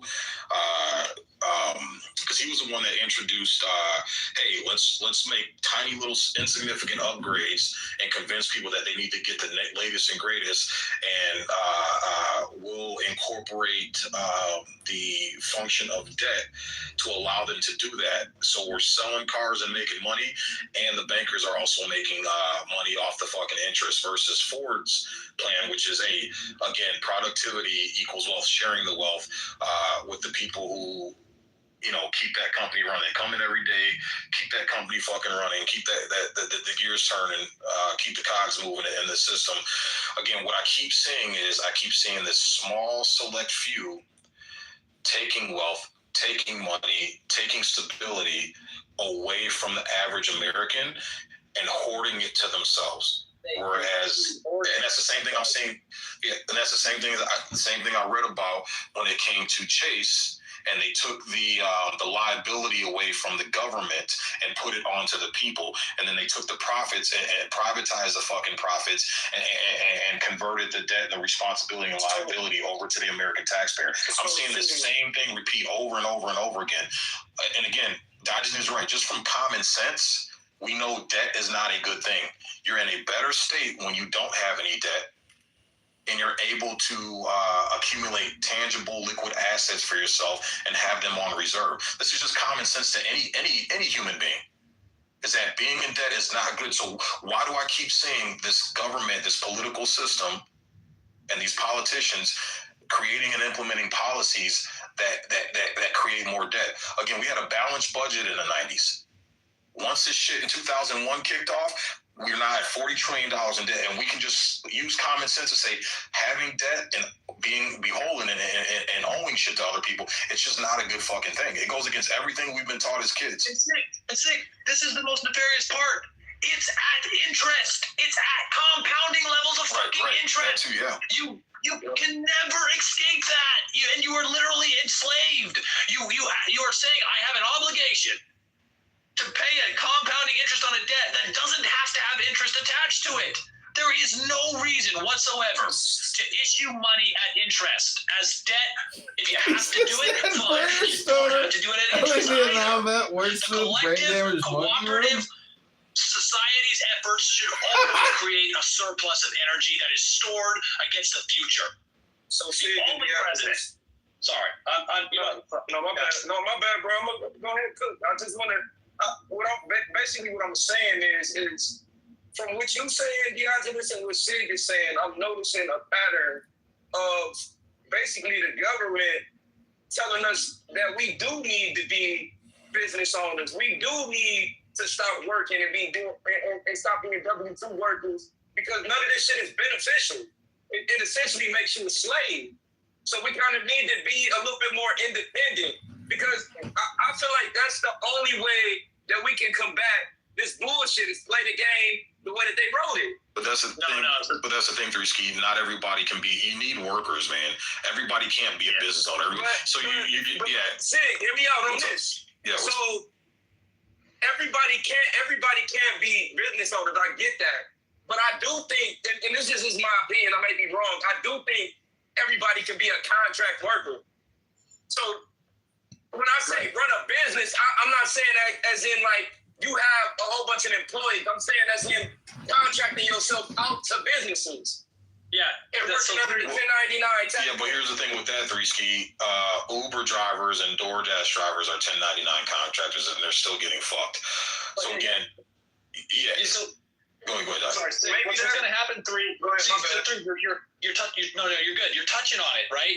So you're recognizing what is happening in the economy right now is that everyone has turned to speculation because it's the only way to keep their standard of living in the face of this money being printed with no real goods or services being produced. As Sig said, someone has to do the most important and most essential functions in society. Someone has to till the crop.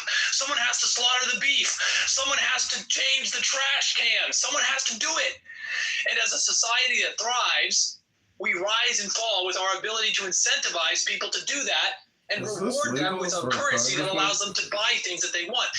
That's not happening. People are waking up like you are, to the reality that the only way to get ahead is to speculate, to try and start a business, to start a side hustle, to try to hustle to the side hustle. And they still can't keep up with it. Can we let us 500 go? Remember he asked if he could get it. Yeah, I'm about done. I'll land this and I'll walk away, if I might. So you're right, 3. And that is where we are now as a nation, and this is why the powers that be have brought in 30 million illegal aliens to displace you. Because they don't ask questions. They have not felt any obligation. They literally have come in to do all the jobs that you can no longer you refuse to do. You refuse to be treated that way. And so you can't outrun this. You can only acknowledge the fact that it is fraud. Demand integrity in money, demand integrity in politics, demand legitimate systems, and don't accept anything else. You will never, because one of the things you're not really you may not be aware of is the way private equity is functioning right now. A lot of people created a robust middle class by starting their own businesses and finding out ways they could provide goods and services, right? And then the private equity you'll never be able to compete. They will have more money because they print it from nowhere. They print it from nowhere, brother. They literally just have to go onto a computer and tell their friend, like, hey, give me more money. And then they buy real goods and services with it. They will buy your business, and they'll buy you off. I worked for a business, and that business got bought out by private equity. They said, "Fuck it, I won't do it anymore." But where did the money come from to purchase it? It was fucking printed during COVID. You gotta realize, like, unless you're willing to step away from denominating value in a currency someone else controls, you will belong to the person who denominates that currency you depend on for your value expression. It's that simple. Thank you, guys. Please? Yeah. Well, yeah, that's 500. Want to go next? Yeah, that's 500. You got to go. What's going on, man? Thank you. No, I don't really have too much to say. It's just Diogenes said Henry Ford is the greatest American entrepreneur of all time. I mean, what about John D. Rockefeller? What about Andrew Carnegie? I mean, they were they were a different status or a different tier of entrepreneur than Henry Ford. Carnegie. Asking me a question, or are you? No, that's not a question for you. This statement. Because you're wrong. I mean, obviously it's a subjective opinion. I'm not stating that on a factual basis. I didn't say he was. I said he may have been. Obviously, I respect Henry Ford for what he wanted to do for his employees far more than I respect Carnegie or Rockefeller. They were very greedy men. Well, pronounce his fucking name right. It's Carnegie. Hey man, do you have an opinion? Do you have an opinion, or do you just sit there in the gutter? Do you just sit there in the gutter and snipe, or do you have an opinion? Shut up, truck driver. Yeah, I didn't think so. You're not a highly paid truck driver. Like, Stimpy's a truck driver. Why? What is wrong with truck driving, bro? Right? I literally pull over. Like, I'm not gonna put my finances on. Yeah, don't do it. Don't do it. Like, what the fuck? Three. You have to recognize that what you were talking about, like 1099s and trying to build your own business, people are desperately trying to justify the things that they have done that are not productive and protect them. When Brad gets angry, it's because his industry, finance, insurance, and real estate, should be some of the least rewarding. Things like truck driving, things like primary productive activity. Without truck, our shit doesn't get where it has to go. It doesn't get bought. It doesn't get sold. That should be one of the most lucrative endeavors because it is the most essential to a properly functioning economy. But it's not what is most lucrative. Banking and speculation and equities is more profitable because the entire currency has been fucked. And also, too, those industries. I mean, look at the industries that are thriving right now. Look at the medical industry. Fucking government subsidies, bro. You know what I'm noticing too? I'm noticing a pattern of the most thriving industries get a lot of fucking government and taxpayer fucking subsidies, bro. I wonder how they'd be hanging on right now if they didn't have all that fucking money flowing to them. I was just going to say real quick, it's always the door swingers, the freight movers that complain the most because over here on the bull ranch, the grain haulers, dude, COVID, man, shit, dog, dude, we're making bank, dude. Like, I was seeing about 50,000, 60,000 a month hauling stock. So, but the drive-in haulers, shit, like, probably like that. But y'all be stinking, though. Y'all be smelling like shit. Shit, bro, that's money, dude. That's the money. I'm just talking shit, bro. I'm just talking shit. You know, it's not my fault that I'm just in that 65 mile an hour freight shaker. I'm in the left lane game, you know. So the way that it works is you make a nonprofit, and then that nonprofit requests grants from the federal government, and the government will reward the grants to the people it deems best, right?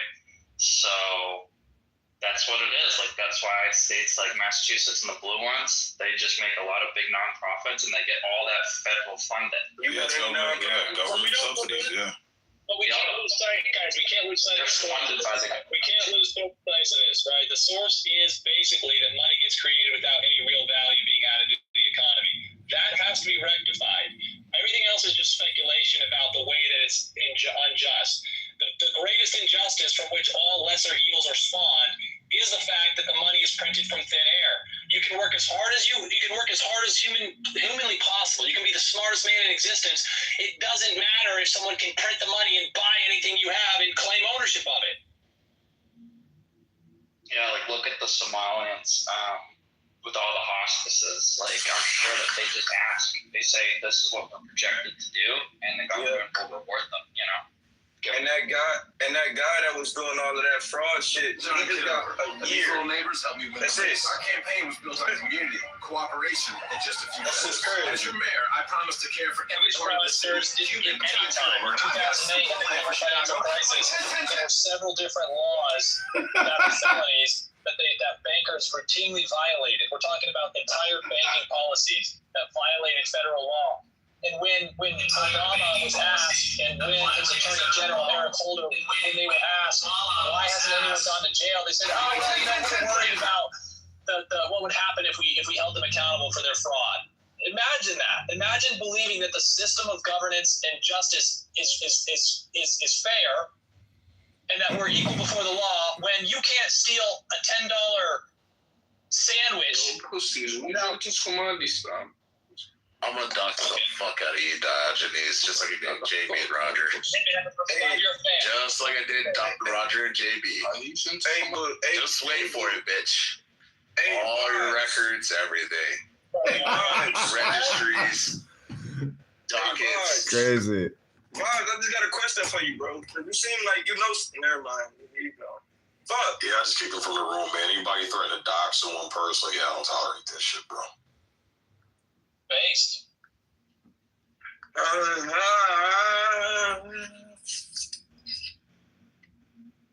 Y'all are heading for real, bro. No lie. Yeah, not gonna lie, man. I've been trying to be objective in this conversation, and the other side that I've been hearing, it's just been a lot of emotion, man. A lot of emotion, a lot of personal shit, bro. No, what it is people want to be right, and I'm just like I come from the spot where I'm just trying to take in as much information as I can on either side, and then make my assertion after I do my research. But these people, they just want to be right, and it's like, damn, bro. It's not that I want to be right. It's that I'm just laughing at it because, again, you have these. You gotta be real with yourself sometimes, dude. I am real. You know what? You know what's funny about the whole Ford example being used is, yeah, he started out with this whole vision of this like socialist workplace and an idea that was there, but you're also forgetting the fact that there were major labor strikes and fucking aggravations like destruction of property, all of that shit going on, similar to Hershey, Pennsylvania, when he created his fucking mecca to create a candy bar. But these guys don't. Brad, you gotta admit faults though, bro. Like you're not. You gotta admit your faults sometimes. Does she practice shooting? Is she a member of the dumbass dude, but you do be trying to be right sometimes, and it's like we can just collect the information instead of doing all the big. Then if you're going to collect the information, then collect the whole story. Because Ford ran his company into the ground, and it wasn't Dodge, it was actually GM that supplanted him because they diversified. Ford refused modernization. He refused upgrades. He never moved on from the Model fucking T. He never fucking wanted to innovate. In fact, despite the fact that his own workers who left him at a fucking rapid pace because they could make more money elsewhere, he thought, oh, no. In fact, it was even written by diaries, journals, newspaper articles at the time that he was a tyrant in his own factory with his own people. So despite the fact that there was a great opening at the beginning, his control over that little economic socialist experiment proved to be almost futile. And Ford almost lost it because I forget the name of the guy, but the lawsuit that actually really hurt Ford was the fact that he lost over the gasoline engine, especially in the way it was designed and implemented because it belonged to somebody else. So that lawsuit was there. Now, to be fair, he did win against the American Licensed Automakers of America or whatever, AMLA or whatever they went by back then, but they actually didn't have a right to do it, and the Supreme Court correctly ruled on that decision. But it wasn't Dodge that put the end to Ford, it was GMC. And what saved Ford eventually from becoming something of the history books was the wars. That's the only thing that saved them. And they turned around that fucking entire dynamic and became a for-profit company, and allowing shares and allowing investments and bringing in modernization, taking out loans to modernize equipment to pay off said debts. So this is how Ford propelled themselves into the future by actually saying, you know what, maybe our business model kind of sucks, because clearly nobody wants the fucking Model T for the rest of their lives, and that's the only way it did.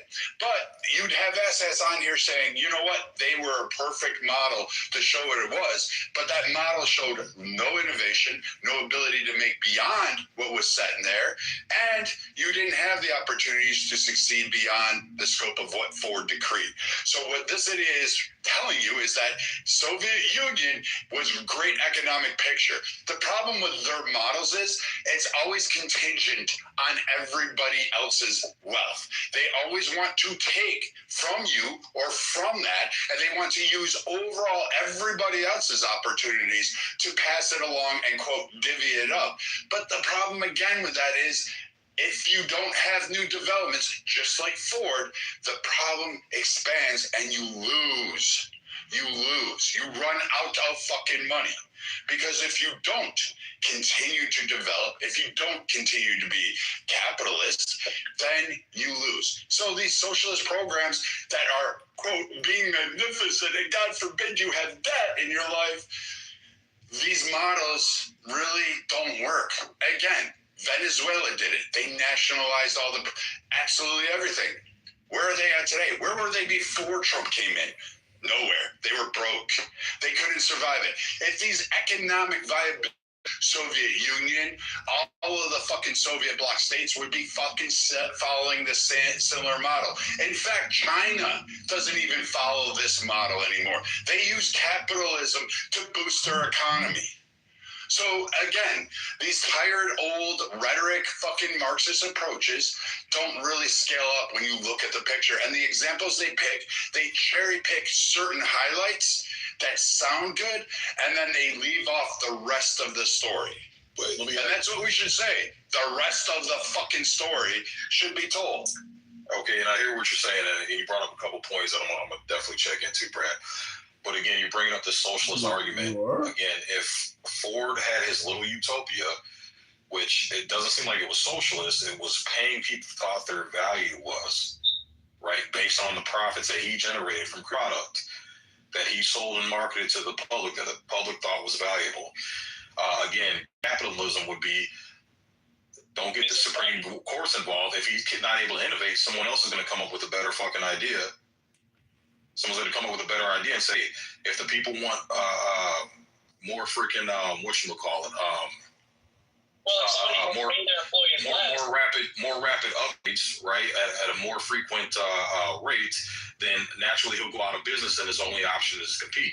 But again, once we saw the governments get in, then that's when things started going downward. So I'm trying to understand where you're getting this socialist. Understand where you're getting the socialism from Ford's original. So take it like this. Him and Hershey started with similar experiments. You know about the start of the Hershey candy bar, right? You know about Hershey, Pennsylvania, how it started. Yeah.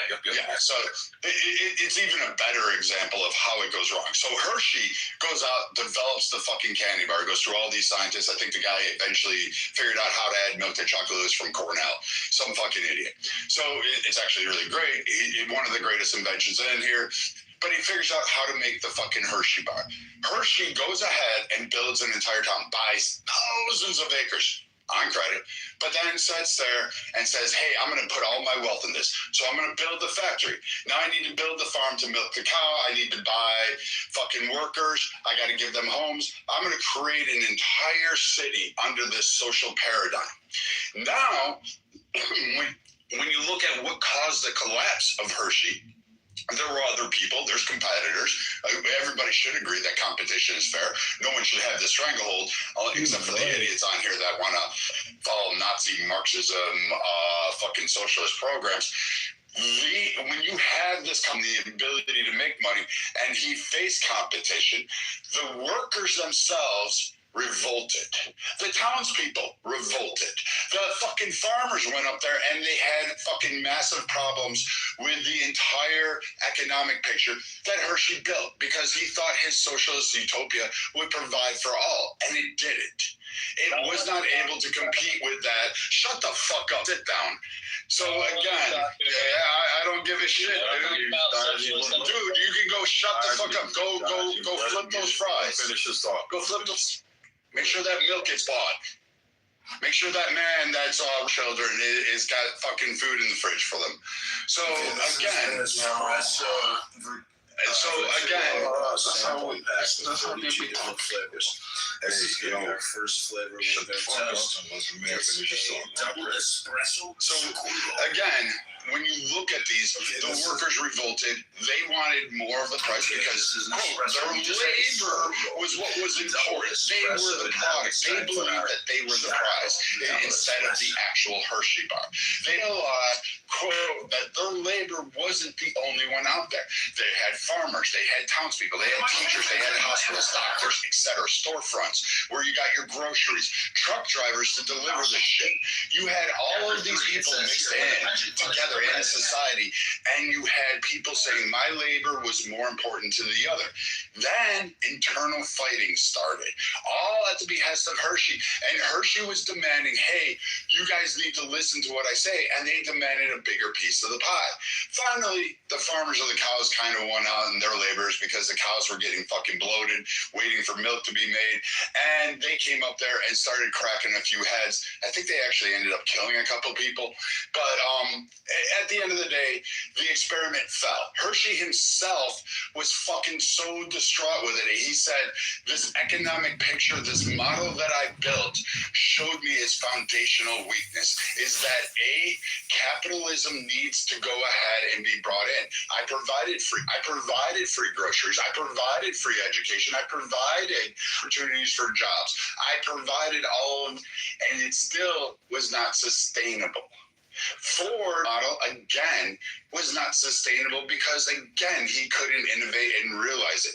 Now, you look to his sons, they innovated the fuck out of the Ford. It fucking went through a transformation. And Ford's model was okay for the time for the Model T.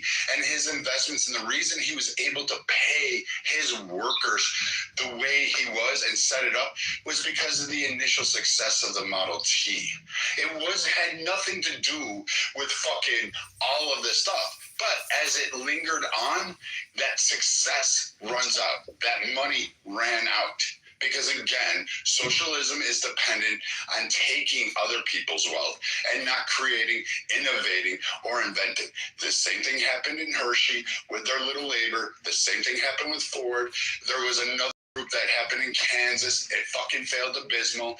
You should really look into the economic pictures that these guys all, quote, tried this approach that dipshit is fucking espousing. And you guys, like, your claim was so strong and good. Why wouldn't it last? Why couldn't it beat capitalism?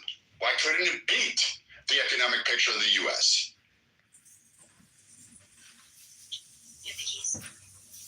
Oh, shit. Yeah, I gotta keep my pocket, baby.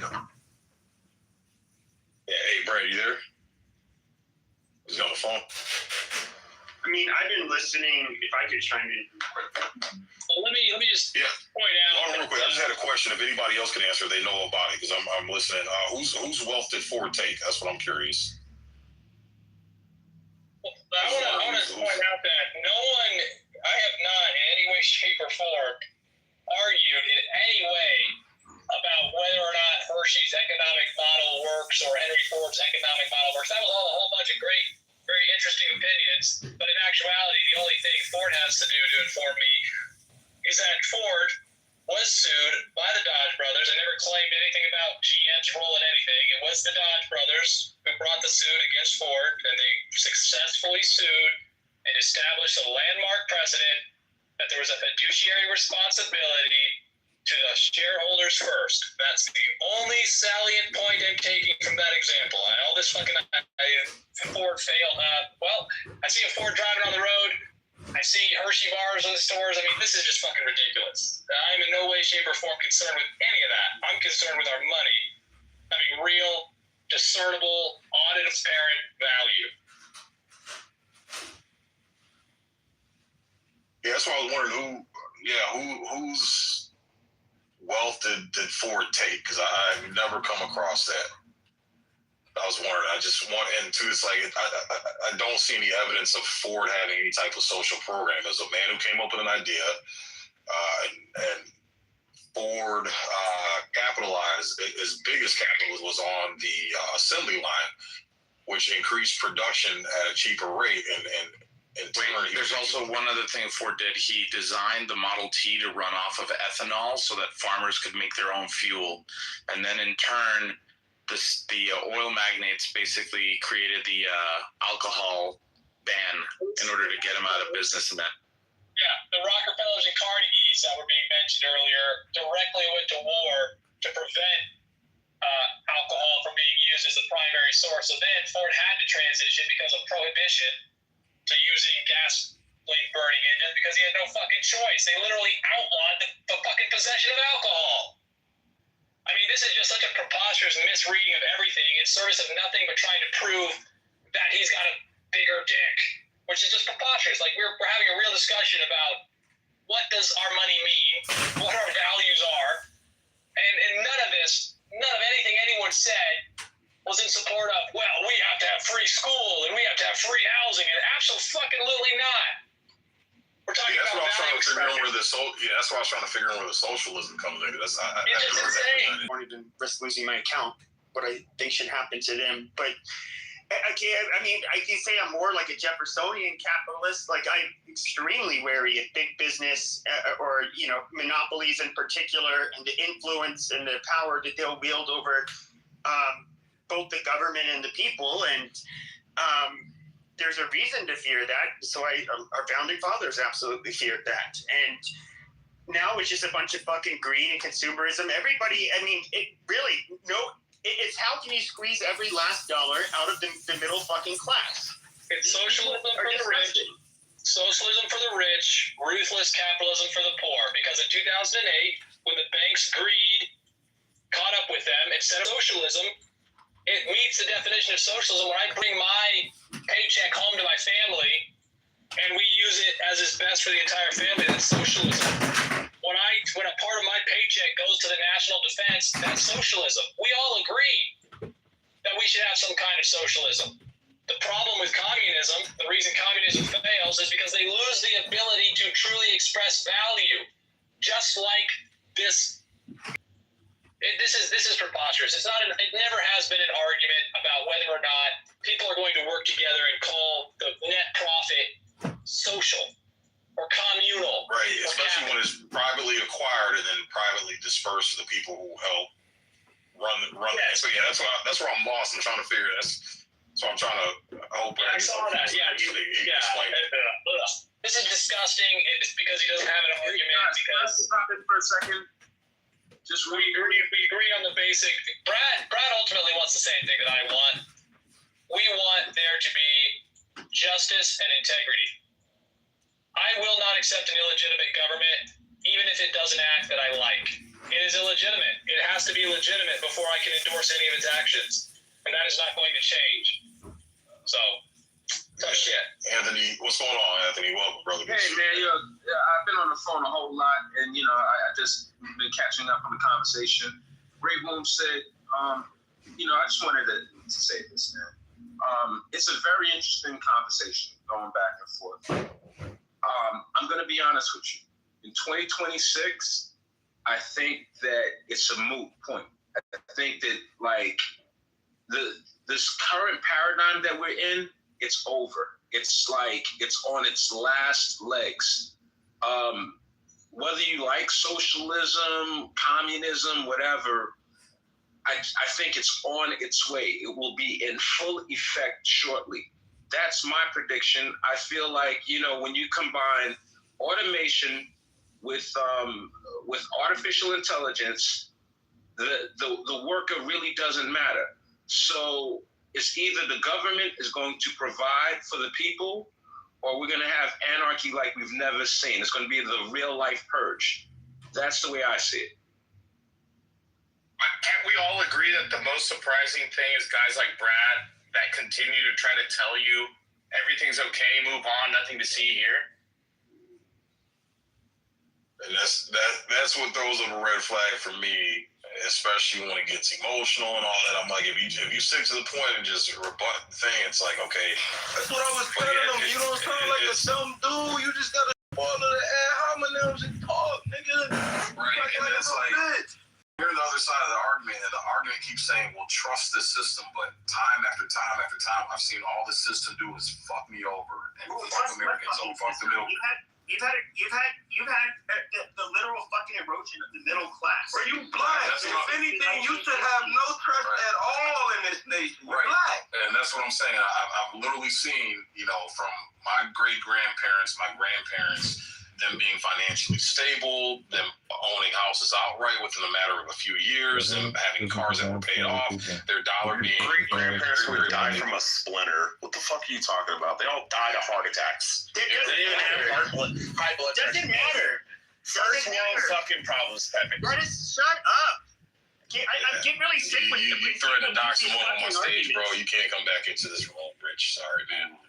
But and that's what I'm saying is like I hear what the other side is saying, but it's trust the system that I've seen with my own eyes continuously fuck the middle class over, and the middle class is getting smaller and smaller and smaller. And it's literally the uber rich that are benefiting, and the extremely poor who are benefiting because they're getting a bunch of fucking government subsidies. And who's paying those government subsidies? As far as welfare, Medicare, Section 8, all this other shit. It's the middle class. So again, I keep seeing. Yeah, that's what I'm saying. So it's like I hear what the other side is saying, but it's like with my own eyes every day, I keep seeing the exact opposite of what you guys are saying. Trust the system, but the system literally keep fucking us over, man. The system is wildly broken. Man, I don't believe it's broken. I believe it's designed the way it's been always designed. You know why it can't be designed like that? Because the founding fathers literally said we're making it different because. Let me say this. My point is more so as we talk about the justice system and then y'all talking about the economy. I don't think it was ever set up to be fair per se. I think it was never distributed fairly for certain groups of people, and I think what's happening in modern times as we've evolved from our history of sorts, you see that class warfare is a real thing. It may have been masked over the years due to other issues in America, but class warfare has always been a thing, and we're seeing that now. Based on the conversation we having right now, it's like everybody can kind of agree that something about this system isn't functioning correctly. I don't think anybody wants a system like Russia. I think some of the communist systems that we have around the world, obviously we know what it is. I think some of the socialist systems we have around the world, we actually could look at them and see if it's anything that could work. Because the truth of the matter is we have a socialist type of system. I mean, somebody noted that already. Defense systems, schools, roads, healthcare, any of that shit can be deemed as socialism. It's the big difference is our government isn't per se like owning business like China, but it still seems like it's rigged in the big business favor. So it is what it is on one level. I understand. Shut y'all who that hoe ass. Weird ass fucks. But yeah, that's what I mean. Like I hear the shit Brad be saying. I think Brad is a psychopath to a degree, but Brad is really intelligent on a lot of levels. When I hear people talk about socialism like that, it's just like, how do you discount all of the socialist factors in our society and that have been there? Well, that's the thing. That's what we were questioning, and unfortunately, Brad had to take a phone call because that's the thing. Like from what I gather from the conversation, Rob, everything the other side brought up were examples of true capitalism. Someone coming up with an idea, exercising that idea, bringing it to fruition, and then profiting based off that without any type of government subsidies or taking money from other people, without them knowing or against their will, or from the public, and then being able to profit off of that and then expand their idea. So that's why I was kind of wondering where Brad was coming in with the socialism. There you go, right there. From the other. There you go, right there, Brad. What? Sorry, I have a call. It was work. Steve? Yeah, Brad. Brad, I had a question because you kept bringing up socialism. Is he going in and out, or is that me? Where in the examples that the other side gave was in connotation for socialism, because you kept bringing that up. Oh, because their primary example was the Nazi Workers' Socialist Party. Those guys. That's their overwhelming icon. And so when you look at these Nazi socialists, and you realize exactly how their economic picture fell apart, and where, literally their dollars were worth nothing. And again, war has a tendency to pick winners and losers. You better be the biggest, baddest. In terms of it, Germany had good production. Its problem was its resource allocation, its inability, and again, centralized leader leading it under a socialist framework always turns to shit because their idealism is a stranglehold. You've seen that. You've seen that time and time again. Maduro, fucking dipshit in Nicaragua, Noriega. And, again, we can see all of these things continue to go on. And this idea that somehow debt is inherently bad, that's not necessarily true. Charging interest rates, if I go to you and ask you for $10,000 and you take it out of your bank and give it, you should expect interest on that. I hold on to it. If I don't pay you back for 10 years on it, and you're just like, well, you still owe me $10,000, but you're not getting any of that money back. You're basically taking out of your pocket, giving it to somebody else, and then saying, so you lose out on the opportunity to invest it, to buy shit with it, to use that at your discretion. You're taking it out of your own pocket without getting anything back. And unless you're talking about a flat fee, which that doesn't fucking really work too often. So, you want to have interest on these loans. You want to be able to do it, because otherwise, if you just had that straight there, can you imagine the number of idiots just borrow and never pay back and never have that debt? Interest helps ensure that. Yeah, I can agree with you on that. And that's, I think if a private entity decides to loan money out, they have every right to. But what I was gathering, Brad, was that once you start bringing the public, you start putting that liability on the public, I think that's where the point of contention was. In a situation like that, Brad, how much government intervention do you think should be? Well, not even, let me not say intervention, just oversight of things like loans. How much government intervention?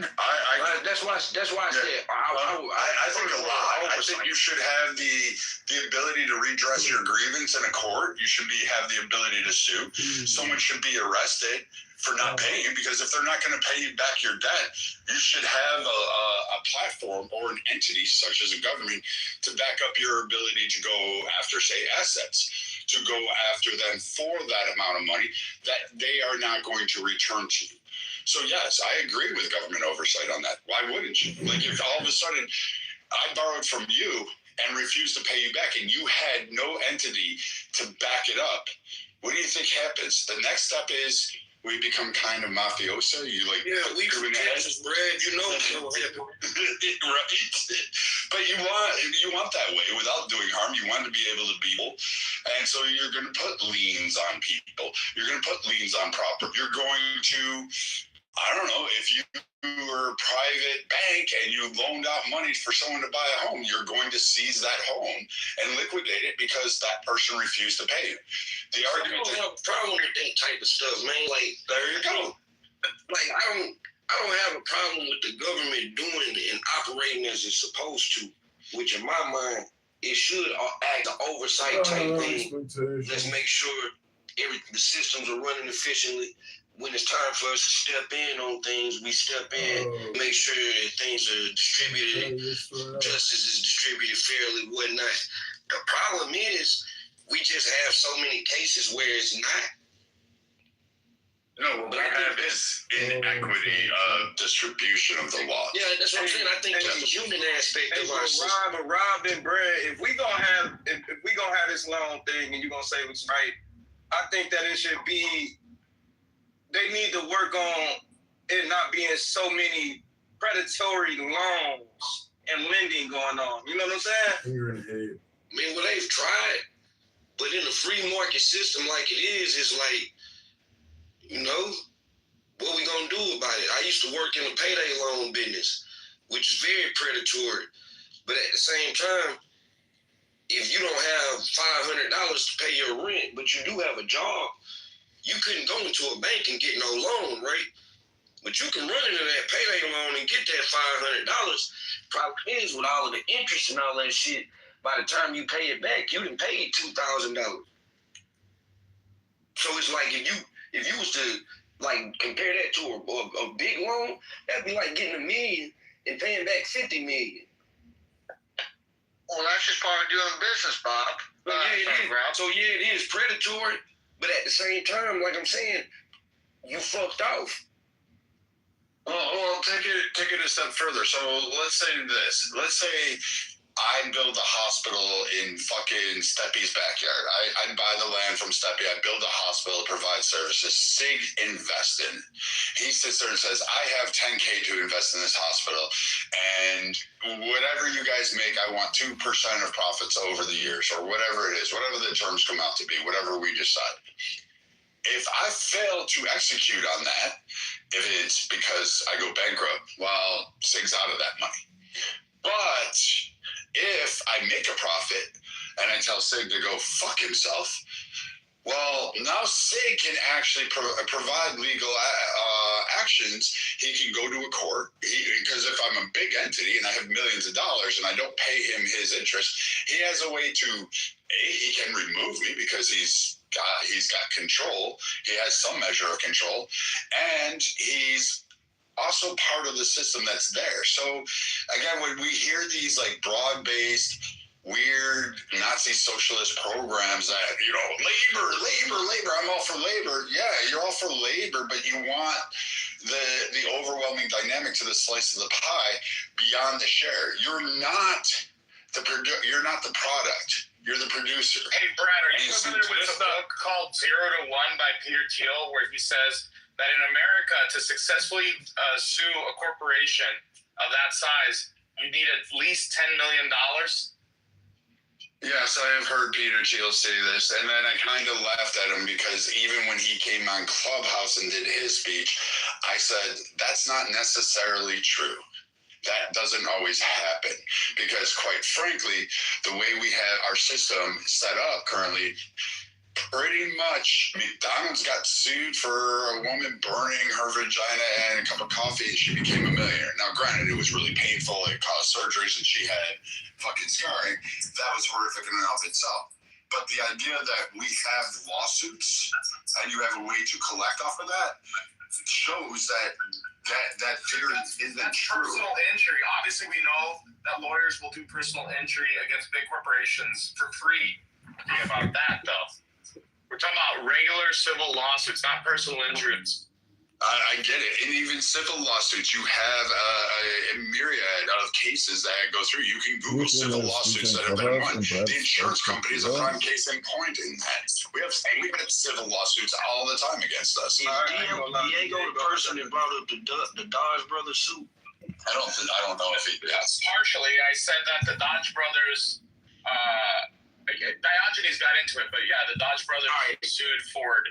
I just want to ask you a question because my limited understanding on that, I talked to somebody about this about 2 years ago, that this is like the case that set the standard for like the profit dividends and sharing for like whether a business ultimately is a business at behold like a public business. Are they working for the public or they shareholders? Exactly, they work for shareholders. Yeah. All right, your opinion on that. What's up? Go ahead. It's very important to understand that the way, once again, it was represented, the suitcase was represented in a very dishonest manner. Had nothing to do with how much Ford was paying just like in wages of workers. Talking about the precedent it sets after the fact, not necessarily what caused the movement. But Andre, the case actually revolved around because they just basically didn't get their money from being the investor, nor did they get paid for their parts. So the way it was represented by the genius guy, I think that's his name. Ford was sued because he was paying good wages to his workers. That's bullshit. It had to do with what the incentive for the profit would be. It's because Ford wanted to invest back into the business and create more business opportunities for the company. What they were arguing is that their due Is this legal for a congressman to their give shares $2 million because they checks? invested money into his enterprise and they were waiting for their payout.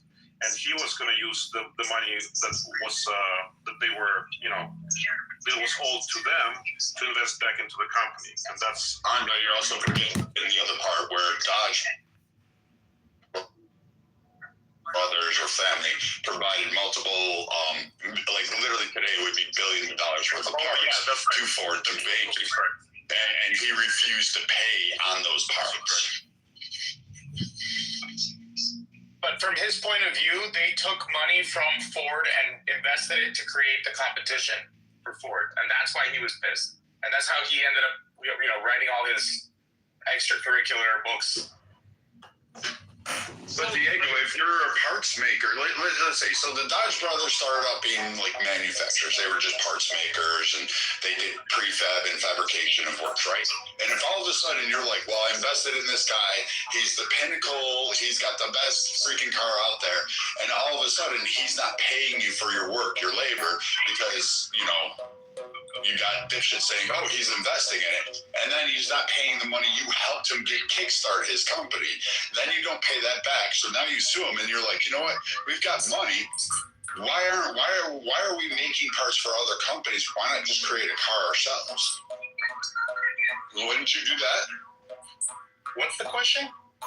If you are a fabricator, a parts maker, Dodge brothers were, but they weren't. They made parts for Ford. No. That was part of, that's part of the lawsuit. That was a major part of the lawsuit. They learned how to make the tools from Ford, and then they started becoming a parts manufacturer. You gotta read the history, man. Again, Ford refused to pay for the parts. That's literally, go look at the lawsuit itself. You want me to go look it up so we can look it up. Anybody know that? I just do Ford again. Ford versus Dodge brothers.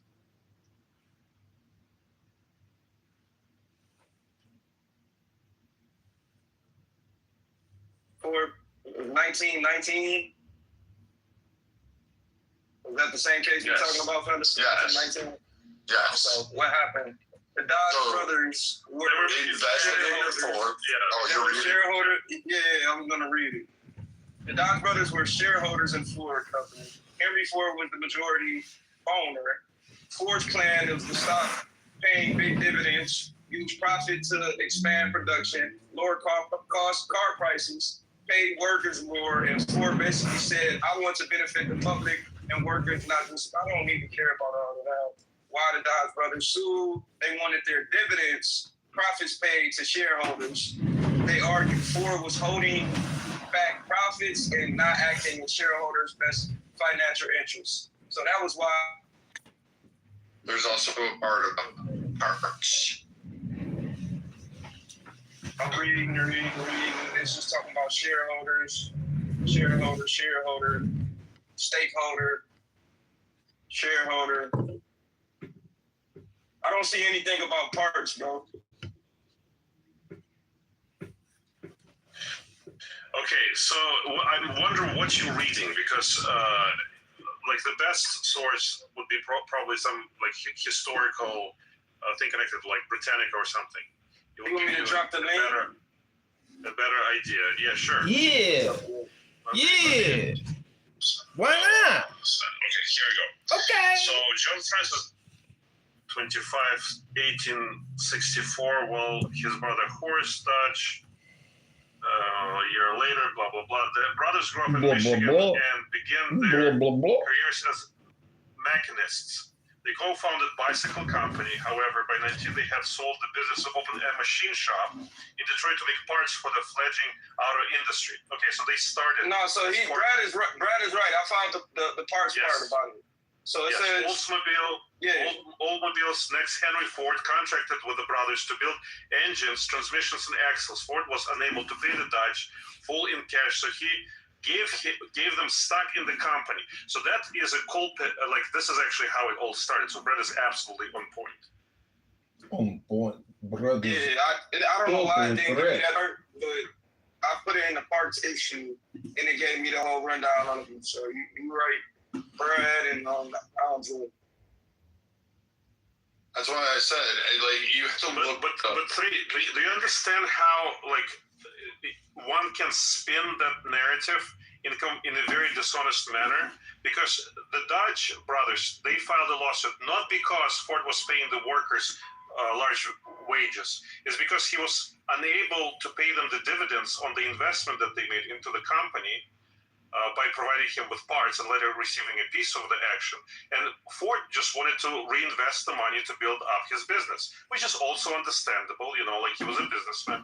He wanted, like, expand his company, but he was not paying what was due to his investors.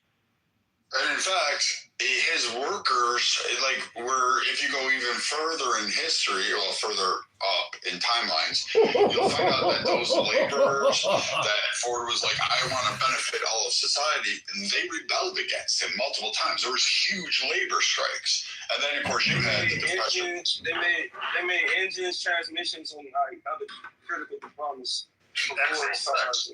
Correct, yeah. Excellent. Correct.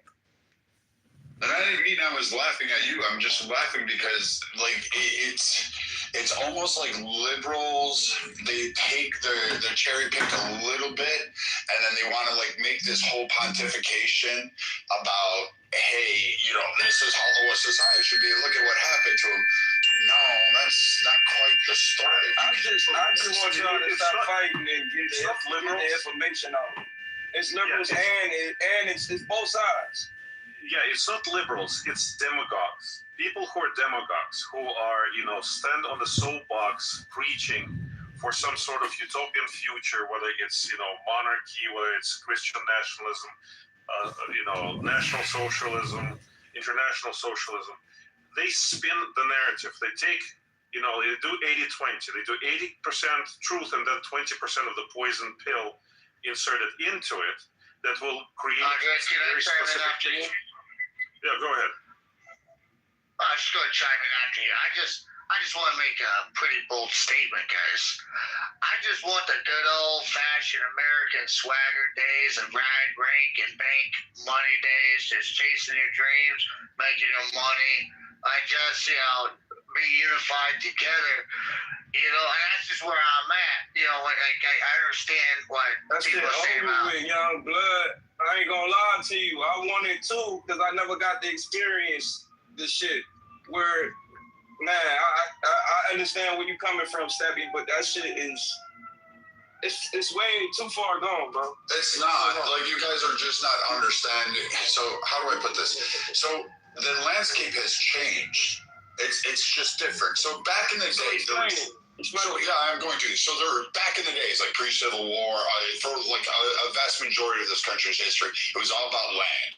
It was all about that. Then it shifted a little bit to the Industrial Revolution. People congregated in the cities. They left all these free plots of the land, and it just did it. It was like some of it was stolen, eminent domain. I understand that. I'm not ignoring it.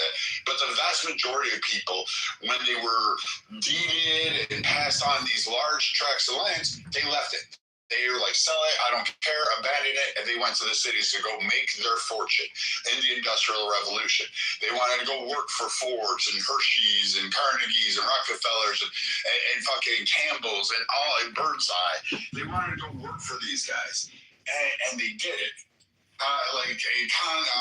Con Air, the AC guy, like a fucking genius, literally developed the entire Southwest and South for production and manufacturing, all because of an AC unit. And he put it in homes, and that made it feasible for development out here. And there was a race for land. Land is now, for the most part, divvied up. It's still there, but we don't look at it that way. So farm ag workers are kind of working. Their lands are shrinking. They're selling into HOAs, and they're doing their thing. Hats off to them. But what you have now is you have a new age. We've moved on from the industrial age, the blue collar age, where you can build towering skyscrapers and all that stuff and become profitable and have that. Wait, hold on, Steppy. Let me finish. Letting finish so I can understand. What you have is everybody wants the digital world. We are now in the digital world. And that's the new landscape. It's moved from land, industrialization, to now digital. And it's going to be the prevailing landscape, and you need to, unfortunately, figure it out. Now, some key industries will remain the same. Healthcare, a little bit, but even that's changing massively. The finance sector, that's becoming more digitized. You no longer have to go to the offices. Fucking most of Wall Street really doesn't work on Wall Street. Hats off if you know. You should come down to Austin, Texas, or Dallas. No, my homie a tech guy. He worked for Owens Cornell. Been working for them for like 8 years. And after COVID, they stopped going to I understand what you're saying on that. Yeah. So you're just dealing with a new game. You can wish for the old times, and there's still going to be a sector of our economy into it, but it's not the dominant one. And unfortunately, we have to navigate this one. But the only problem I have with it is that it may not be the most dominant one, but it's the most essential. So you have to take care. You have to take care of the most essential people in your nation, or it's gonna fail every time. And I don't think that they've been doing a good job with taking care of the essential people that they need. Well, I just want to interject real quick on what Brad brought up. I'm not contradicting him. He's accurate on it, in my opinion. But the farming community, which that's what I'm in, we just went back to old swagger and hustling roots. Like the HOAs that Brad's talking about. A lot of the smaller farmers have actually transitioned to basically renting land to HOAs because the suburbs and HOA communities are coming in and to buy up land while we're fighting back. And almost all the states are doing it, where we're transitioning and saying, hey, we'll rent you our land. You do all the land development, but you're gonna cut us a monthly check for so we can live in there. You're seeing it in South Carolina, big in Texas, Oklahoma, Phoenix, all the way up to the Midwest, and even some New England parts where we're straight up renting it out. We'll give like 20 acres out for HOAs, and I think the going rate is right about $1,500 per acre, and the HOAs are actually jumping all over that.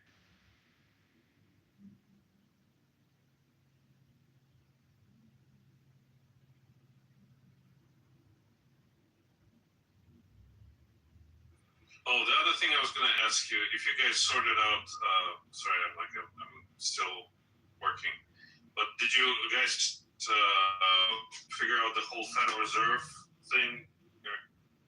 Which is what other things the Federal Reserve is using to control the liquidity, like, the constraints that they put on the liquid assets and stuff like that?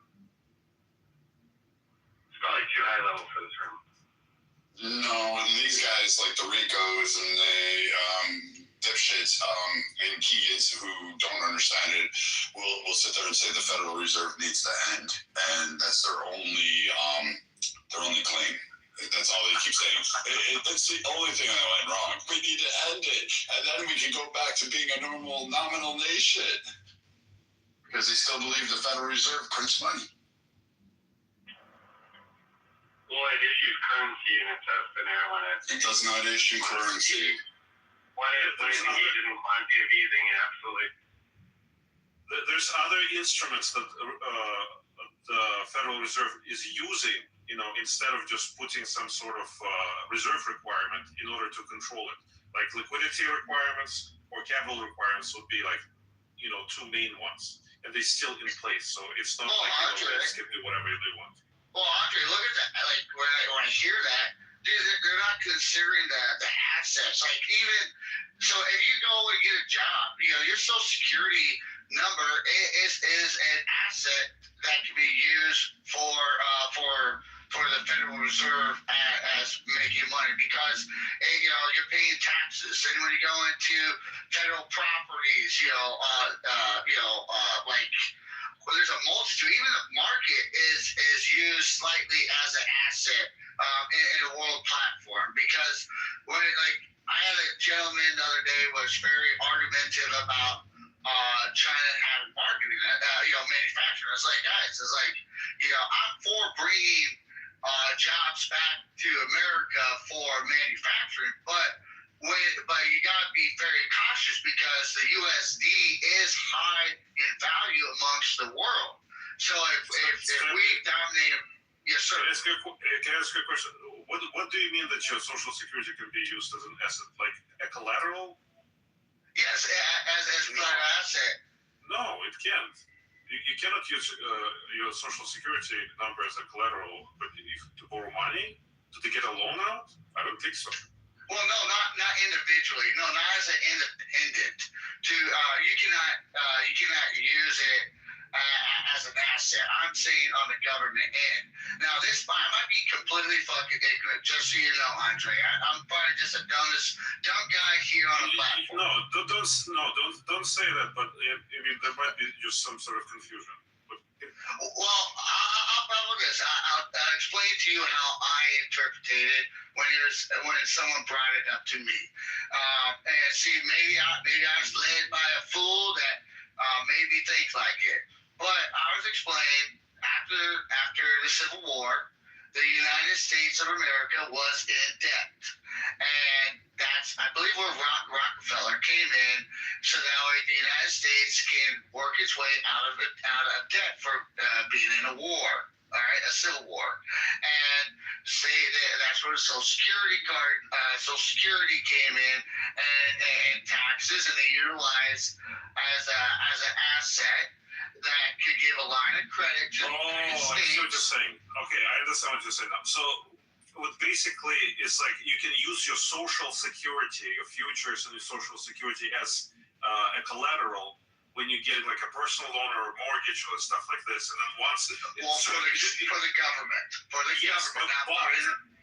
so here's the but. I think, and check me, I might be wrong on this one, but there is a certain amount that is protected regardless. So everything access to that protected amount, which is whatever, like a minimal amount or whatever it is, livable amount, that can be released to the creditors once the Social Security is deposited into your account. Okay, maybe I was misunderstanding it. No, you're right. You're essentially right. Not the world, but you're essentially right in terms of using it as a sort of collateral for like a personal loan or like a mortgage or a car loan or something. Okay, well, thank you for a little. Wait, Andre, I'll push back. Rockefeller actually did stabilize America, though. I mean, especially in the oil industry, because it was like it was so chaotic at that time. It would be up and down almost daily. He instituted massive pipelines. He helped reform some of the regulations. Now, granted, it led to a more monopoly kind of thing, which Standard Oil was then broken up. But still, he helped increase the tax revenue massively. And then he helped America achieve more equitable distributions from oil companies, and allowed it. Not to mention, he also did a lot of philanthropic work. I mean, the guy started University of Chicago. So, I mean, he basically, if he hadn't come along and did that for the oil industry, I mean, I imagine it would probably have been done at some point, but I would have shuddered to think that the federal government would have done it at that time frame, which a lot of the people on this stage that were here earlier probably would have have cheered on for having the centralized government manage the ability to handle resources and distribute them, which would have been probably cataclysmic. I mean, from what I understand, like what the type of system that's being promoted is the syndicalism, right? It's like the workers who are controlling the people who are making the product are essentially controlling the means of production collectively. I mean, and all you need to do is just like search for critiques of that. I mean, that's essentially like what fascist economy looked like. There needs to, and even they had to do some central planning through ideological means. Like they had to guide the economy and its assets into a certain direction. It's just so bizarre, and like just open any critique of it. Like one of the problems is that it creates stagnation because there's no incentive for competitive nature of the free market.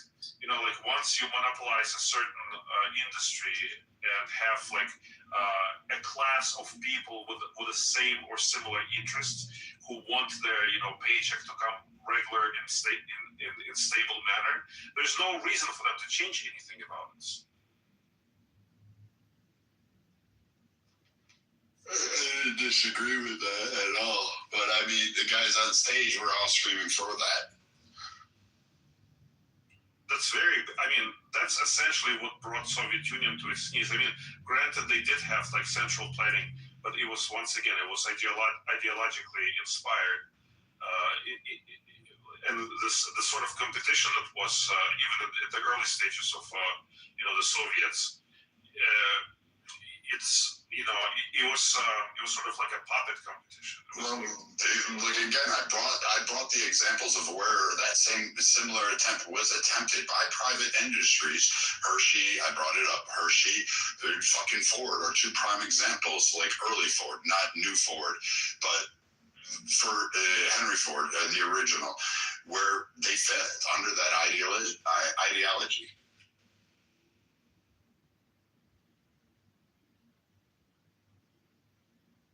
Oh, and furthermore, I found it ironic that they were talking about how great a champion he was, even though he took other people's money to go ahead and do it. He had no problem putting his hand out there saying, give me, I'll redistribute the wealth, and then didn't want to pay the debt that he owed to the people that he borrowed from. That was ironic. And then people screamed that there shouldn't be interest on loans. But Brad, we're seeing socialism at its prime in New York City with that mayor. He promised so much, and yet what has he actually committed to? Oh, he's going to start seizing properties. So he's going to take people's private assets, which are properties. Now, he's already claimed it. It's a policy in New York City now.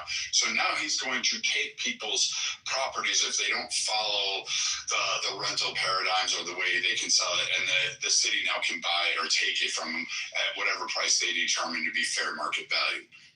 That's ironic. So some poor schmo goes ahead and buys a place, and now some dipshit in New York wants to be able to just go ahead and buy it because they're in the government and they can just take it from you, and that's your whole life savings rolled up into one. Fuck that. Like, why would anybody want to do that? Well, because Brett, it's very easy to spend somebody else's money. I mean, it's very pleasant and there's no strings or responsibilities attached to it. It's great. You spend somebody else's money and you can do it as much as you want until it lasts, actually. Yeah, Brad, and too, I don't think anybody was arguing against interest. It's that if you decide to lend out money, I think, you're taking a risk that person may default on that loan that you give them. So I think the reward for you taking that risk is that interest, right? No problem with that. But in the case like the subprime lending with the housing crash in 2008, is that when you have the government take taxpayer dollars and say, hey, if you fuck this up, we'll bail you out. So now they start taking unnecessary risk because the liability no longer falls on them, it falls on taxpayers. That's what people have a problem with. And if someone does default on the loan, then I think you should utilize the government to officially put on the record that, hey, this person entered into a legal contract to borrow this much money and you were to pay it back with this much interest by this date, and you default on that, I think the legal system is justified in enforcing that contract. But again, I don't think the privatized profits of people loaning money should be. I'm sorry, the liability shouldn't be put on taxpayers for a private transaction. That's a fair critique, but just 2 points. Number one, that the reason the market crashed is not necessarily because it was the government who was propping that house of cards, but it's the marketing of the product, financial product itself. The diversification or diversity is not necessarily a good thing always. And what they were doing, they were just getting subprime loans, like kind of chopping them up into little parts, making huge packages out of them, and saying that 1,000 people cannot all fail simultaneously unless the economy goes under, which is exactly what happened. And it was just kind of a snowball effect. The bubble burst, and the whole thing kind of unraveled. And another thing I would like to say is that is not bad. That is good, especially if there is, if there is confidence of the loaner that you are capable of getting it to them at the end of the day. Because number one, like they get their interest. Number two, it allows you expand at a very rapid pace, especially if you have a good idea and you have, if you are motivated to do something. So that can be a very powerful tool. It shouldn't be shied away from. Right, but what happens is that debt gets mismanaged when you take away the liability on that person. Absolutely, again, when you 100%.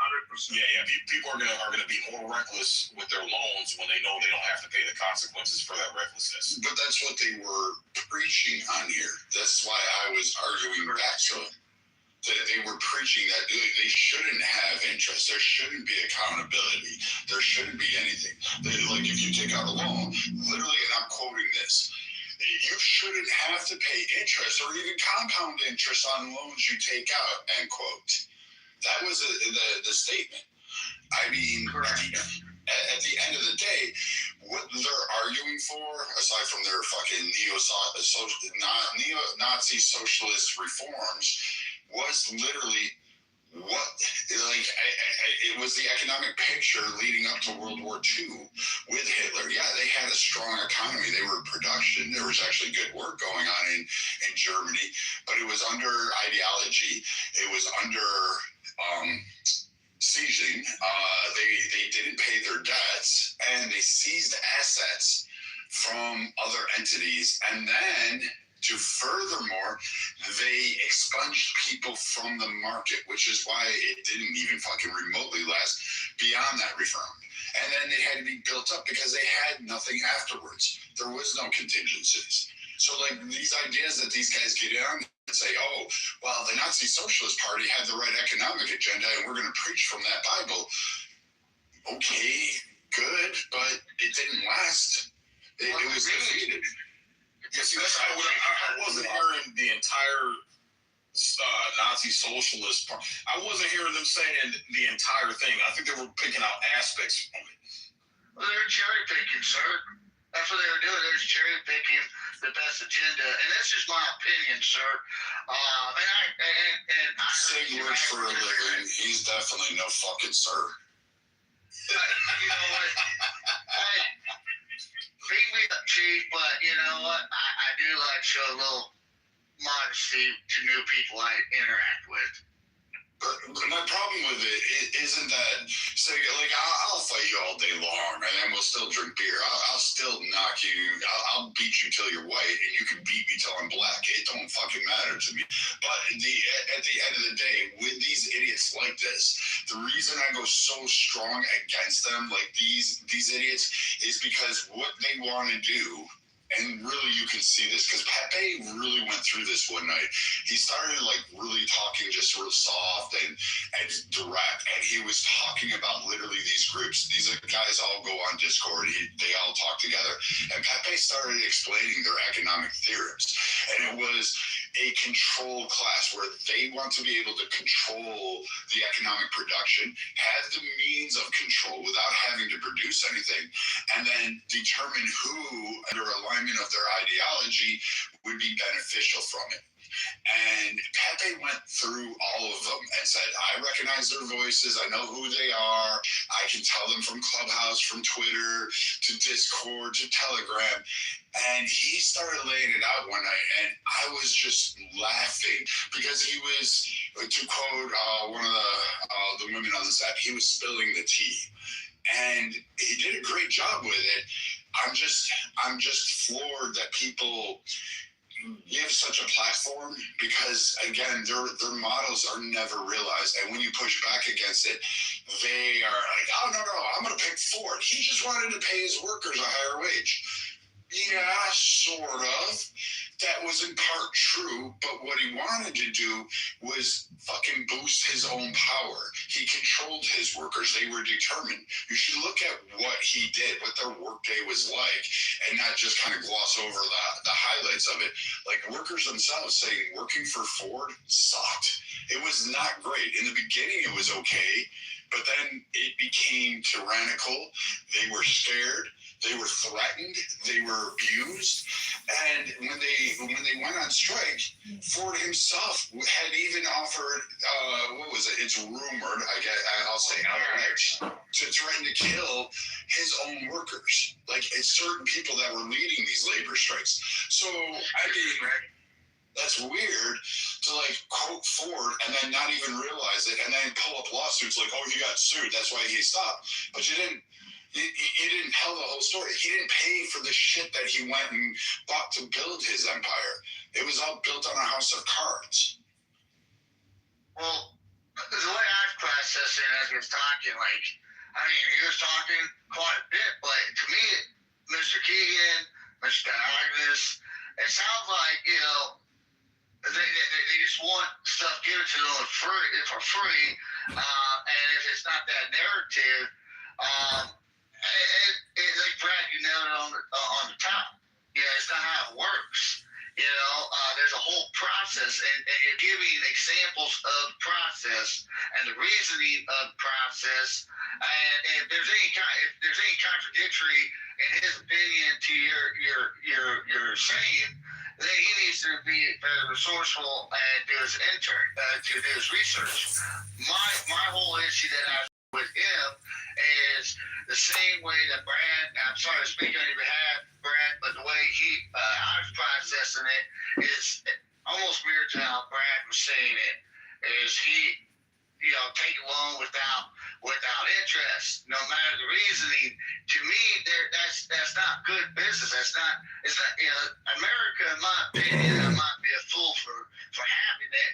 America is a business. If you look at America as a business pyramid, the fundamentals are the same at any type of corporate level, all the way down from the CEO as the president, delegated all the way down to the workers at the bottom of the pyramid.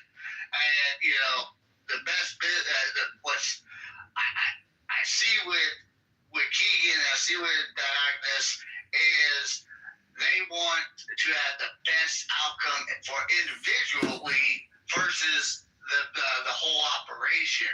And that's what I don't see eye to eye with them. I'll listen to them. I might not agree with them.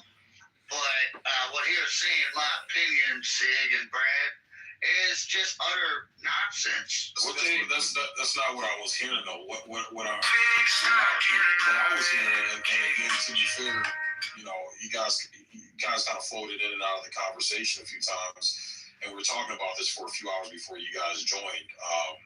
Is that's not what I'm hearing. What I'm hearing is that there's a level of unfairness that's going on. And when we talk about the interest, it's the fact that we have higher up officials who keep taking out more debt and more debt and more debt and more debt, and the interest is compiling, and they're not the ones taking the liability. They're the ones, again, it's privatizing the profits and socializing the liability. That's what I've heard from their argument. That's what I'm saying. I'm trying to pick up where you guys are coming from. I didn't hear them say. Okay, so let's put it this way. Ford, right? No, I'm not Ford. I'm so sick and tired of Ford. Franklin Delano Roosevelt. You know Roosevelt, right? Yes. Yeah. A lot of people point to 1913, the Fed, all those transits. Those are the major issues and the turning point of what happened. Oh, and then the Civil War. Like, these are periods in times. These are snapshots. Yes. Blah blah blah. They some of the long-standing effects can be felt. Yes, culturally, economically, but really, what they're arguing for is from the Ford doctrine. Doing basically what Franklin Delano Roosevelt really did. He upended, he fucking made it illegal for people to own gold. He changed interest rates. Created a law and forced Americans to sell their gold to the government. Yeah, correct. So, like, the highest price later. Yeah, right. Manufactured that out of there, and then he wanted to basically divvy up it. And they're arguing for that same centralization, but they're doing it under the guise of Bitcoin, or saying Bitcoin's going to solve it. And you heard them saying, I don't think a digital currency should exist. And then meanwhile, they're saying you should invest in Bitcoin. Like, you can't have two contradictions together and then have it go ahead and exist. Yeah, like partial Bitcoin bros too, like delusional ones. They just invest and then they're like, "Oh, look, I made $100. Woohoo!" So any competency or merit. Yes, you won the lottery, and you proposed that the lottery should be won by everybody. But he brought Bitcoin up as an example. His main thing was a decentralized currency that the government. But think about how that would work, Sig. Like, think about a decentralized currency. Like, we had that at one point. Prior to, like, the Civil War is a prime case that I can go to. States were printing their own money. The reason Congress said, oh, hold on a moment, was because currently, like, South Carolina's monetary value would be vastly different than New York's. Rhode Island would have been broke. It wouldn't have survived. Like, having states embody their own currency and then having to uphold it, like, fuck, Hawaii would be dirt broke. Well, maybe not. Maybe Hawaii would be okay, but I mean, so you couldn't have a decentralized currency in a nation of the United States, because then if you're asking for that, what you're asking to do is create 50 brand new countries. That's not. And that's exactly. No, yeah. Can I much broader strokes? I hear what you're saying, Zig. And just like all the economic analysis of whatever the left, the right, radically, like Marxists, National Socialists, they're making a correct observation. Okay, what you said is right. Politicians famously, in Thomas Sowell's words, they don't bear any liability. Like, they can make decisions, grand decisions, economic decisions, and then they just go out of office, and whoever comes after them, plus the public, has to bear the consequences of it. That's a correct observation. What they're arguing for is redistribution of power. They're saying, give me power, give us power.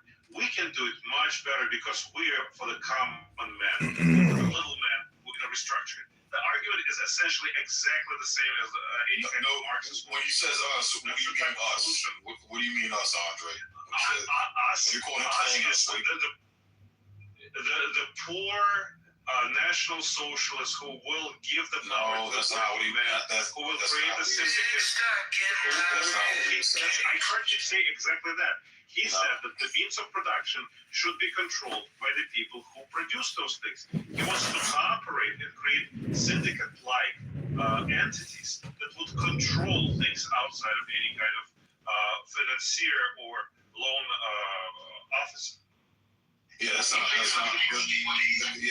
was saying is putting that power and control back into the hands of your average American. Because clearly it's been taken out of our power, it's been taken out of our control.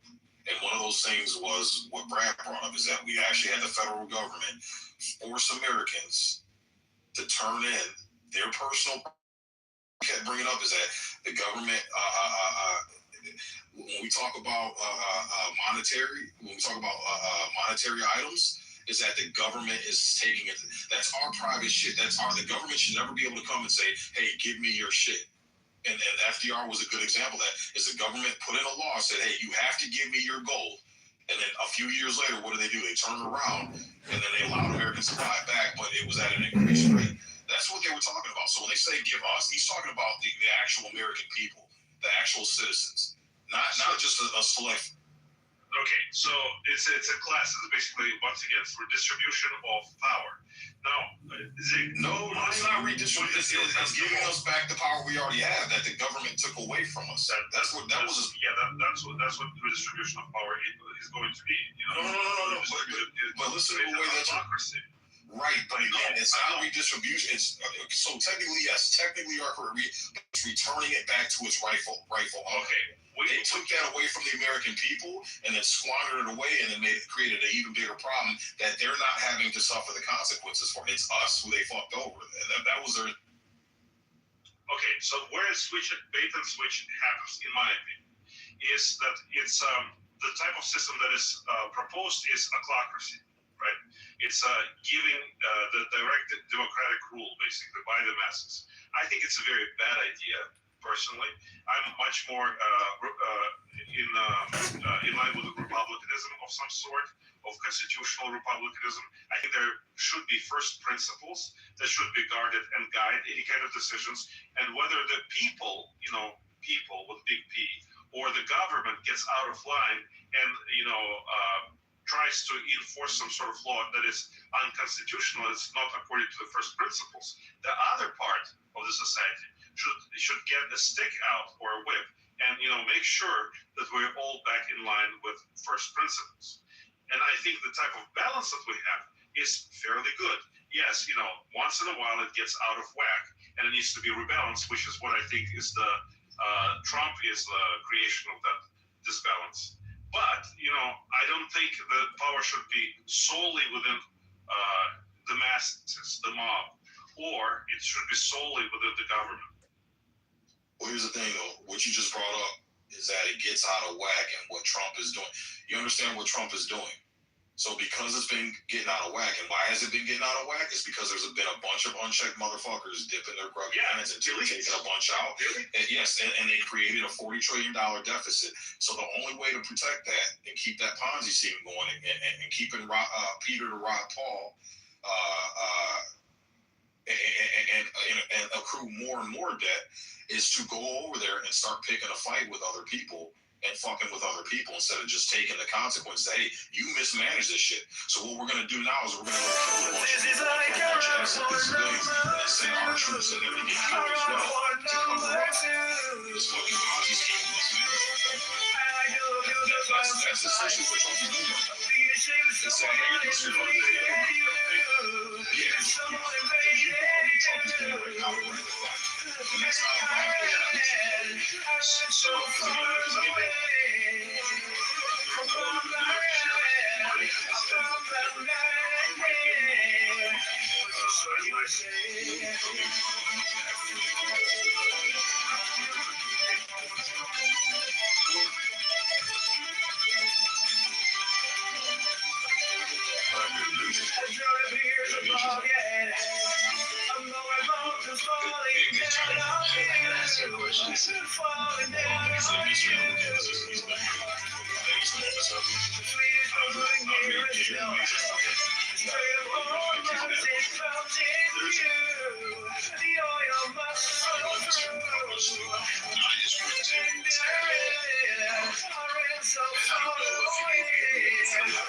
checks and balances. We have 58 states. We have 350 Americans. If you just take the federal debt by itself, 34, 35 trillion. Then you take individual debt, we're $18 trillion.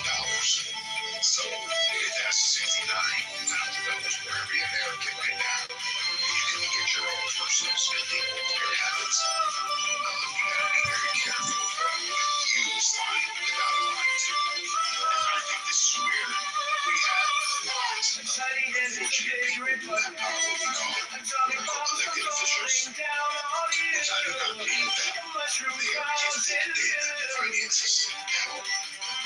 Gifted them enough that they're supposed to represent the people, supposed to represent the people, not go there and get rich, not go there and get excited, not go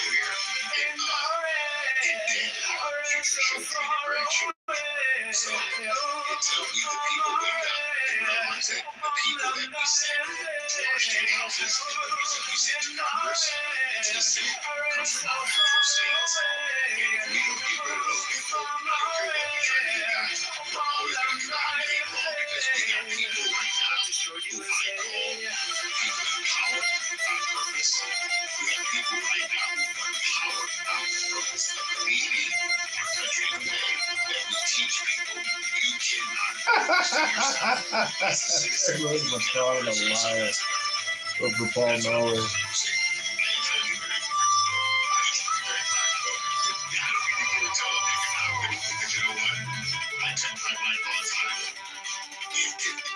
Gasoline guys are $6.30 in California, okay? There's nowhere in the world I want to continue because I drive a lot. So we have to make adjustments. So we downsize ourselves. We decide to do things differently. You know why? That's my household. The situation we're in is my kitchen table. My wife and I have to do this, and I tell people all the time, you got to control what happens, and we can't just go be willy-nilly just because other people have chosen our leadership here in the state of California. My city, have you ever immediately persuaded such a bad idea? That was me with the state budget. I was into this, so I went to government. I was able to find a pro within my budget in my area and who can bring my idea to life. After seeing the distance, I was leaving DIY behind and it's not a and then ultimately what happens in the White House is going to come down and affect all of us. It's all start with individual spending. You got to be very careful. That's why the debt of the individual, whether it's mortgage, whether it's cars, whether it's credit cards, you got to learn how to get out of debt. And I always say out in on this, if you're going to be pro-God, you got to be in the God. That's being pro-God. That's exactly what my point is. That's what I'm from the other side. Trust the system is like that. I'm a fucking retard when it comes to, high-end finances and all that extra shit. But I'm smart enough to know debt is not a good thing. Long-term debt is not a good thing. Unreasonable debt is not a good thing. This is like a rock number two. But yeah, and so that's what I'm saying is that when you're absolutely right. The people that we have elected have mismanaged, and again, I place the blame on us because we're the fucking idiots, we're the retards that keep electing these fuckers. Keeps on where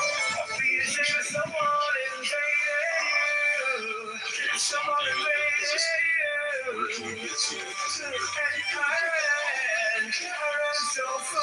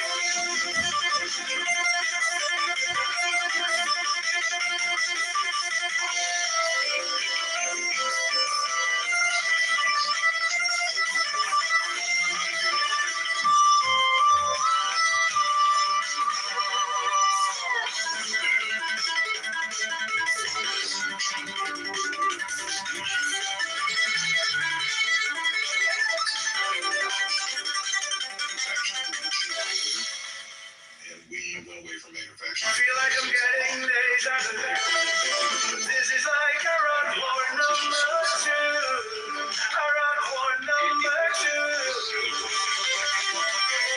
I go to the royal supplies. I'd be ashamed if someone invaded you. If someone invaded you. And I ran so far away. From my head, I found them night and day. But this for USA.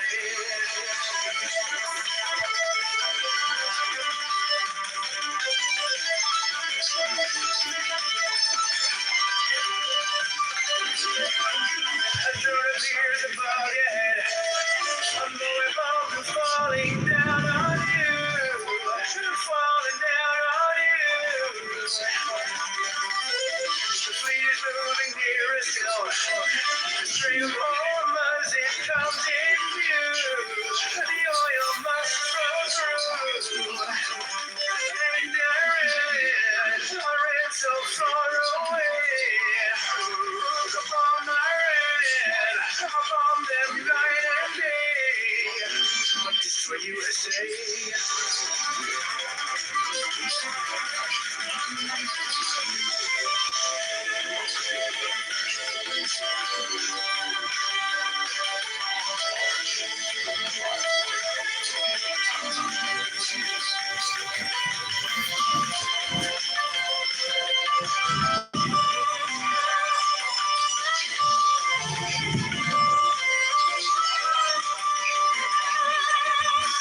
A tiny hit, it's a big report.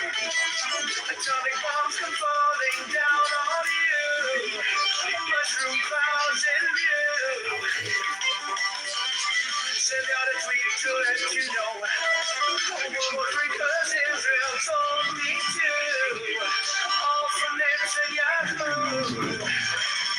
And I ran so far away. Upon my red, upon them night and day. And I ran so far away. Upon my red, upon them night and day. But this for USA.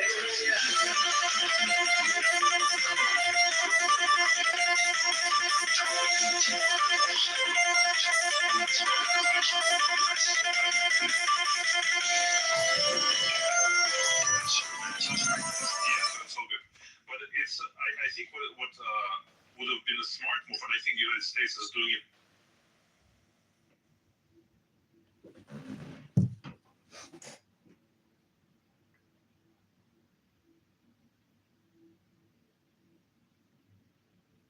And Middle East, whatever. But they had to create sort of competition among their producers in order to keep tabs on it and not allow one country to gather so much power as China did. Why would you think? I'll say real quick, you're to pin something at the top of the room from KK. What's that? You're to pin something at the top of the room involving political compass from.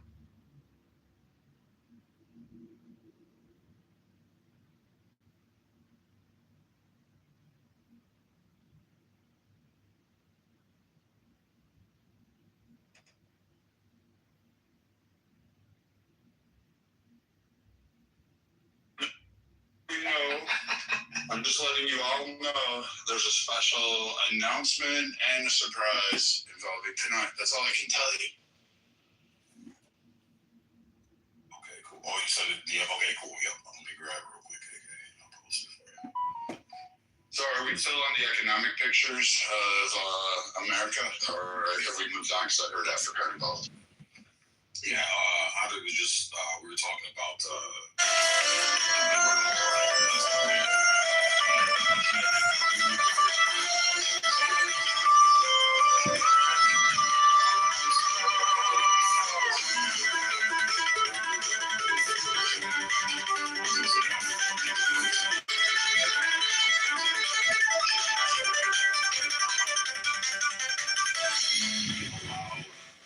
What I'm saying is, I feel like I'm getting deja vu. This is like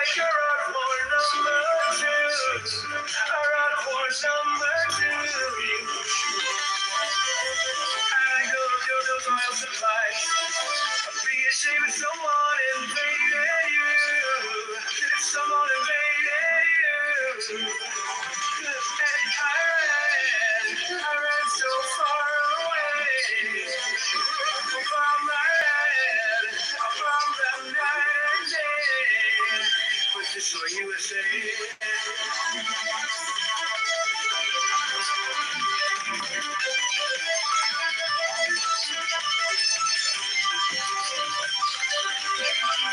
After a years above your head, I'm going mountains falling down on you, falling down on you. The fleet is moving nearer still. The string of hormones, it comes in view. The oil must flow through. And I ran so far away. Upon my red, upon them night and day. But destroy USA.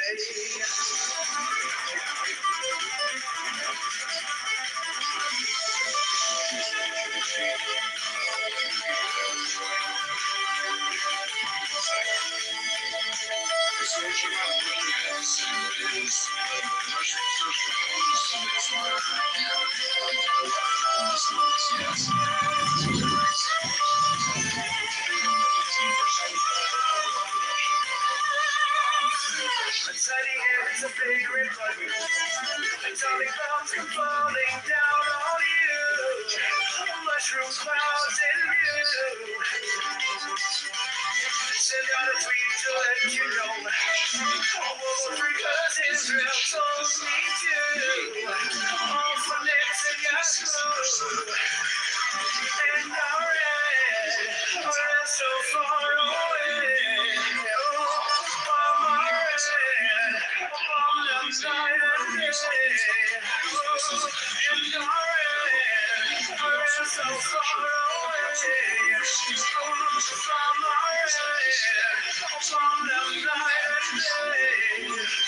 Destroy USA.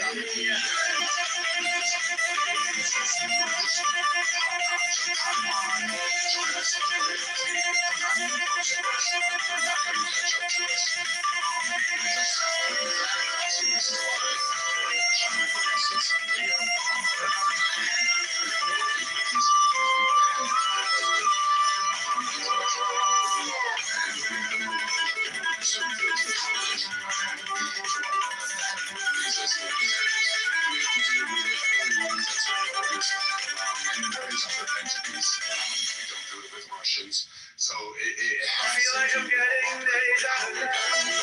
This is like a rock war number 2. A rock war number 2. And I go to the oil supply. I'd be ashamed if someone invaded you. If someone invaded you. And I ran so far away. From my head, from the night and day. We destroy USA.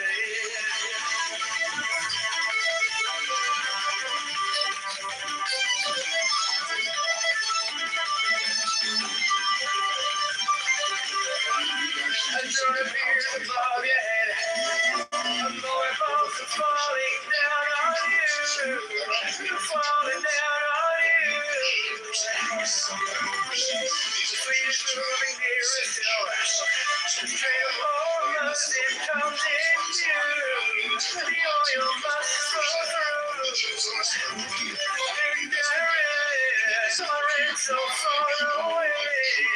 Upon my red, upon them night and day. Destroy USA.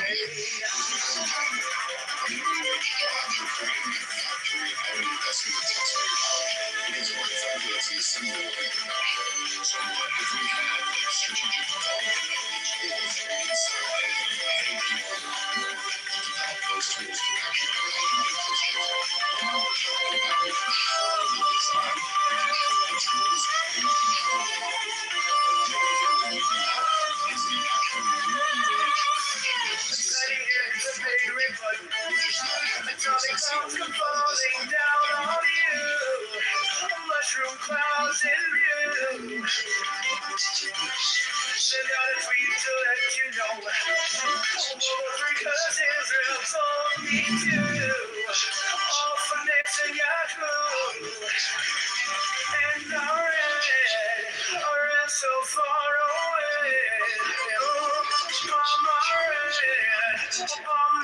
night and day.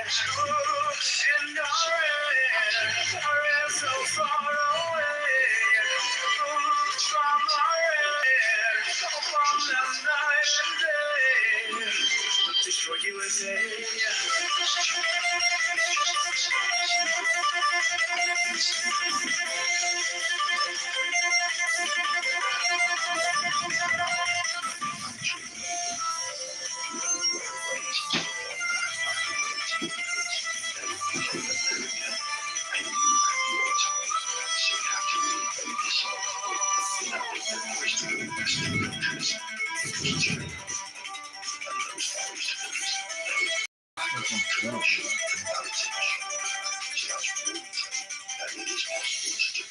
The government has to support investment. I feel like I'm getting days after this is like a report number 2. A report number 2. I feel the fire supplies. Do you think someone invaded you? Someone invaded you. I ran so far away. From my head, from the night and day. So you would say, These opportunities with a capitalist society. I don't think these are level playing I'm about to falling down on you. Falling down on you.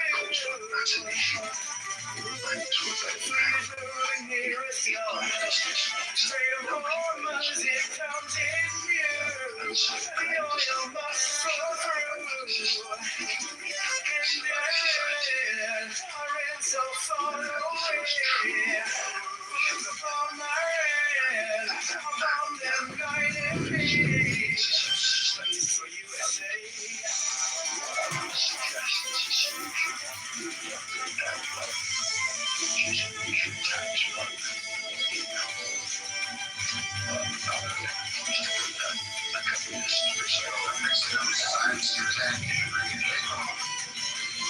Tax well, you can. It's not even feasible. How do you describe that?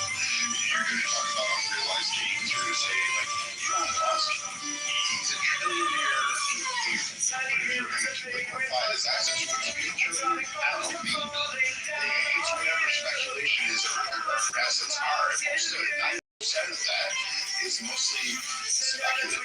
It's what do you think Twitter was up? What do you think Tesla was up? I mean, you're trying to say we should tax wealth, which is not only like you can't, you just can't. It's been tried, it's been done, and it's been an epic failure.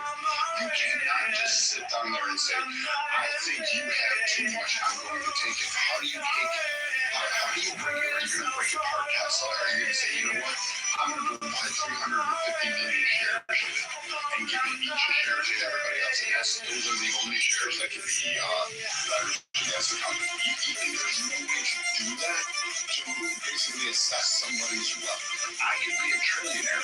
You don't know that because if I had literally all my money out there in either providing jobs for the economy, etc., then I'm actually part of the progress. The reason why we looked at stabilizing the economic picture, even though I disagree with it, I thought CEOs should have been leveraged on. Some of them should have gone to jail. Only a few people went to jail. And I think they should have been penalized. However, and I feel like I'm getting those are different from the idea that, hey, the largest insurer in the world, not just in America, but the world, had global significant impacts. And we were like, should we bail them out? Yes, you absolutely should have. You had to back them. Because if you did, the downstream impacts would have been catastrophic. It's not just the fact that you wouldn't, they would have gone out of business because you think it's just a small mom and pop store. But the fact that this company had such large expenditures than everybody else, and they were relying on banks as part of their backup, you didn't understand how bad that would collapse hospital systems. We only have 6,700 of them in the country to take care of the 350 million people. That would have been catastrophic. The fucking transportation industry would have been impacted. Your jobs would have been impacted. Can you imagine your employer going, I have to pay 50, 70, 120% over current rates for you to have health care benefits and say, you know what, I'm just going to go This is rough a lot. I'm going to give you $500 you will fund the health insurance plan and you manage it on your own. And that's exactly what was supposed to happen. I know this because we're still doing some of that shit today. And so, Thank God P-Tides exist. You must have walked a lot. versus a global economic scale, and not to mention the impact that it would have on Canada, Mexico, literally trade agreements, Europe, the Middle East. We would have caused massive devastation globally just by letting that major insurer go ahead. Now you can blame the individuals. That part I agree with, but not going on a certain industry that literally was popping up a large or significant part of our economy and saying we shouldn't just suffer with it. I don't know. You have to offer a different solution other than just let it fail because the cage on this and it was never stopped.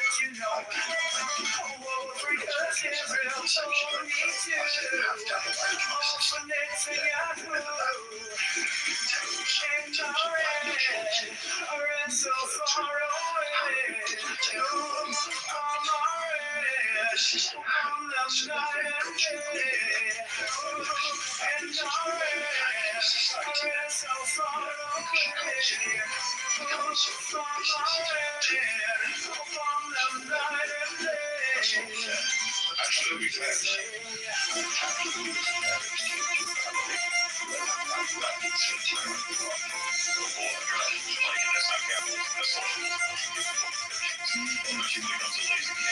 exactly what happened to the big three.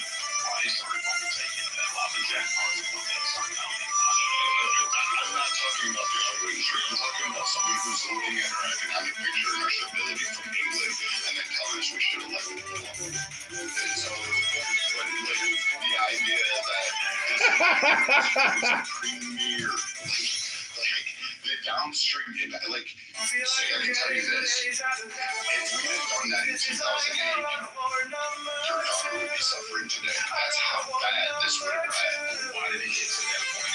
That's all because the banks, like, again, you can fault the people. I'm not discounting it. Lock them in jail. Go ahead. Get rid of the pensions for these CEOs and execs. I'm not saying that. But if you had to financially prop up the industry because of those decisions of a few, then yes, the CEOs best in the jail. In the meantime, are you going to allow the millions upon millions? I mean, we have 350 million. Let's say about 125 million people who would have been drastically affected with both employment, loss of home, and income.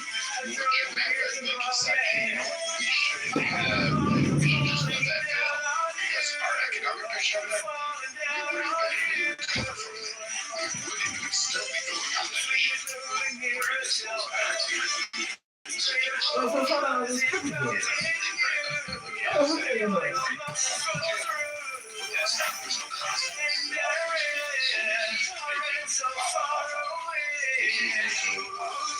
irresponsible decisions while they still need to tell the property zero fucking consequences. It's just like over and over. So now we're at the point where we keep doing this, and now the whole thing's about the fucking collapse because we protect wills. So we're not going to collapse. We've actually put much more safeguards in, and we've done a lot of things on the back end to prevent that very thing from happening. And believe it or not, what's going on right now is actually a big dogfight. Yes, there's problems with it because the major insurance companies nationwide. That's because of the risk assessments and the inflationary prices from both medical and property P&Ls. And these are causing massive problems because of over-inflated rates. And to be honest, the insurance companies were a stopgap. They used to be one of the now they're more of a stopgap to catch these inflationary prices. And people think somehow or another they're the cause of both quality of care as well as the cost increases. And they're not. Everyone's trying to fight back, but they're getting slammed from the medical community and the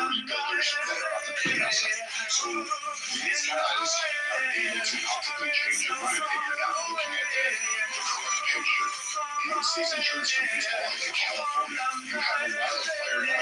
You don't have homeowners insurance. You're not rebuilding. You don't have the capability or the financial funds. If you do, hats off to you. But the majority of people do not. This is the benefit of insurance. And they look at the rates that have medical facilities, which you only have one or two in your cities. One of these determines what those rates are going to be. If you can't afford that care, all they have to do is fall under MTALA. They have to stabilize you and kick you out. You're not going to apply for Medicare or Medicaid if you qualify under those programs. If not, you need some standard care. And we're aware that the most fucking inhumane thing, the most egregious care is under the Medicaid program. You get Southern care. So I caution you, like saying, oh, we should just let certain companies fail because, again, if you didn't bail out the insurance company, let's say we all would have been, like, I would have been still vested too. I probably would have, like, honestly saying, I probably would have put a gun in my head and pulled the trigger over what would have happened because I couldn't afford those bills. Like, if I didn't have the insurance to pay for my money, that would have overwhelmed me. So I need the bills to get high. And I look at this cosmetic, no insurance, no government regulation in that industry, costs are brought down, here is the quality is out there. So why would that same model not apply to healthcare instead of exactly mainstream healthcare, the exact same thing, Chris? I'm not 100% because we have an industry that shows. Can you take me back to what those offers where the number for the whole health expedition looking at second mission?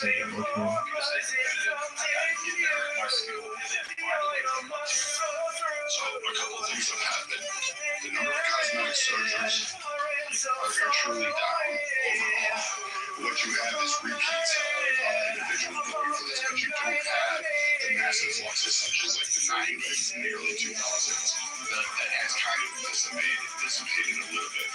Also, as well as a lot of the cosmetic surgeries, at first, almost all of them were denied by insurances. They are no longer denying them. So, like, breast reduction, breast augmentation can be covered by your insurances. It's even covered by a variety of private health plans. So you're not seeing that on the private side, you're seeing it on the insurance side. We also cover a lot more in terms of like a variety of these issues. So the cosmetic industry has actually made its way into your insurance coverage. And actually, we're getting that. I get that, but hold on. Facial reconstruction is actually covered. It's literally covered. It's medically necessary outside of that. It only has to be proven due to a medical cause. It cannot be just through your nose. Not a medical necessity is something different. It can say, if you plan to go and get a facelift, it's not going to have to prove that it's medical grounds. Can you just put me back to the everything that I had happened from conversation? Saying, I know you got a nice website, but I mean, like, if you have that done, the reason why the claims are dropping is because the insurance carriers are actually paying onto it, so they can lower the prices for having clients and say, hey, before shrinking, we can lower down the error rates a little bit more affordable so I can get insurance. Insurance is not at all. Yes, it is.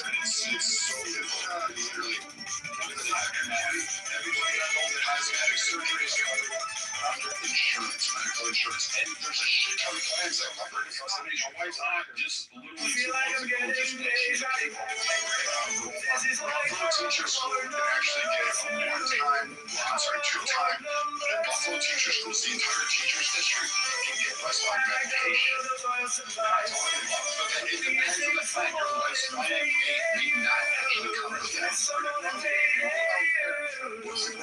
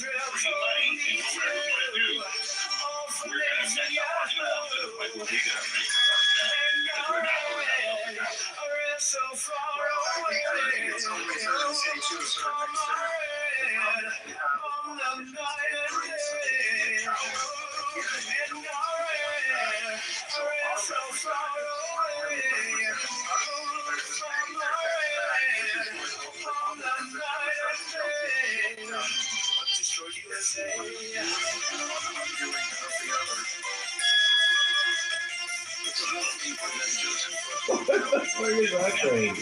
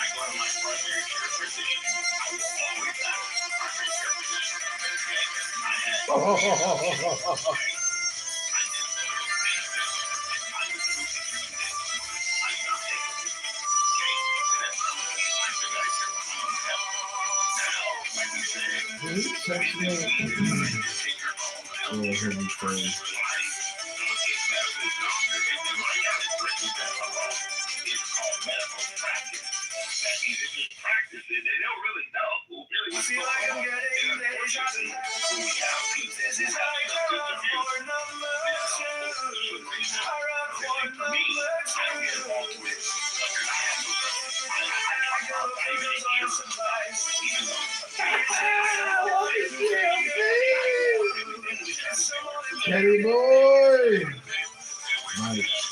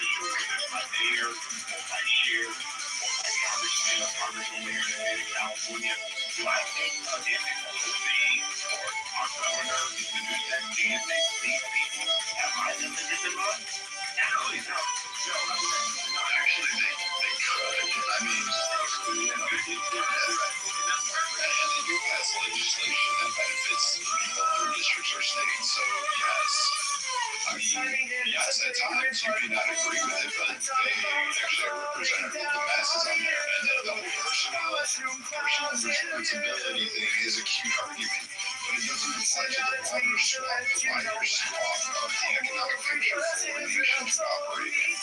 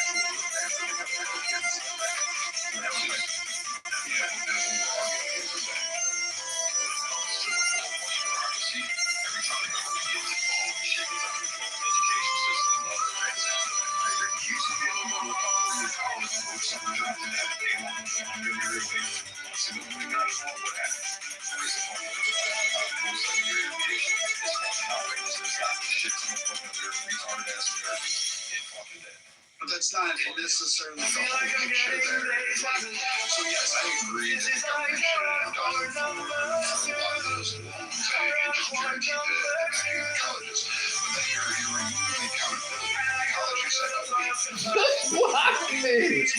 higher ed, which need it because they're not government grants, they got government grants, and there's a big pool of money there available for education. And he said everybody needs to go to college, and then we turn around by 1,500% up their grants. So In 1997, Warlord Charles Taylor was like, kill my mom, kill my mom, and I will vote for her. Kill my mom, I will vote for her. Kill my mom. Kill my mom. Necessarily agree with that. I thought maybe a better legislation for that many colleges. Georgia said even if you're a private school, you have to account for some of these individuals from from the states. They could have done that and said you have to do that at this current rate, this rate, and it cannot be fluctuated. And no, you cannot take 20 years and have this come up. You could have passed legislation like that. What you're talking about is the way the legislation is passed, and yes, unless there's an alternative solution presented, that actually benefited America because we exponentially increased our wealth rapidly.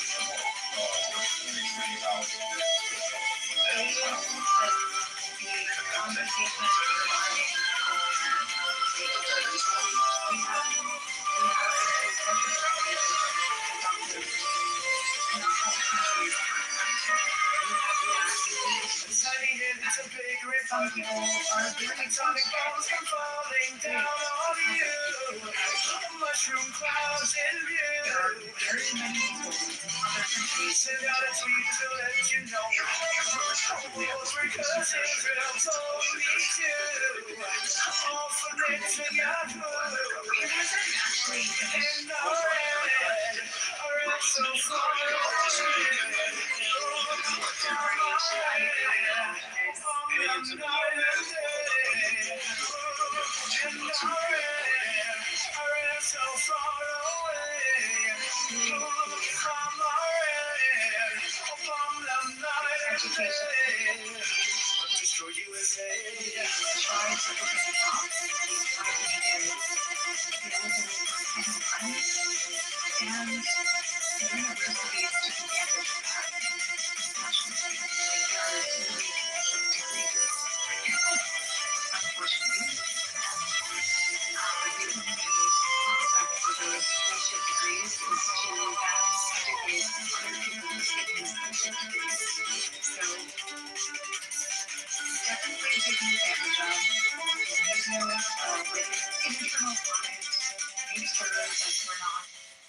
Promoting that. I feel like I'm getting deja vu. This is like a report number 2. A report number 2. Master's degree, a master's degree, or someone invaded you. Someone invaded you. I ran so far away.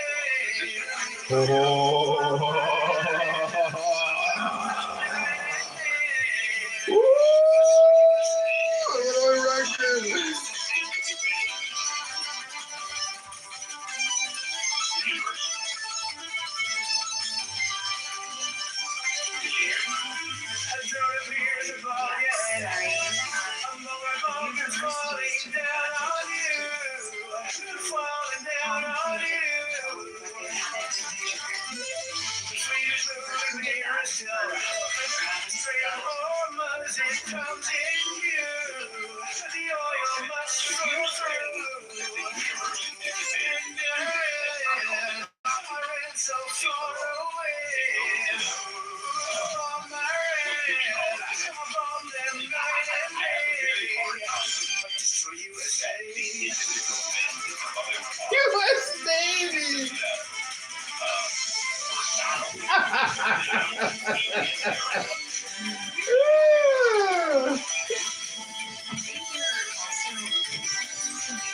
My friend.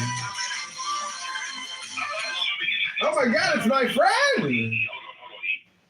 Hello? I don't care if they're not a mother father. It's I.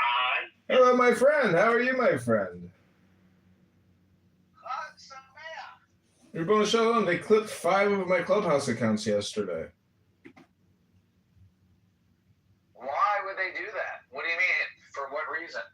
Let's just not talk about it on Clown House, but yeah, 5 of my accounts went down. I only have 2 left. I had 7 going.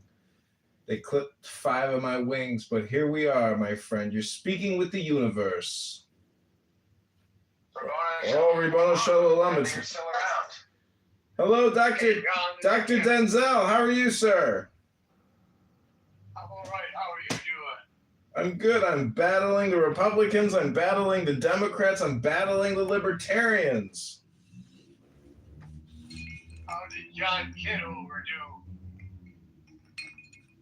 do? Well, the election is February 23rd, 2027. If there's not a majority vote, there's a runoff in April. Okay.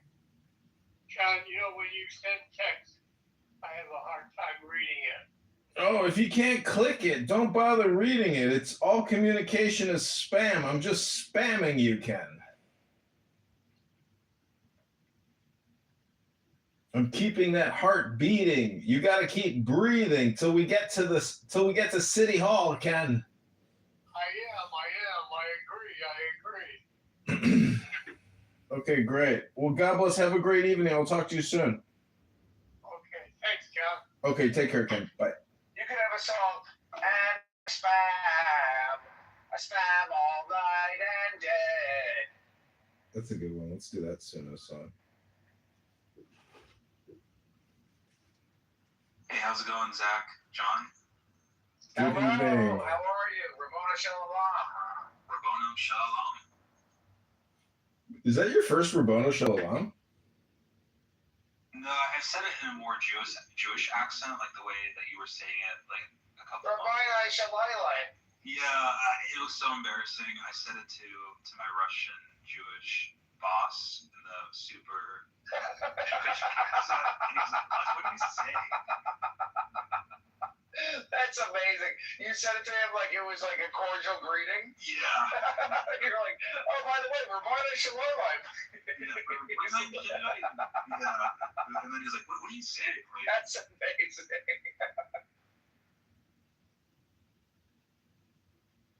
It's very funny. Thank you. but then, John then started saying it like the English accent way, Rabbonam Shalom. It's actually the Yiddish way. That's the Yiddish way. So Trump is making a major announcement. I've seen a top secret internal memo, and the world is going to be shocked tonight. It's going to be an April Fool's joke. That's the confusion and the chaos. That's the confusion and the chaos. But they're going all in. It'd be funny. We need to see a little humor. I've never seen a government give an April Fool's joke. I'd love to see an April Fool's joke from the government.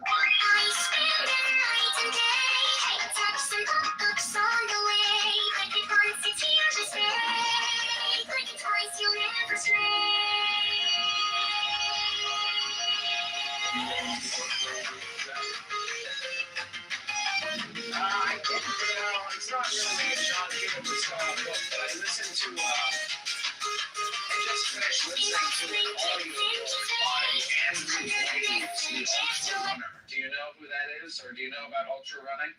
Where you run 400 miles and you're supposed to stay up all night. Yes. And eat on the way. Yes. While they're running. Yeah, they shoot themselves and stuff. The shit's running down their leg. Yeah. So anyway, it's definitely more of a mental thing rather than a physical. That's what it's turned out to be. Yeah, definitely. So I listened to his audiobook, and I've been reading Zen and the Art of Motorcycle Maintenance, which I've never read.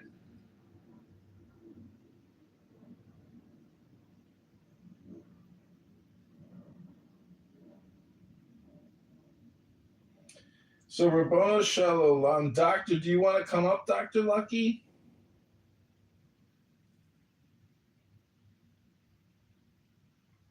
He left the moment you asked him to come up. I see. Well, this is our new song. It's called Spam All Night and All Day.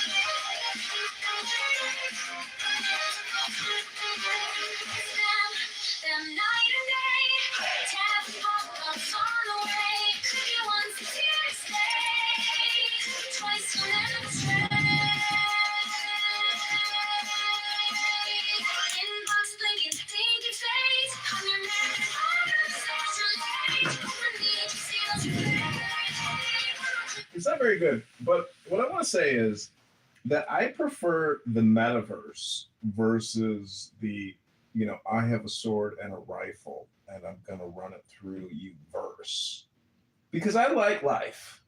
And in life, one needs to breathe. So I want to encourage my friends, the listeners, and maybe a voter one day to say, I'm going to take a deep breath with John Kitover, regardless of his political history or his political opinion, because unity has to begin somewhere. Can it begin with breath?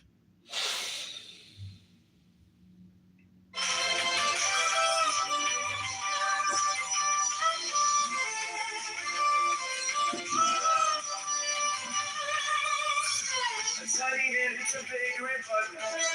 Atomic bombs come falling down on you. Mushroom clouds in view.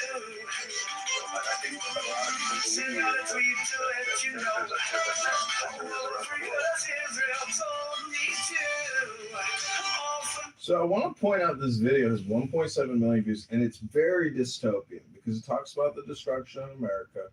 Talks about nuclear war. It shows Pam Bondi completely disillusioned, looking into a mirror. It shows Trump as a psychotic, crazy person with like his hair done way up, but also in like a very psychotic, crazy, like insane way, which is really not a true, reflection of who Donald Trump is. He is a man, okay? He has had wives and children. And this man has lost money and he has made money and he has seen the absurdity of bad management, in my opinion, over many years. And, there's a lot of good points from a lot of different parties or peoples, but that's not the purpose of this room. My friends, we are here to breathe.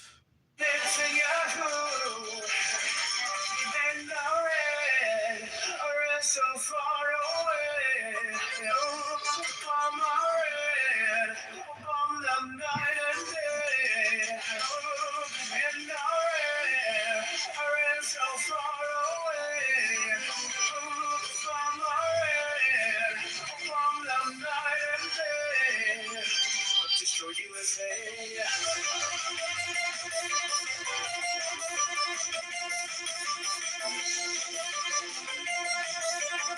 So today, the Viking warrior Brad Stauffenberger, the low-income children's health insurance denier. I don't know if you guys know how Brad Stauffenberger makes his money, but it's pretty criminal in my opinion. He denies sick children health insurance claims. Is he Jewish? Rabboni Shalom. Also, please, Zach, I want to say, when you talk to me on Clubhouse, I'm just asking you personally, unless we're having an N-word, F-word room dedicated to the N-word or F-word, please just use the N-word, the F-word, or the R-word. Use the word R, N, or F, but never say the word, because honestly, at this point, TikTok, Instagram, YouTube is so sensitive that any word based on the transcript that will trigger a shutdown. And we're trying to use these accounts. I don't see any value in Clubhouse. However, I do see value in AI video distribution. That is honestly my opinion, because honestly, any video that I create can never be as good as what an AI video seems to put out and what the algorithm seems to like. So I am redundant, but my spam is not redundant.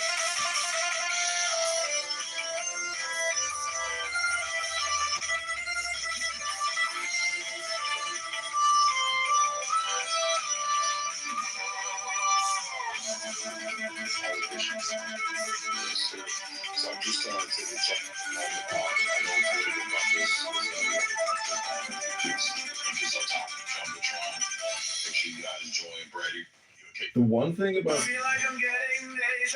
thing that I really like about knowing that Trump is our president is that every day the crazy people, the left wokeists in this country have to live with Trump rent-free in their brains. And in my opinion, Trump will be looked upon favorably because his mind virus is positive, despite what the left and the media try to say. He will always go. He is basically our Bin Laden. I know that sounds strange, but if you go to the Middle East, the underdog or the resistance fighter is always considered, like famous. But what I'm trying to say is, when everybody alive right now who hates Trump is dead and gone and history has moved on, people in the future, many generations from now, will look back at this era with some type of nostalgia. And that, to me, is the ultimate Trump is your daddy. He's not a king. Trump is your daddy. And daddy's home. This is like a run or number 2. Screen for socialist approaches to solve equities, and they'll get upset when the socialist programs don't work, and they've already had them, we've tried them, we've developed them, we did them, and they weren't sustainable, and then they get proven wrong, and then they run to their echo chambers and then say, invest in Bitcoin. So he was actually reading from ChatGPT earlier, and people called him out on it, but it was funny because he read it like an actor. So I got to give him some credit. He's performative, and because he is loud, the thing is, no matter, I guess some people become really gifted and skilled. I don't know what Viking's goal or purpose is, but if you think coming on Clubhouse to complain, but not actually doing things in the real world is going to really change anything, it's just not true. Even if you project and hypnotize and convince other people that their position is wrong, it still just takes the doing and the action. All the words are meaningless. It's just spam. Action is the whole thing, which means you have to run for office unless you're willing, to join. Hello? John, what's really interesting is when you're speaking, the music quality is actually really, really good of like the in the background that you're playing on Suno. But when you stop speaking, the music quality isn't as good. Okay, let's try that again. Everybody, you guys be safe. I appreciate everybody. All right, take it easy, man. Peace. Oh my God, he's closing the room down? He shut the room down! He shut the room down! Can you believe it? Premature! Here come all the stragglers! Here comes the audience from the former room. Welcome, Rico!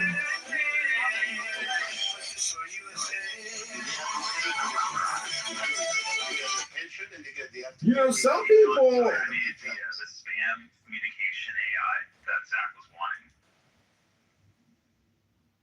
So some people are actually pessimistic, and I just want to say that eventually you're going to want to see another huge firework go off. Eventually. That's just my opinion. And I think after tonight's announcement, I wouldn't be surprised if as he's giving the speech, he drops a nuclear bomb. So get ready, ladies and gentlemen, for the ultimate conflict of the baby boomers of America.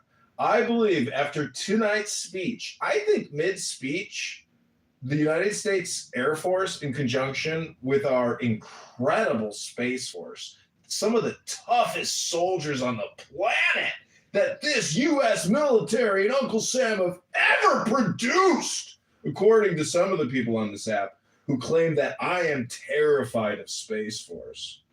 I just want to say that if they actually successfully detonate a nuclear weapon tonight, mid-speech, it wouldn't surprise me. I'm not a prophet, and I'm not the Mashiach, Rabbono Shel Olam. I'm just trying to say, Rabbono Shel Olam, that tonight's speech is going to be a banger and one for the history books, because Trump thinks in terms of history. In the same way that the Chinese plan for 100 to 500 to 10,000 to 100,000 years into the future, Trump tonight is going to change the fate of America, the destiny of the world, and the entire history of mankind. Tonight's speech, I read a secret leaked internal White House memo put out by Stephen Miller.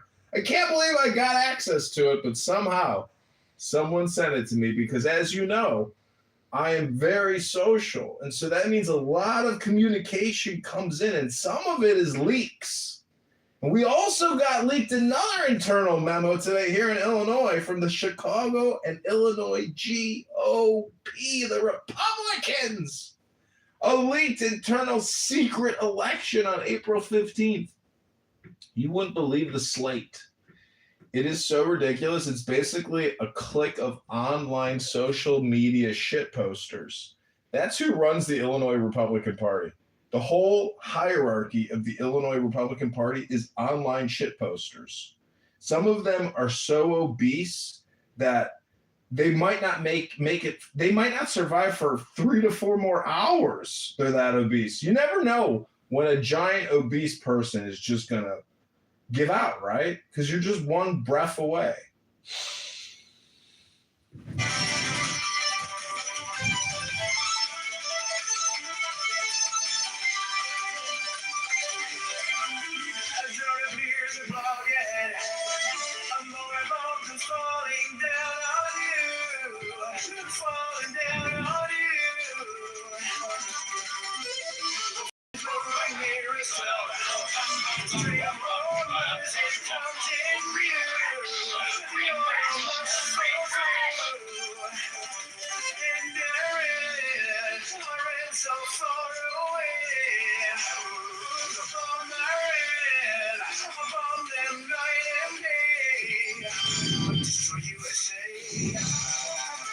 I also just want to say the fact that 5 of my Clubhouse accounts got clipped means that I'm actually successfully doing something. Because to take time to dismantle my, intelligence node, though frustrating for me, shows that I'm actually upsetting people significantly. People who, in my opinion, if you are getting upset about me, well, then it's not a me problem. It's a you problem, and I'm doing exactly what I should be doing to cause your friction in your life. What do you think, kitty cat? Are you excited? We are about to officially announce World War III. It's coming. The big one where every country finally commits total war. Russia, China, India.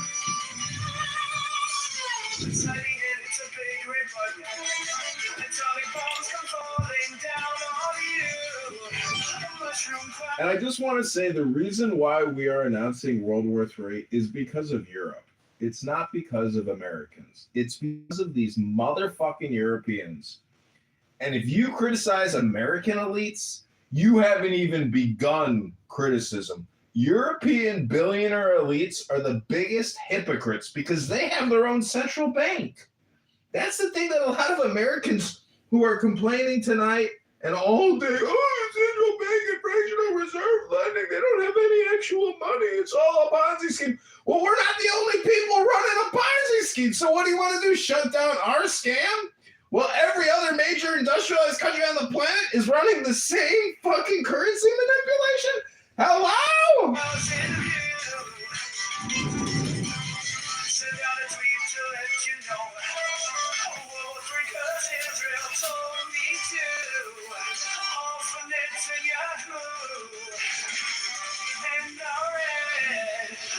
So far away, on the night and day, and so far away, from our end, on the night and day, destroy USA.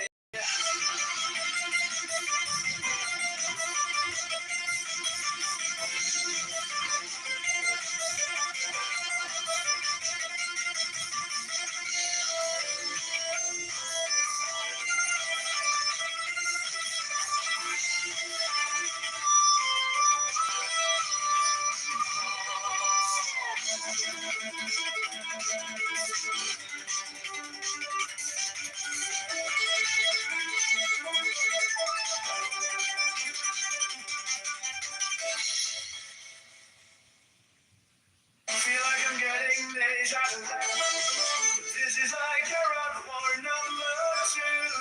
A rock war number 2. I like to look at those oil supplies. Be ashamed if someone invaded you. If someone invaded you. And I ran so far away. From my red, from them night and day. But just so you would say.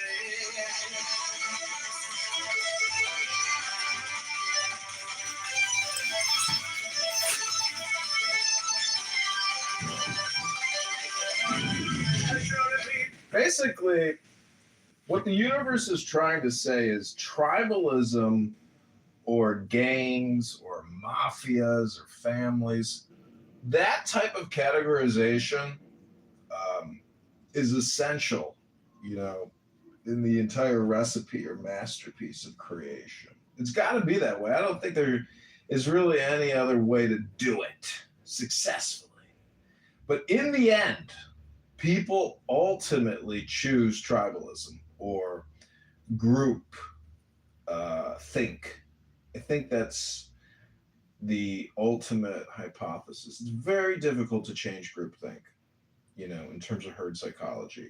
It's basically impossible. It breaks tradition or arrangement.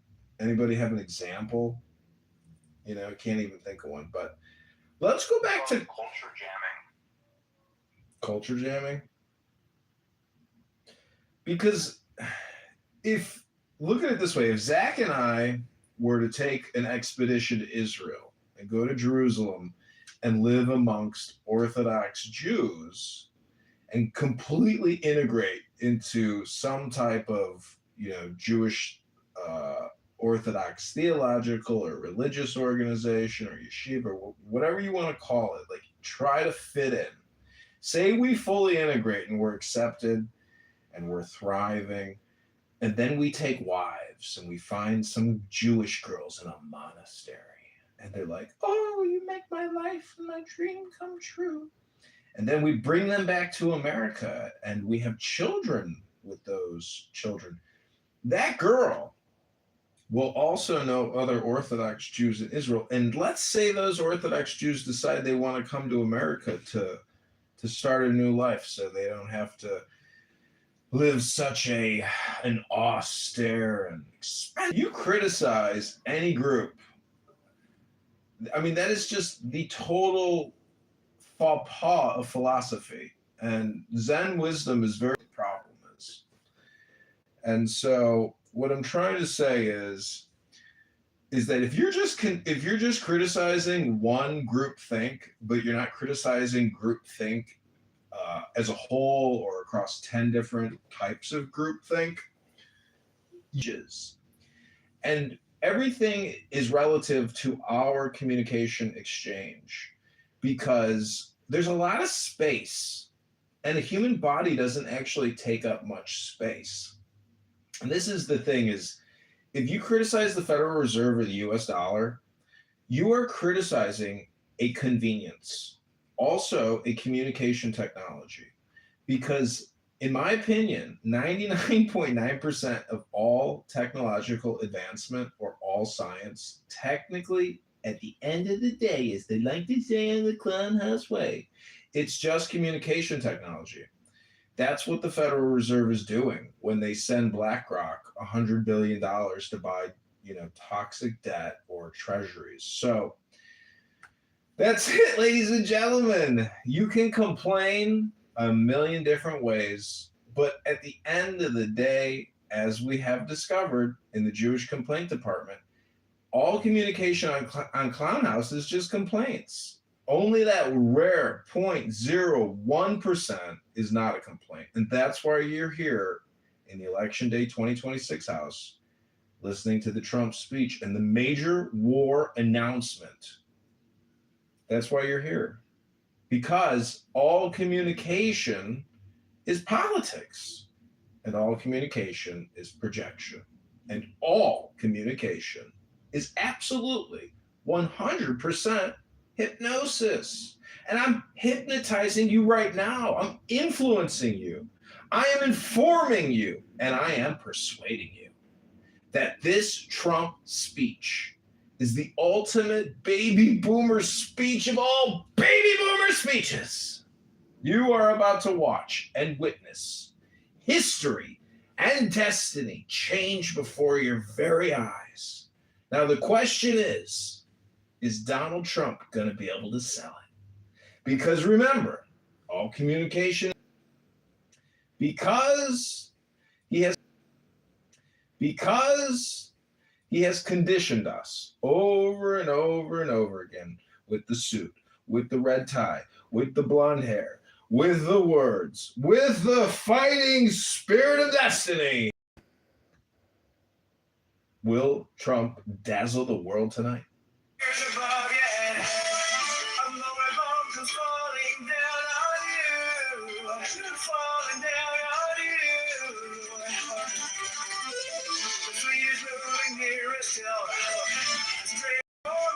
Oh my God, it's JCC! JCC! Oh, he left! JCC, welcome! Are you excited, JCC? You're about to witness World War III! Congratulations to your daughter, JCC. I heard she just had another major accomplishment. What about her dad? Sitting on Clubhouse all day long talking to the R words. And in the process, becoming an R word himself. When was the last time you read a book, JCC? Never? No, that's not true. Actually, I just read this book. Okay, JCC. If you say so.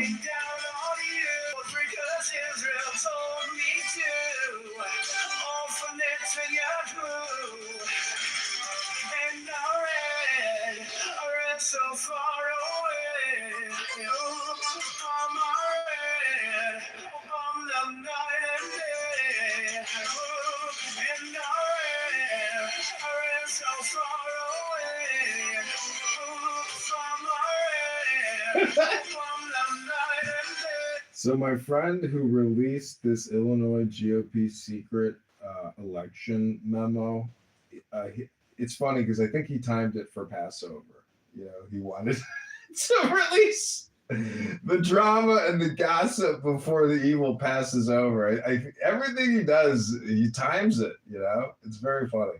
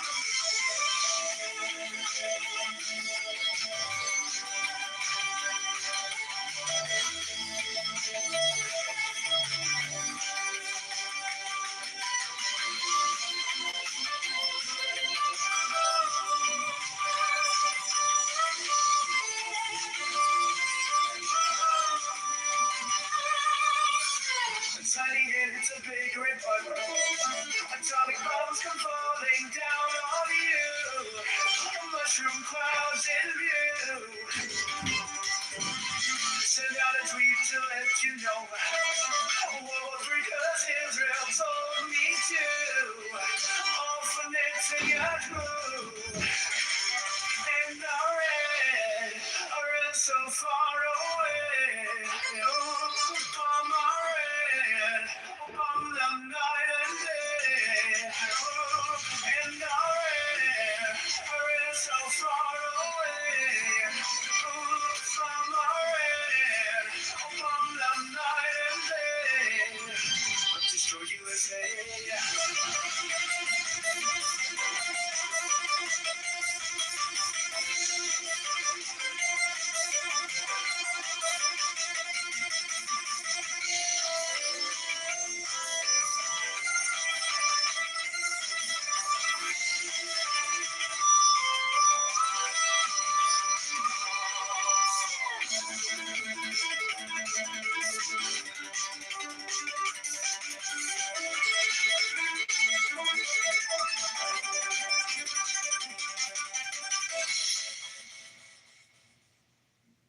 Feel like I'm getting deja vu.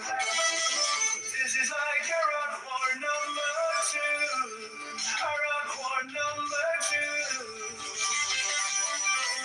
I go through those oil supplies. Do you say if someone invaded you? If someone invaded you? And I ran so far away. From my red, from the night and day. Just so you would say.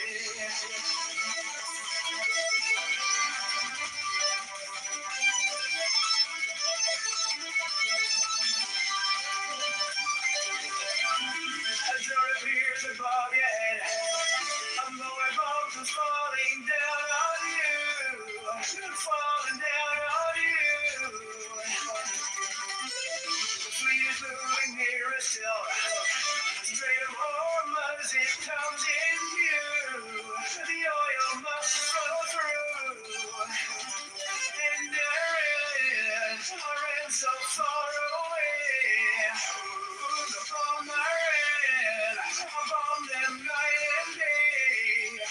But destroy USA.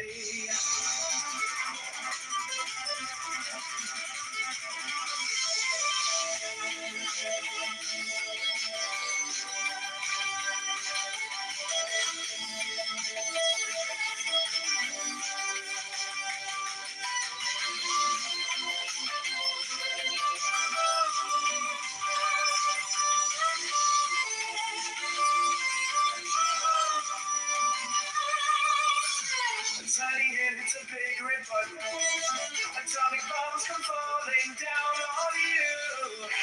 Mushroom clouds in view. Send out a tweet to let you know. World War III, 'cause Israel told me to. All for Netanyahu. And I read so far away. Oh, I read on the night and day. Oh, and I read so far away. Oh, from I read on the night and day. Destroy USA.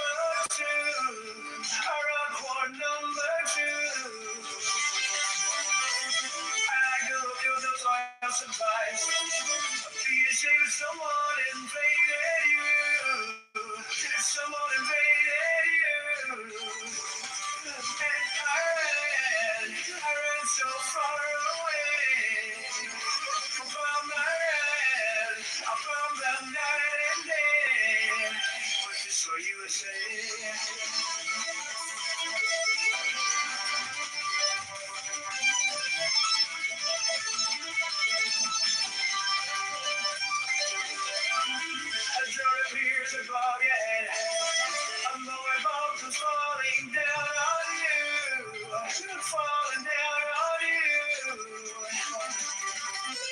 The fleet is moving nearer still. Straight of hormones, it comes in view. The oil must flow through.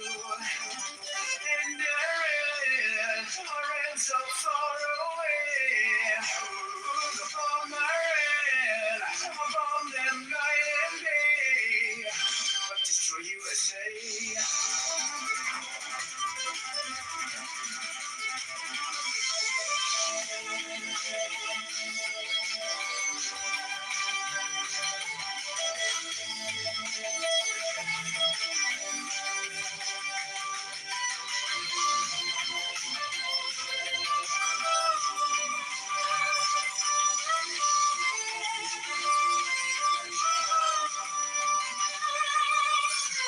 Tiny hand, it's a big red button. Atomic bombs come falling down on you. Mushroom clouds in view. Send out a tweet to let you know.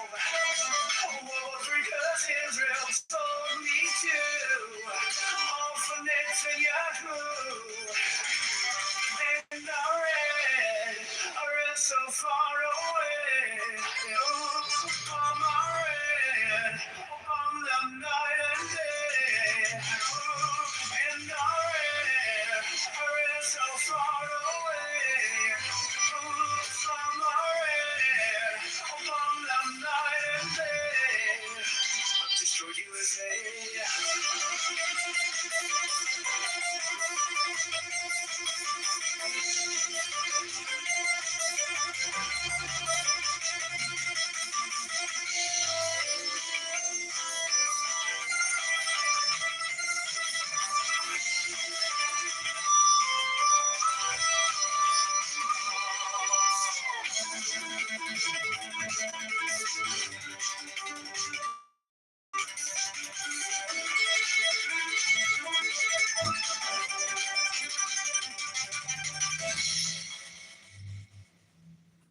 Feel like I'm getting deja vu.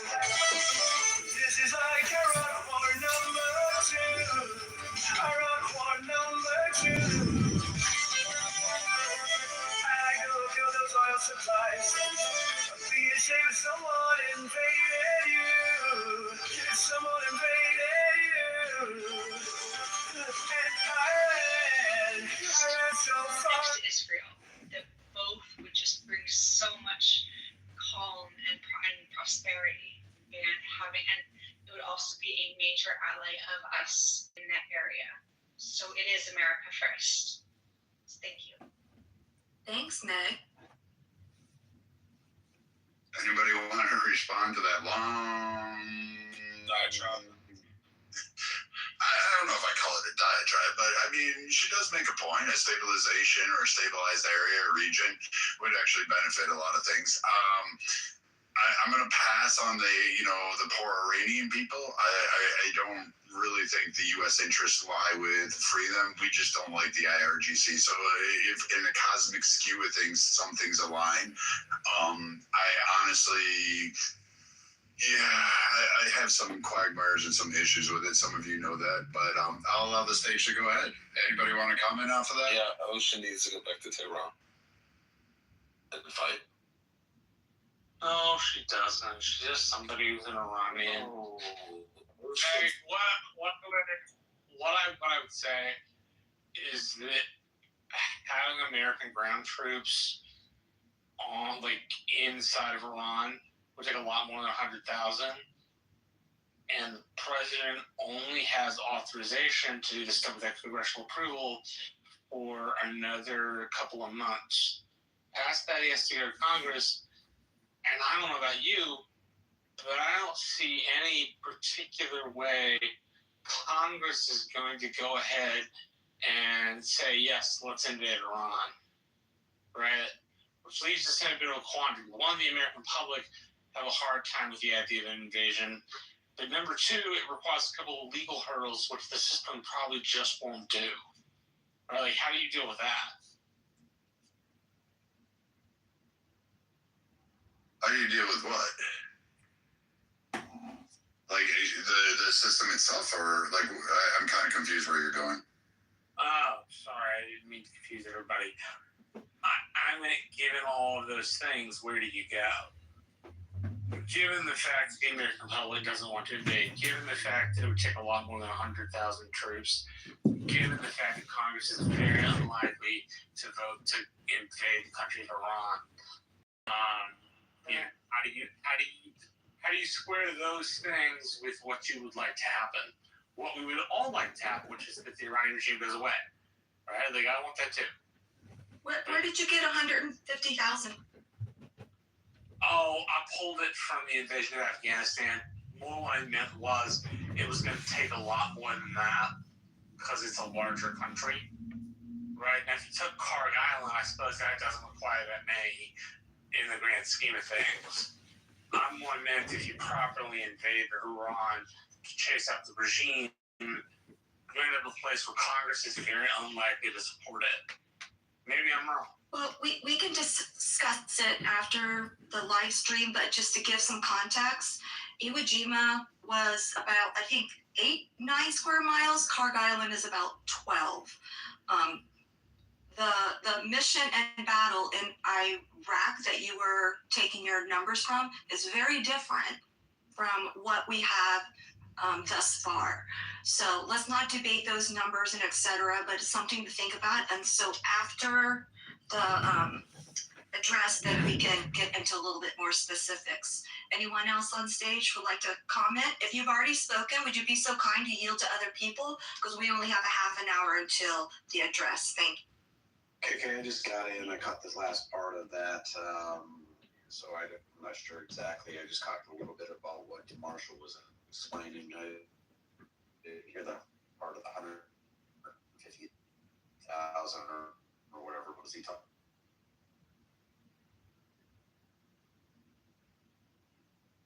Another 100,000. I believe it was up to 220 or 240,000 troops before we pulled some out to go into Iraq. My point was, coming down Meg. Meg's point was a stable Iran is good for the United States, which I agree with. But to get there, you have to have military forces on the ground in Iran proper. And a lot more than that,